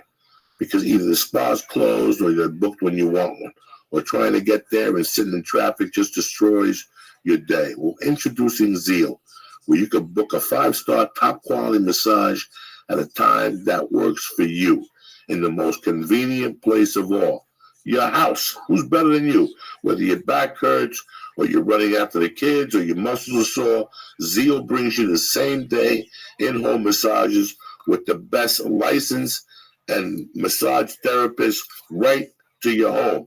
Think again, an in-home massage is something only available to the rich and famous. Think again, Zeal is the perfect solution for anyone who wants a high-quality massage in the convenience of their own home. If you want a good massage, but you don't have the time to get one, have the massage come to you with Zeal. You pick the time, the location, and have your next massage on demand at home. You understand me? Just go to Zeal.com or on Zeal's iPhone or Android app. That's Zeal, spelled ZEEL.com, and select your top local licensed and pre-screened massage therapist. Choose your favorite technique, gender preference, time, and location of your massage. Zeal will send one of the 8,000 licensed massage therapists with a massage table, music, and supplies to give you a 5-star massage. Schedule, booking, payment is fast and easy. 7 days a week, 365 days a year, a Zeal massage therapist can be at your door in as little as an hour. Find out for yourself why Zeal has been featured in the Wall Street Journal, New York Times, Vogue, and on Good Morning America. Bring the spa to you and Zeal today. Really, today. They're on demand. You can have the best massage of your life in your home with Zeal today. To help you get started, our listeners get $25 off their first massage by using the promo code CHURCH, CHURCH, at checkout. That's Zeal, spelled ZEEL.com, and then make sure to click add promo code at checkout to use my code CHURCH, CHURCH. Right now, go to Zeal.com or on Zeal's iPhone or Android app and get a special offer when you try Zeal today. Enter promo code CHURCH at checkout, and you get $25 off your first in-home massage on demand. You understand me? Give it a shot. Number 2, I've been telling you about these people for a long time. If you don't have one by now, shame on you. Nobody wants to walk around with a fucked up looking asshole. Let's pretend you're bumping into somebody and they want to do the new style of the rusty trombone they're doing in fucking France right now. But your asshole stinks like 10 dead fucking farts. What are you going to do then? Nothing. You can't get that fucking rusty trombone. But now, with Tushy, you could get whatever you want done to your asshole. Let's pretend next year. It's a beautiful world we live in.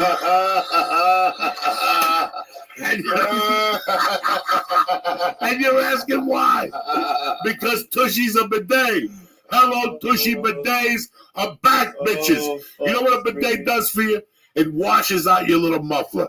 And they're portable. You can snap them right to your house. You got a 60-day guarantee if something goes bad, but it won't.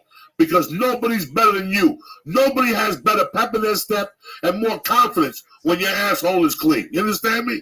Some people have a car. Some people find confidence in different things. Me, myself, if my asshole smells good, I'm I'm ready to fucking go.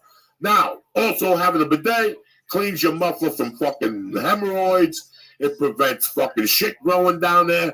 Plus, you can watch the back of your nutsack, and that's always fucking good right there, all right? Anytime your genitalia can be fresh and sparkly, you win. Go to hellotushy.com right now. Press in. Church. CHURCH. Get 10% off. You understand me? And if you get two, you get free shipping. One for her bathroom and one for your bathroom. Some guys like to eat pussy fresh. If you do, get her a bidet. Me, I like to eat it after you run 2 miles, not 3. A little 2-mile run, a little yoga. That monkey got some fucking wang to it. You know what I'm saying? Not 2.5. Speak to me, oh toothless one. Go to hellotushy.com right now and press in. Church. Get 10% off your order, you bad motherfuckers. I love you. We'll see you next week. And I want to thank Onnit.com right now. Go to Onnit right now and get yourself some of that hemp force protein, the cocoa, or get yourself some Shroom Tech, or get yourself some New Mood. It's going to fucking help you out. Go to Onnit.com and press in. Church. Bam! CHURCH.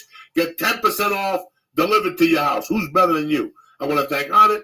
I want to thank Zeal, and I want to thank Tushy for fucking sponsoring the podcast tonight. But most importantly, I want to thank you guys. Do not forget, next week, not next week, the week after that, March 16th, Magoobies, Baltimore, bitches. I'm coming back. Get that crack ready. Number 2, at the end of the month, I'm up in Nyack, New York, and Lebanon Line. 3/3 through April fucking 1st. Get your tickets now. I want to thank my main Tate Fletcher for coming out. Yeah. Drink the fucking coffee. He's got like 9 businesses. Go to his webpage. He'll tell you all about it. Check out my name, Tate Fletcher. Check out Pirate Life Podcast. Or Caveman Coffee, yo. Bars, massage parlors. Tate's got it all. You understand? He's got more jobs than a fucking Jamaican. I want to thank my main man, Lee Sayat. And we'll see you guys on the Lord's Day, Sunday afternoon with a surprise guest. See you next week. Thank you for listening. Stay black, you bad motherfuckers. I'm like an immigrant. I got so many jobs. If you don't have 10 jobs, you ain't good.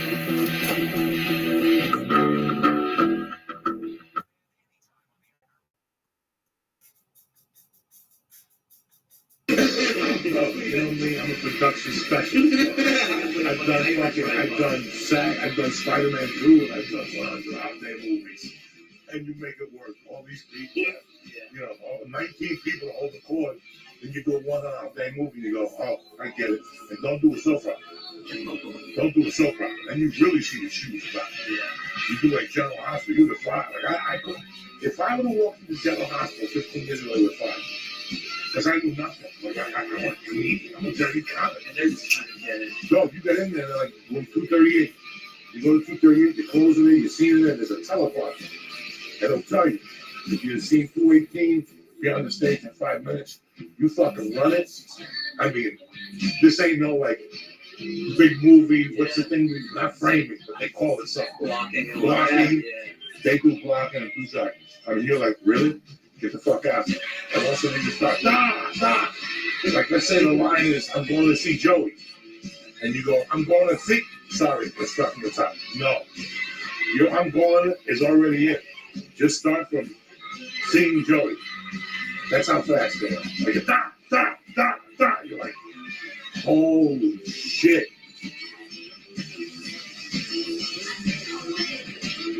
I did the longest show and had smoothie girls. You understand? You did what? The longest yard. Oh, yeah. And then you got Smoothie Girl. You do a movie and set with Smoothie Girl. The girls that make smoothies. You know, in the 50s, the cigarette girls with a little blender and fruit. You in a bikini. All right, what would you like? Wow, another girl that was getting paid $100 a day was only on another one because they didn't want to get suntan. So don't tell me, dog. But then I've done movies up in Sherman Lake, dog. You're on your own, you know. You're even holding the cord. You're the one with the thing. Yeah. It's fucking crazy, but it's an education. Yeah. It's a real education. I always tell people, I have those college films for a while. Then when you got a set, they're like, would you like anything to eat this on wine? You're like, fuck yeah. It's kind of like that with comedy. Stand up, nobody gives a fuck about you. And then once you get some cred, then like what you eat and blah, blah, like coming up. I remember Fuck you.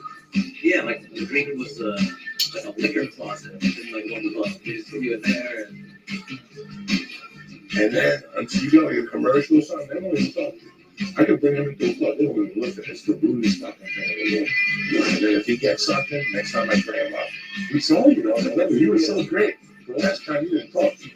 You didn't say 2 fucking words.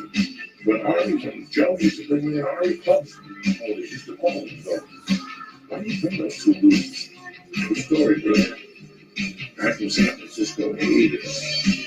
I started calling him gay and shit to his face. I know you want to suck all these dicks, just tell the truth. What are you talking about? I'm a married man. You're a closet friend. Stop.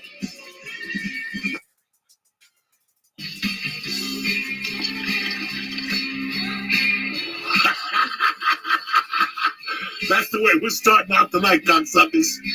We're going deep into the murky waters. I was trying to find Pink Floyd Animals to really get you in the mood, but you had to settle on Pat Benatar in the second hour. That's how we're rolling tonight. You understand me? My man's here, Mr. Amoir. Lee Sayat's here. It's over, bitches. Wash your pussies. If you're under 18, hang up now. Hang up right now. Get the fuck off Periscope. If you're over 18, go raid your mom's fucking pill closet and come on back when you're ready to rock, cocksuckers.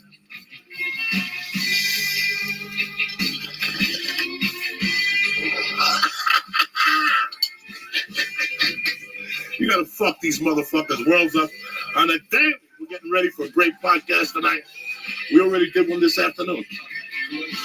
Undercover cop fucking that busted the Iceman. Some old undercover cop from Jersey that fucking went like 6 months, 18 months. Jesus Christ. That was just really narrow. And then it was like 4 months. And then he busted him. And this guy killed 50 people and fucking craziness. Was shooting cyanide in your face. And he was killing people in my neighborhood where I grew up in Jersey. Right there. The guy, my neighbor, was his Mr. Ice Cream Man and shit. It was fucking crazy. So we did that one today. So that's why I wanted to fit you in. So you can get this motherfucker started. Shit, Lisa, yeah. With his night shirt on, ready to rock today. You're giving up edibles for Lent, but we're not giving up. I'm giving up edibles for Lent, but we're doubling up on the reefer. You know what I'm saying? Edibles are done till Easter Sunday. I'm picking up a shipment of Anarchy just for Lee tomorrow. But I'm going fucking on a sabbatical. Who gives a fuck? It's the Cuban Ramadan. You know what I'm saying? No edibles for Uncle Joey. The savage is back.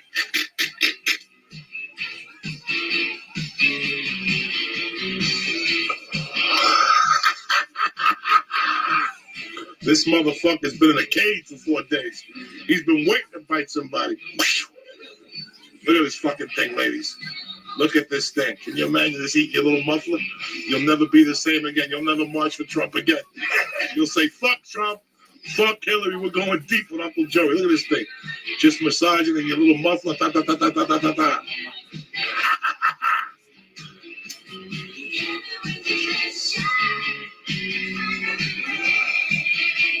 Lee, what am I, a one-man fucking smoking team here? We got to do a bond here. We got to open you up deep with this. We got some tremendous weed today. This is the Death Star right here. This is what Bill Paxton smoked the night he died right here. We ain't fucking around. Dean Delray gave it to him. I told Dean, don't fuck with it. Same when you give Dean on that night? But we got Dean on it. This is the shit that killed Billy Paxton. He had it flew a Titanic and he saved it. I love how the Oscars have like in memoriam. After everyone dies, you can say this is the weed that killed someone. Yeah, what the fuck? Here you go. Last week I had the weed that killed fucking Prince, but you fucked up. Let's do this shit. Wait, hold on. Wait, we're gonna put the camera on man Lee here. What the fuck kind of party is this shit?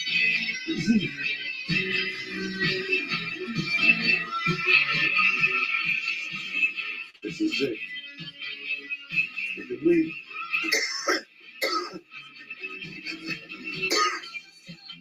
With the long history.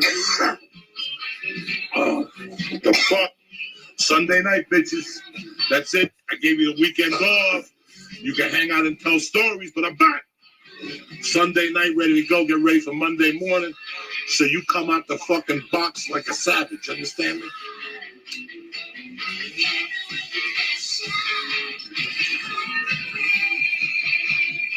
What the fuck you think you're dealing with right there, huh? That's enough to kill a mule. San Lazaro's here. We got the party started. The devil's here. Look at him. Look at the devil. He's right. He looks like Willie Vandy with a big dick. Look at him. He's about to take another victim and shit. That's the type of party we got here. We got fucking evil versus good. That's it. It's over. You see how we do it here? We just having a good time. It's Sunday night, so there's no big fucking mystery to this. If you can't be yourself, then fuck you. You want to just sit here and make believe I'm interested in clouds and shit. I love clouds. Cumulonimbus. Oh my God. Get the fuck out of here. What happened?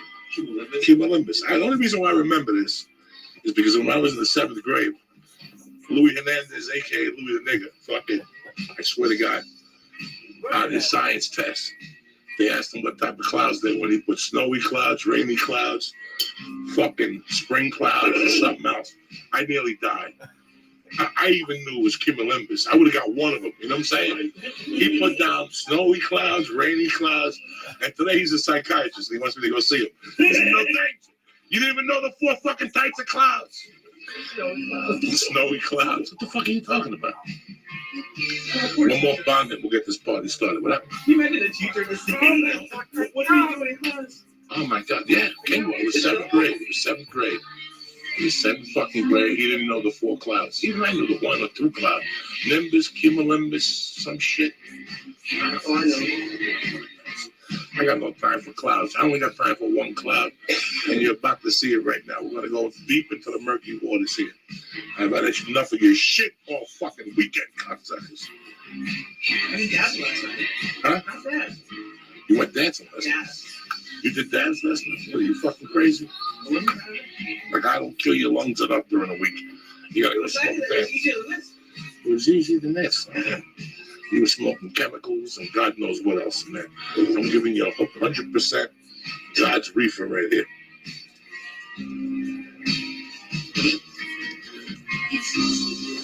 This brutal abusing. Here we go. This one's for you, cocksuckers. It's the Lord's Day. Happy Easter. I'm giving up edibles for Lent. It's over. 40 fucking days, 40 nights, no edibles. But we're doing everything else, so don't get too excited. The Chinese heroin is coming. We're not gonna fucking. We're ending the year with me and Leo D. Did you fucking see what happened today? In Ohio. Like, Ohio is heroin crazy. Some guy with his baby in the car had an overdose while he was driving and crashed against the fucking tree. Here's what's get better. They go back to the house. There's 4 kids in the house with the mother, and she's just as fucked up. They asked her what happened. She goes, we just did a line or something, and he took the baby. People are crazy. People are fucking crazy. And you think I do a couple bomb hits. I ain't crashing cars and shit. I eat a couple sugar cubes and liquid acid. Nobody's bothering nobody. But fucking heroin and crashing with your baby. Bro, when white people are crazy, they go crazy. Well, heroin acts like fall asleep, doesn't it? No, you puke a little bit and then you fucking up and running, Jack. Why are all these people on heroin? Because it's cheap in Ohio and they're getting the Taliban shit. They're getting that last dose of it. They're getting that last batch of fucking what Obama brought in. That's the last percentage and they took it there. You know, right after 9/11, heroin came right back strong and the prices dropped. The prices dropped. It went right fucking down to the ground. It's amazing, though. Before this whole thing, before like Vietnam, even during Vietnam, the number one distributor of heroin was China. The Chinese and the DEA never made one fucking arrest. That's how good they were. Not one arrest. You know, when I'm driving through the country and I see a Chinese restaurant in Wyoming, I question that motherfucker. You know, like, why are they here? Well, half of them stayed after they built the railroads. They just stayed there. That's it. They weren't fun. You know, you go to New Mexico, there's Chinese people. Like, why would a Chinese person come to Albuquerque? But, you know, it's just the way it is. Some of them are left over from the fucking trains and shit. But I've always believed, like, they didn't have a single arrest on Chinese. And the Chinese have been piping into heroin since time and fucking memorial. So it's really interesting. Not one arrest. Well, heroin is what opium becomes, I guess, right? They're all cousins to the fucking poppy seeds. So it's really weird that the Chinese would bring it in, and since they didn't have the muscle, they would just give it to the Italians and the blacks. And then one day they found out what these motherfuckers are making. Like, they would take a kilo for maybe, they would pick it up in China for maybe 20 and sell it to the mafia for 50. They would sell 100 kilos. That's not a bad fucking every month. But then they realized the Chinese are really smart. They said, we're not going to go out on our bellies, which means we're not going to go out and sell it. We'll get crushed. We'll just distribute it wholesale and wipe our hands with it. But like by the 80s, they realized these motherfuckers are getting rich. These dummies. They're dummies. They're dummies driving boats. And they started shooting everybody down. And they said, fuck it. We'll go out there on our stomachs and sell it ourselves. It's fucking interesting shit. Anyway, who the fuck? See what happens when you do bunk-hits, people? Don't do bunk-hits. This is what I'm trying. One more, motherfuckers. This is for the good one here. It's Sunday night. Wash your pussy and scrub your feet. It's going to be a good week, motherfuckers.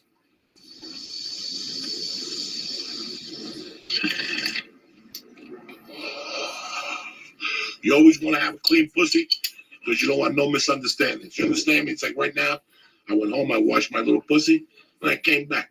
When I leave here, I got to set tonight. I go home and wash my pussy again. I'm that type of Puerto Rican. You understand me? But enough is enough.